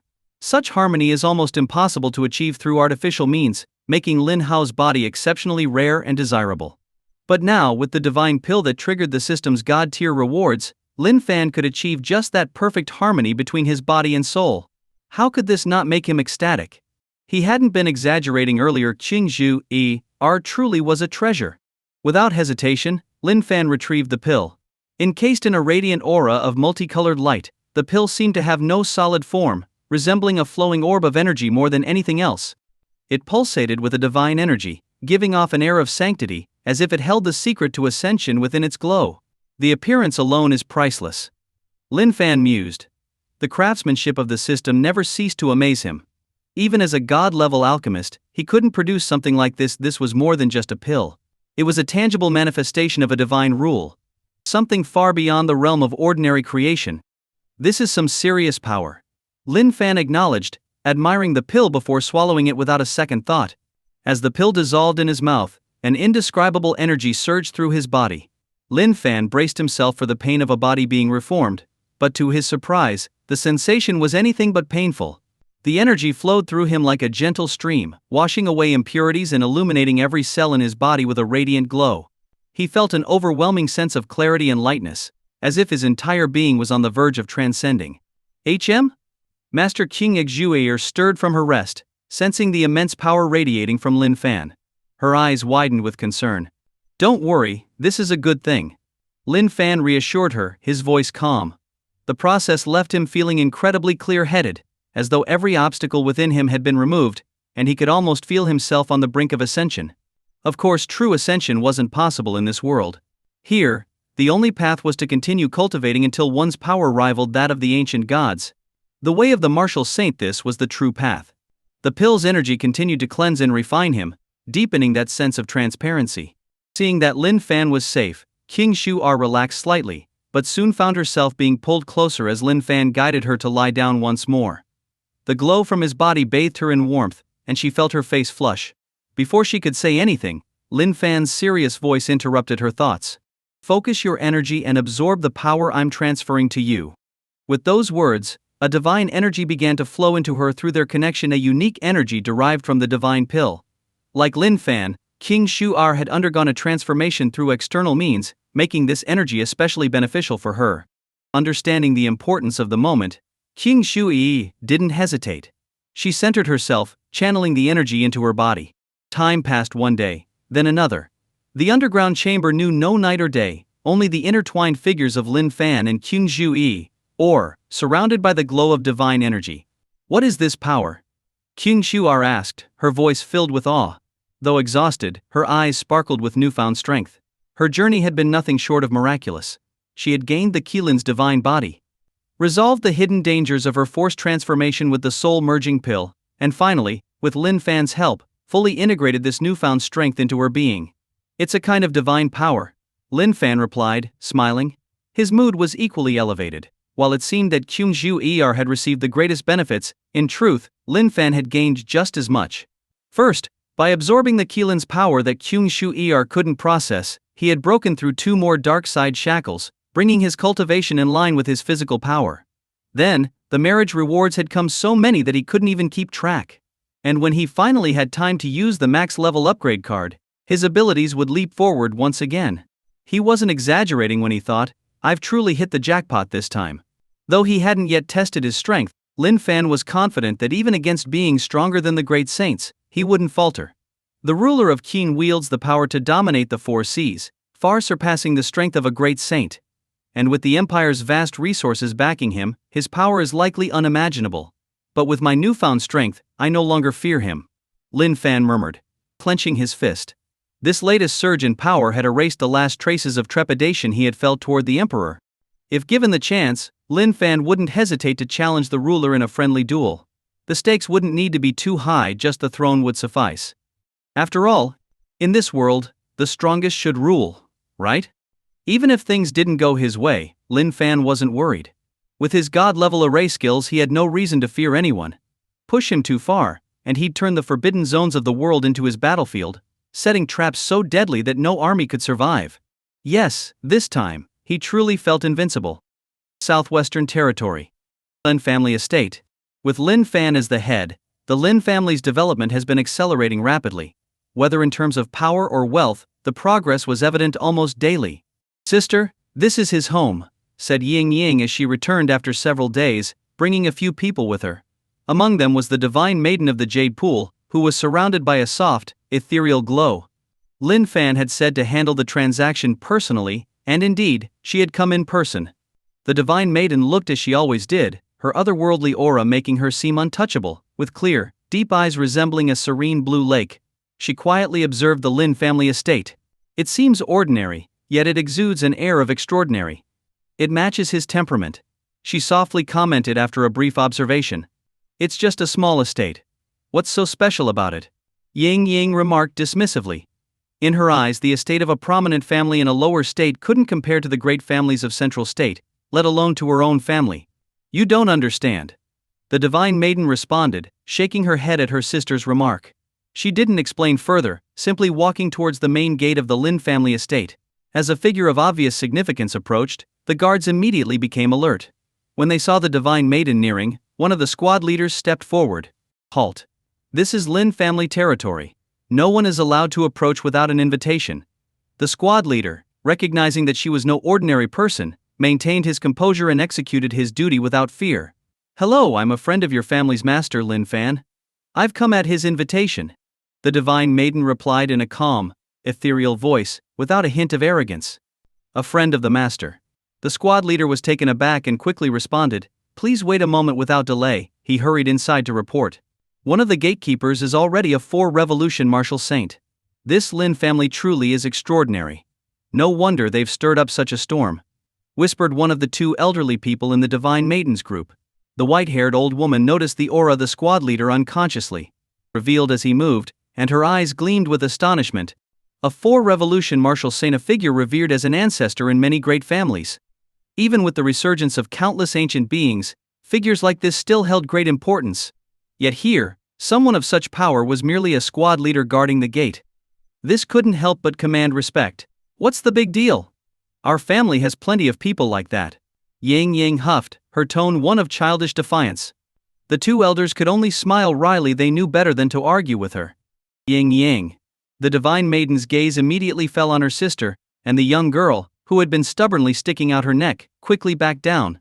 Sorry, but our master is currently away. Please come back another day. The squad leader soon returned, apologetically informing them. The previously subdued Yang Yang instantly became indignant again upon hearing this, angrily exclaiming, "That jerk. He told me to bring my sister here, and now he's not even home. How infuriating." If anyone else had spoken like this about the family's master, the squad leader would have drawn his sword immediately.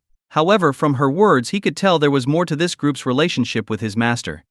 Especially the woman bathed in a soft glow, who seemed almost divine. He had seen this kind of person before. After all, the lady of the house shared a similar aura, and the word friend confirmed that his suspicions weren't just idle thoughts. But since the master wasn't home, the squad leader dared not make any decisions on his own. Receiving no response, Ying Ying stomped her foot in frustration, clearly ready to lash out if Lin Fan were present. The divine maiden frowned slightly but wasn't upset. She merely thought their timing was unfortunate. After all, a man like Lin Fan was likely to be away often, wandering the world. A person like him couldn't emerge by staying confined to one place.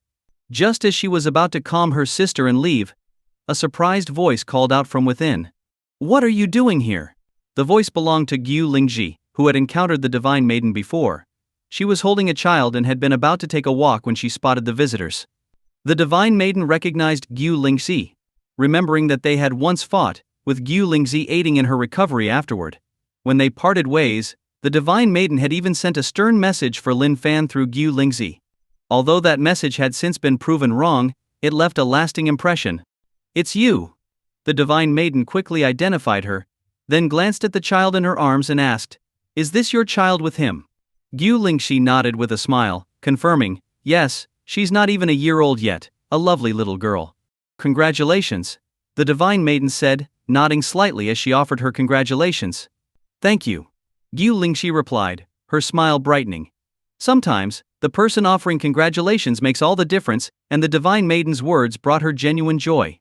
After all, their connection had played a significant role in her relationship with Lin Fan. Without the adventure in the Jade Pool's sacred ruins and the battle that ensued, their paths might never have crossed. "Are you here to see Lin Fan?" Gu Lingzi asked. She wasn't aware of Ying Ying's previous visit, as Lin Fan had met her alone, but given the current situation, it wasn't hard to guess. "Yes." The divine maiden replied calmly, not denying it. "Well, come on in. You can't just stand outside." Gu Lingzi invited, adding, "He's not here, but we're old friends, aren't we? Even if he's away, you can still come in and wait. Besides, he should be back soon." At first, the divine maiden wasn't particularly interested. Her main purpose for coming was to complete a transaction, and she wasn't keen on interacting with anyone other than Lin Fan himself. But after hearing the latter part of Gu Lingzi's invitation, she thought for a moment, and then agreed. "Let's go. I'll take you inside," Gu Lingzi said, leading the way with her child in her arms. With the lady of the house personally leading the way, no guards would dare to stop them. The squad leader's eyes confirmed what he had suspected: this celestial-like woman had a special connection with their master. "It seems we'll soon have another mistress of the house." he thought, his gaze toward the divine maiden now filled with even more respect. Inside the estate, the divine maiden's group was unaware of the squad leader's thoughts. As they passed by a training ground within the estate, their expressions suddenly changed as they noticed a figure. It was an invincible great sage, currently working hard as an instructor, or rather, as a sparring partner for a group of guards. What kind of madness is this, to have a great sage serve as a sparring partner for guards?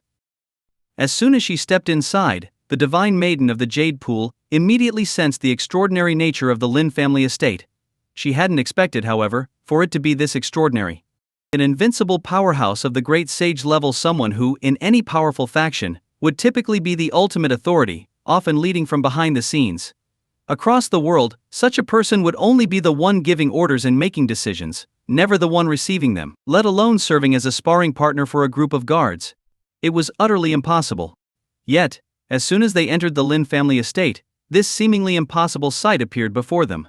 "That's the Crimson Blood Demon Sovereign," the elderly woman with white hair who followed behind exclaimed gravely, recognizing this great sage. "Yes, that's the very demon. I was involved in the operation to hunt him down," added another elderly man, who appeared even older than the white-haired woman. His expression was equally grave. He had personally faced the Crimson Blood Demon Sovereign back in the day, witnessing firsthand the demon's terrifying power, which made him instinctively tense now. "That person is a great sage," the young girl cried out in shock, recalling her last visit when she encountered this figure. She had assumed he was just a skilled sparring partner, not giving him much thought at the time. After all, who would ever imagine that a supposedly invincible great sage would serve as a mere sparring partner in public? Even with her impressive background, she couldn't have anticipated such a thing. The two old folks nodded solemnly, clearly not mistaken in their judgment. What the young girl couldn't hold back her surprise, her eyes widening in disbelief. It wasn't that she couldn't accept the truth, it was just that during her last visit, she had witnessed Lin Fan scolding this supposed great sage like a lowly servant, who, with his head bowed, endured the reprimand without a word of protest. Given her cultivation, she couldn't discern the true depth of the great sage's power, only that it exceeded her own, which she didn't find particularly noteworthy. So when she saw Lin Fan treating him like a servant, she hadn't thought much of it. But now, knowing the situation, her perspective completely changed. An invincible great sage was being scolded like a servant by that infuriating man, without daring to talk back. This is insane, she thought, utterly stunned by the absurdity of it all. Even with her prestigious upbringing and natural arrogance, she couldn't remain calm, even feeling a strange respect. "Mind your manners." The divine maiden of the Jade Pool scolded her younger sister, displeased by her outburst. Usually the young girl would obediently apologize, but now she seemed lost in her own thoughts, muttering to herself, which made her sister frown slightly. If they weren't in public, she would have certainly lectured her on etiquette. Yu Lingxi, the lady of the house, noticed this and smiled, saying, "This is my husband, Lin Fan, who hired this coach to train our guards and help them strengthen their cultivation." Her explanation was subtle, but essentially, the great sage was being used as a sparring partner to pressure the guards, helping to solidify their cultivation and spur their training. "Lin Daoyu is quite a remarkable person," the divine maiden of the Jade Pool responded, acknowledging the situation. "Indeed he is," agreed the two elderly followers, both of whom were supreme elders of the Jade Pool, each possessing the same great sage level. Their strength placed them among the very peak of existence in this world, naturally giving them a certain pride. Before arriving, they had heard of some of Lin Fan's exploits, but they hadn't taken them seriously, attributing his successes to external forces rather than his own abilities. Whether it was borrowing the power of a deity to crush ancient rebels or helping an imperial envoy to subdue that deity's influence, they believed he had relied on external means. Such methods might work in ordinary circumstances, but in the face of an invincible great sage, those external forces would be insignificant. They didn't believe the rumors that Lin Fan had fought and defeated a great sage being great sages themselves. They knew what such power entailed. To merely resist such power with external help was impressive enough, but to win? Impossible. But now, the scene before them shattered their assumptions. Not only had the great sage lost, but he had been captured, reduced to a sparring partner, utterly submitting to Lin Fan's will. This kind of dominance could only be possible with overwhelming strength, enough to crush even a great sage's resolve. Few will need to remind the divine maiden to be more respectful. The white-haired old woman sighed, realizing how tense she had become, her forehead damp with sweat. Her elderly companion nodded in agreement, feeling equally tense. Although his forehead wasn't sweating, his back was soaked through, his robe clinging to his skin. For a great sage, who wouldn't sweat even swimming in a volcano, this showed just how intense the pressure was. In truth, the divine maiden didn't need reminding. She wasn't foolish, she fully understood the implications of what she was seeing. However, she wasn't afraid, she had always believed in her own invincibility. Lin Fan was just a few steps ahead, she was confident she could catch up. Still, she realized that their current dealings might need to be reconsidered. The group continued forward without disturbing the training in the martial arena, which was shielded by a barrier, so those inside were unaware of the visitors. After passing by the arena, the two old men finally felt some relief, the earlier sight still weighing heavily on them.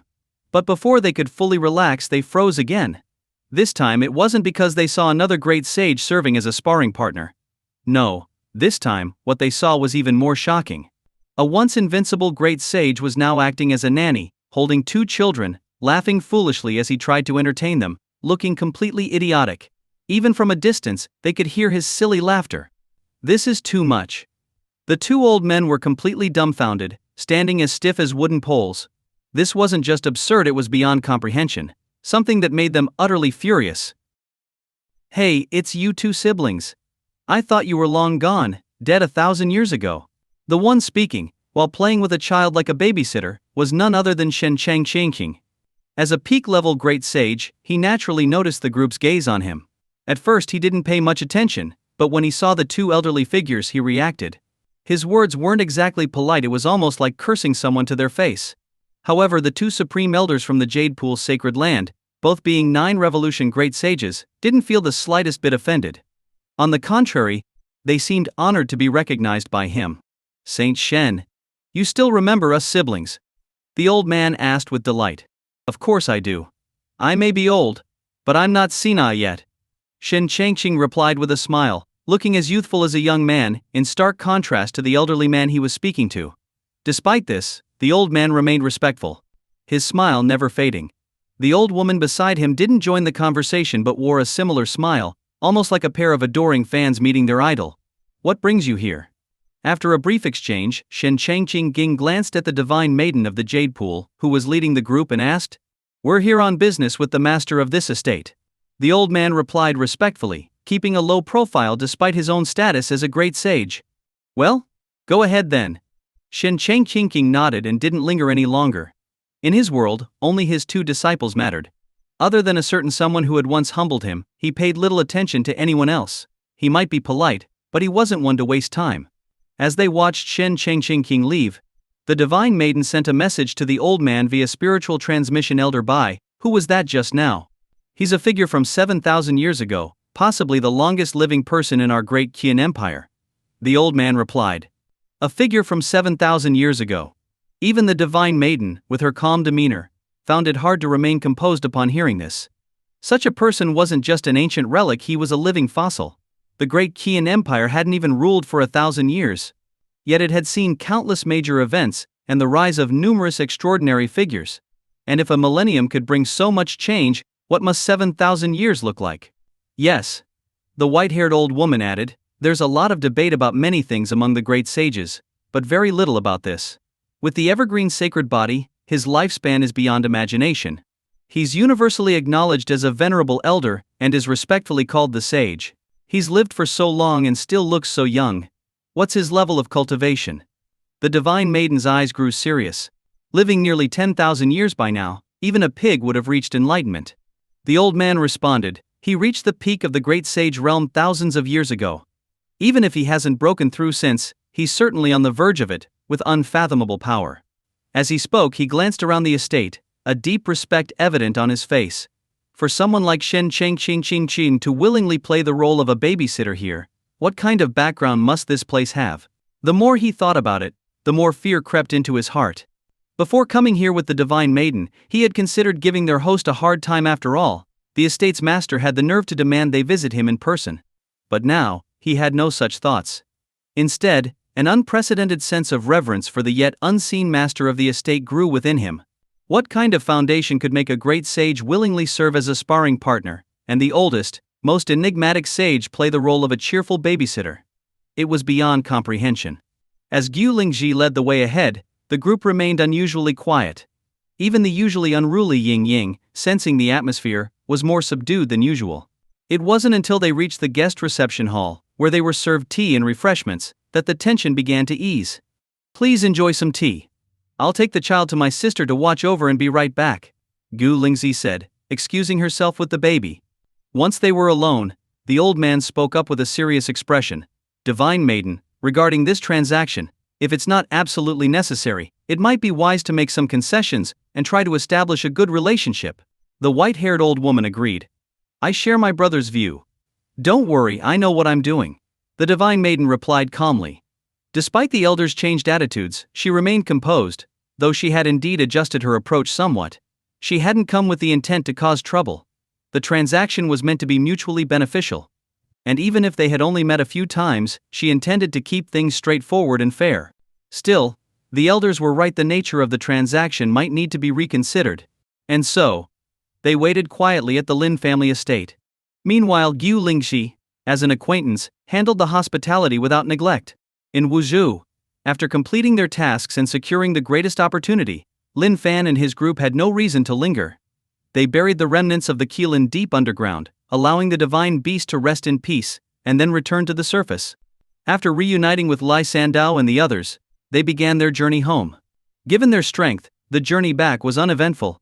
After several days, they crossed countless mountains and rivers, finally returning to the southwestern territory.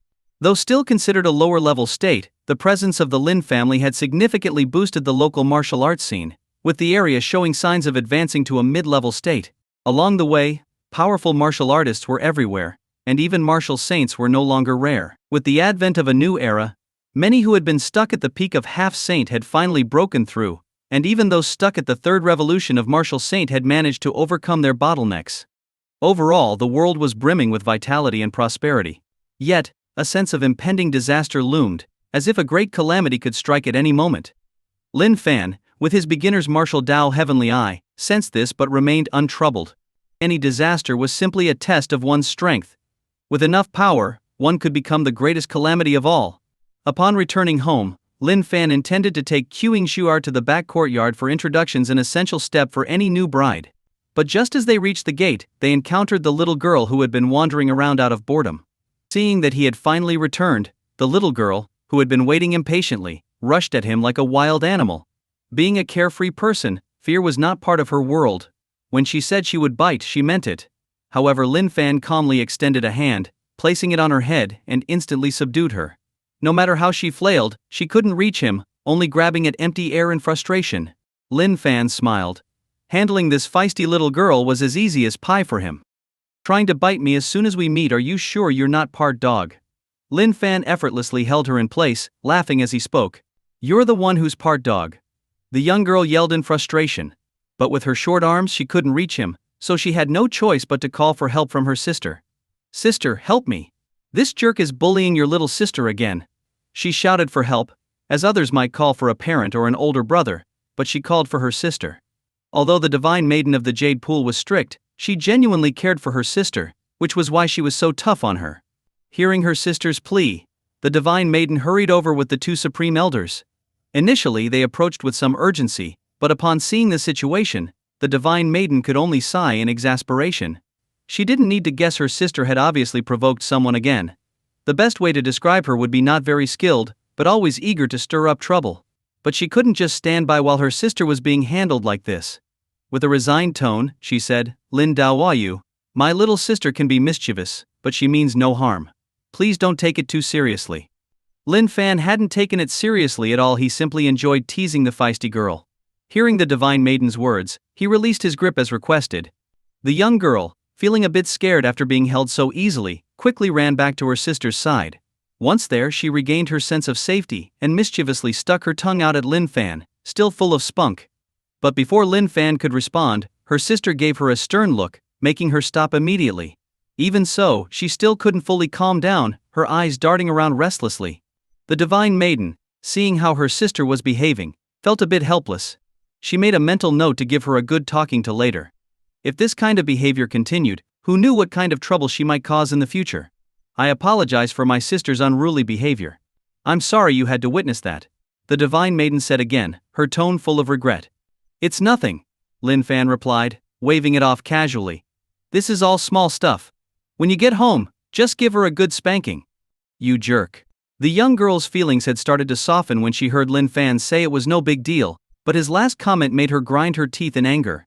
How could someone with a warm smile say something so cold?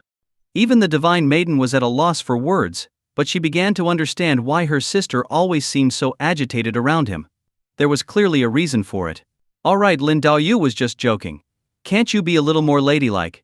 The divine maiden gently scolded her sister, trying to keep her in line.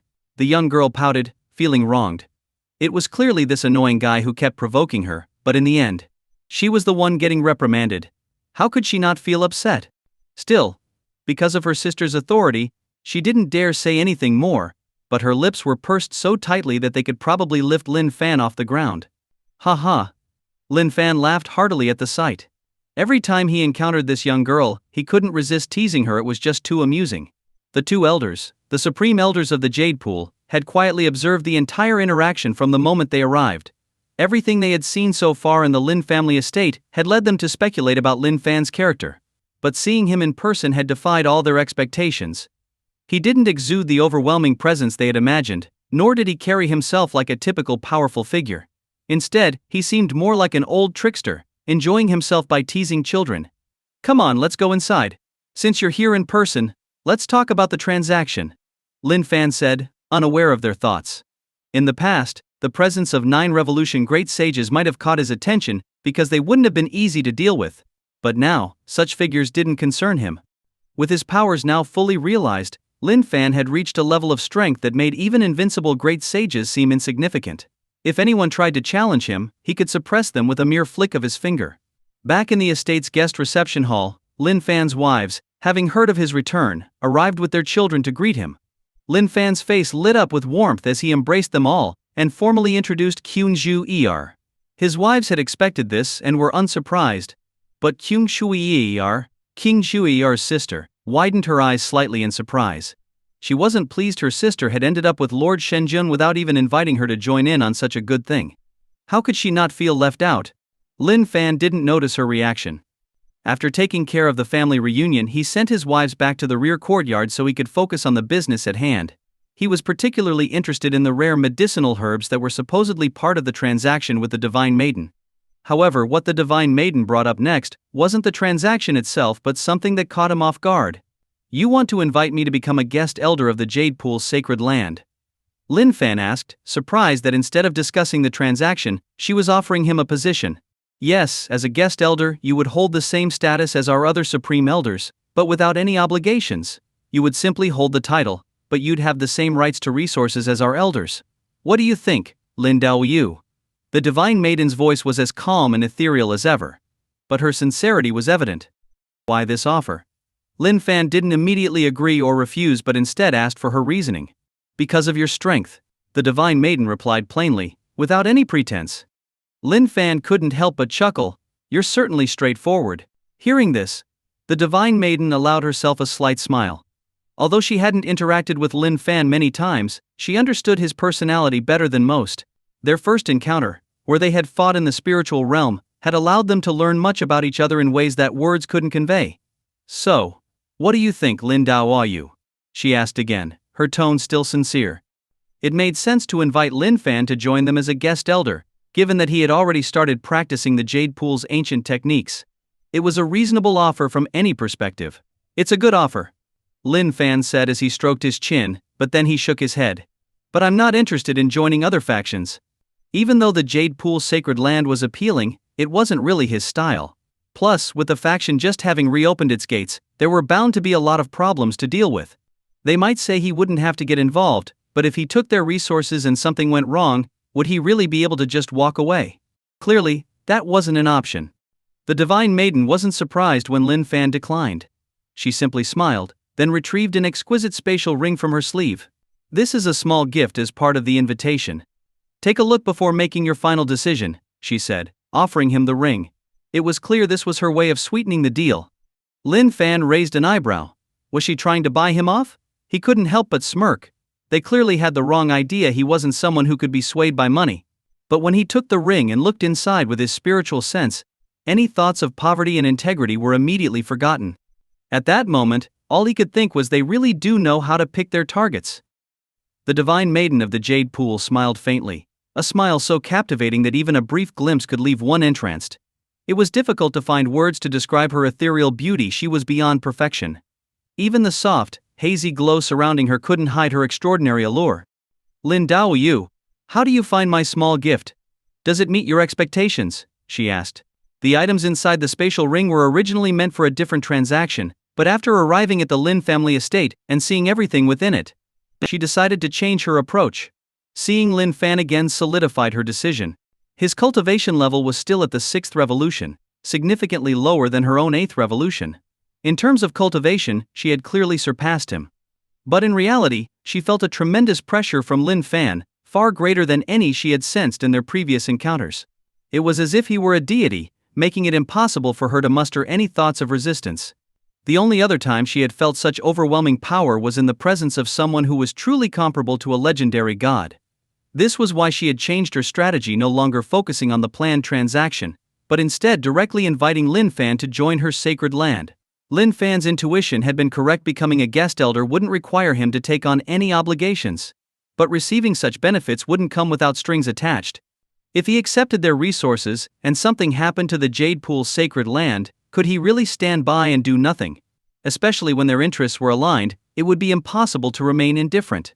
On the contrary, he would likely want the Jade Pool's sacred land to thrive, as that would ensure continued access to their valuable resources. It was an open strategy, and Lin Fan understood it well. But the Divine Maiden's offer was simply too generous. The spatial ring contained 1,000 sunlight spirit flowers, which he desperately needed, along with a large collection of rare medicinal herbs. As for divine metals, they were included almost as an afterthought. The former Martial Dao's sacred land truly had vast wealth compared to them. The Lin family's resources were on an entirely different level. "Your gift is indeed generous, so I'll accept it. As for the position of guest elder, there's no need to be too formal about it. But if the Jade Pool's sacred land faces a serious crisis, I will step in," Lin Fan said with a smile, accepting the gift without any pretense. Hearing his words, the Divine Maiden didn't seem disappointed. In fact, she had achieved her goal. With the resources she had, she could handle most situations on her own. Her intention in forming this connection with Lin Fan was more about planning for the future. She was well aware of the impending millennial tribulation, something that anyone at her level would not be ignorant of. The downfall of the Jade Pool's sacred land in the past had been rooted in this catastrophic event. Their ancient records had made it clear, warning every successor of the looming danger. "Thank you, Lin Guest Elder," she said, giving a slight bow, her glowing aura becoming even more radiant, a sign of her good mood. Lin Fan didn't bother correcting her on the title. After all, their relationship was simple and clear-cut. He received their resources, and in return, he would act if needed. There was nothing complicated about it. With her objective accomplished, the Divine Maiden took her leave, not lingering any longer at the Lin estate. The matter she had originally intended to discuss was left unmentioned. However, once they left the Lin family's territory, Ying Ying couldn't hold back any longer. "Sister, all those treasures just for him to help once? That's such a loss. We really got the short end of the stick this time," she complained, pouting in displeasure. She knew just how many treasures were in that ring her sister had given away. It wasn't enough to just hire Lin Fan for a single task. Those treasures could have bought much more. The two supreme elders accompanying them shared her sentiments.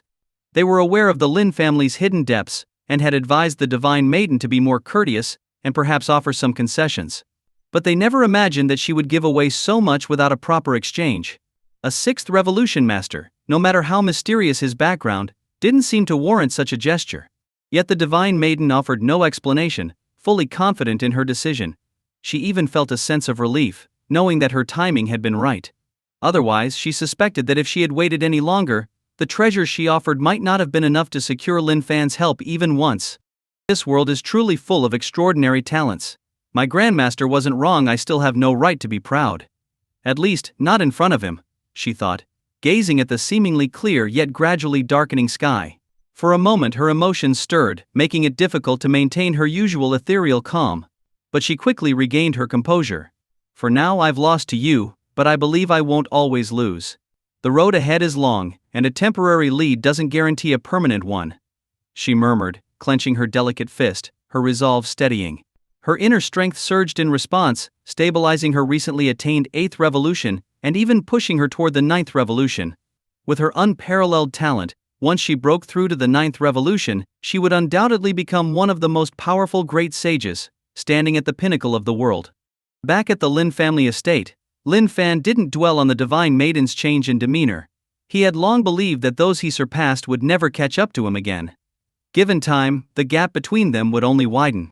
Although his apparent cultivation level hadn't advanced, it was only because he was focusing on mastering his newfound powers.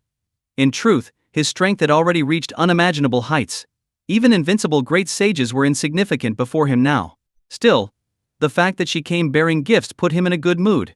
With these resources, the Lin family was sure to reach even greater heights. Soon he could comfortably enjoy life at home, leaving the rest to his subordinates. In the days that followed, Lin Fan did just that. With the vast resources at their disposal, the Lin family's strength grew rapidly. Lin Fan, meanwhile, spent his time with his wives and children, occasionally fishing by the river, living a life of leisure, detached from worldly concerns. Time passed quietly, and 2.5 years slipped by. During this period, Lin Fan didn't engage in any cultivation. His level remained at the 6th revolution. However, his control over his abilities improved dramatically. Yu Lingzi, having broken through to the peak of the 8th revolution with the support of her sacred body, saw her strength multiply many times over, restoring her confidence enough to challenge Lin Fan again. But she was quickly subdued. The twins, Juyu and Hemingyu, who had also reached the peak of the 7th revolution, were just as easily overpowered by Lin Fan, despite their combined efforts and versatile techniques. Faced with his overwhelming power, the other wives, though progressing rapidly in their cultivation, chose to focus on their training rather than provoking him. The only one who could challenge Lin Fan was Zhao Qing, whose cultivation had skyrocketed to the peak of the 7th revolution. Despite lacking a sacred body, her abilities were more mysterious and formidable than those who had one. Her powers were so strange that even Lin Fan couldn't fully counteract them. One command from her, "Don't move," felt like being crushed by an enormous mountain, making even the slightest movement incredibly difficult.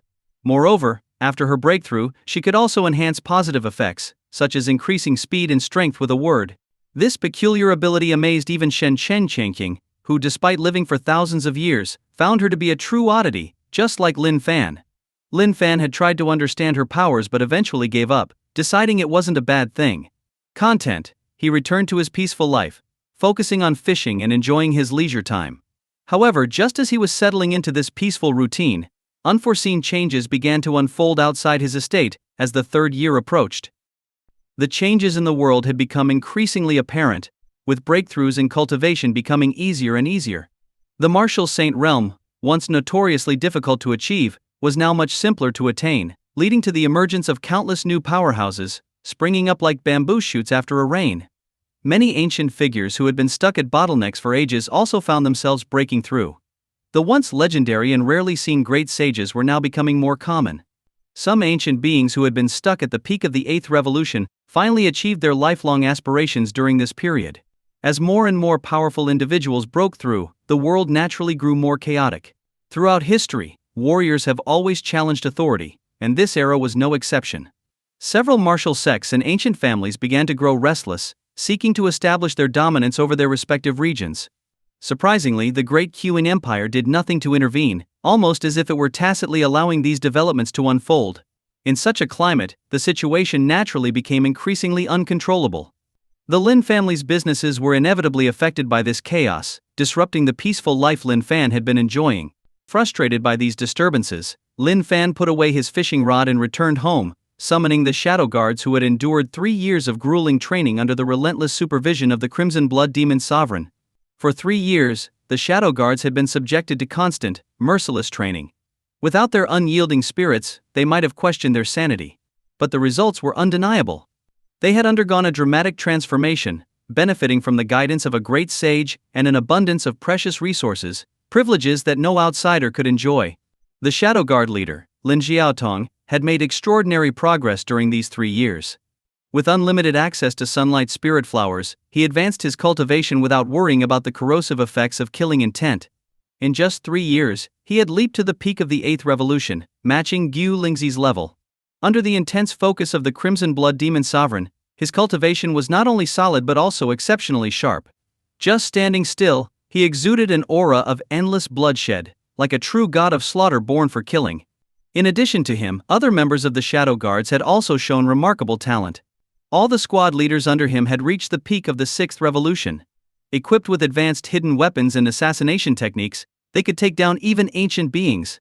The ordinary members, too, had all surpassed the Fifth Revolution, with anyone below that level being reassigned as intelligence operatives outside the family.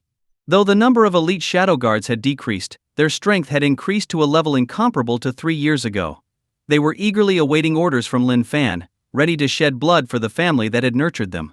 Finally, when Lin Fan gave his command, the entire Shadow Guard force erupted with excitement.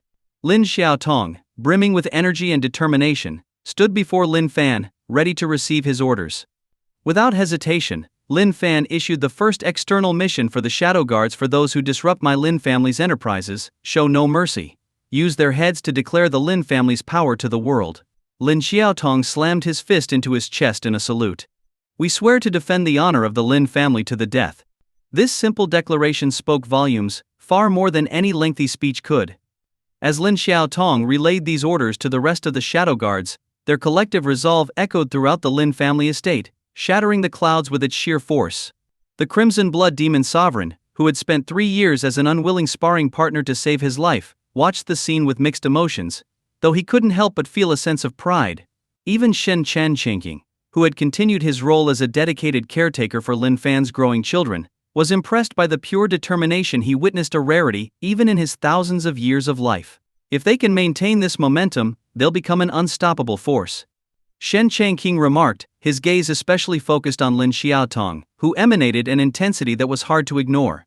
Under the watchful eyes of many, the elite Shadow Guards, who had been trained at great expense for 3 years, marched out of the Lin family estate under Lin Xiaotong's leadership. They did not disappoint. Within a mere month, the Shadow Guards unleashed a storm of bloodshed. Any power or individual that dared to challenge or disrupt the Lin family's interests was met with merciless retribution. The number of martial sects and prominent families they destroyed was beyond count. This high-profile approach inevitably drew the attention of newly ascended great sages. Yet, something truly shocking occurred. Despite being at the peak of the Eighth Revolution, Lin Xiaotong managed to slay a great sage in battle.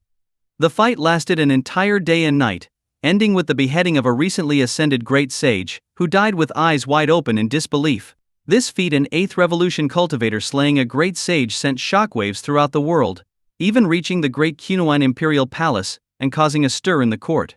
From that moment on, the name of the Lin family Shadow Guard struck fear into the hearts of many. Anyone who dared to provoke the Lin family had to be prepared to lose their head, even if they were a great sage. At the Jade Pool's sacred mountain, the Divine Maiden naturally received this shocking news as well. Over the past 3 years, her cultivation had deepened, and the faint glow surrounding her had grown more enigmatic. The once quiet sacred land had begun to flourish again, attracting powerful cultivators, including some great sages, restoring its former glory. The credit for this resurgence undoubtedly belonged to the Divine Maiden, the current successor of the Jade Pool's sacred land.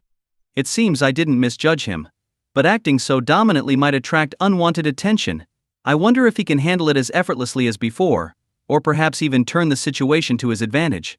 She murmured, standing atop the highest celestial palace on the sacred mountain, her smile fading as her expression grew solemn. 3 years had passed, and the reincarnation calamity had quietly begun. Ancient beings from forbidden zones had already started to emerge, lurking in the world.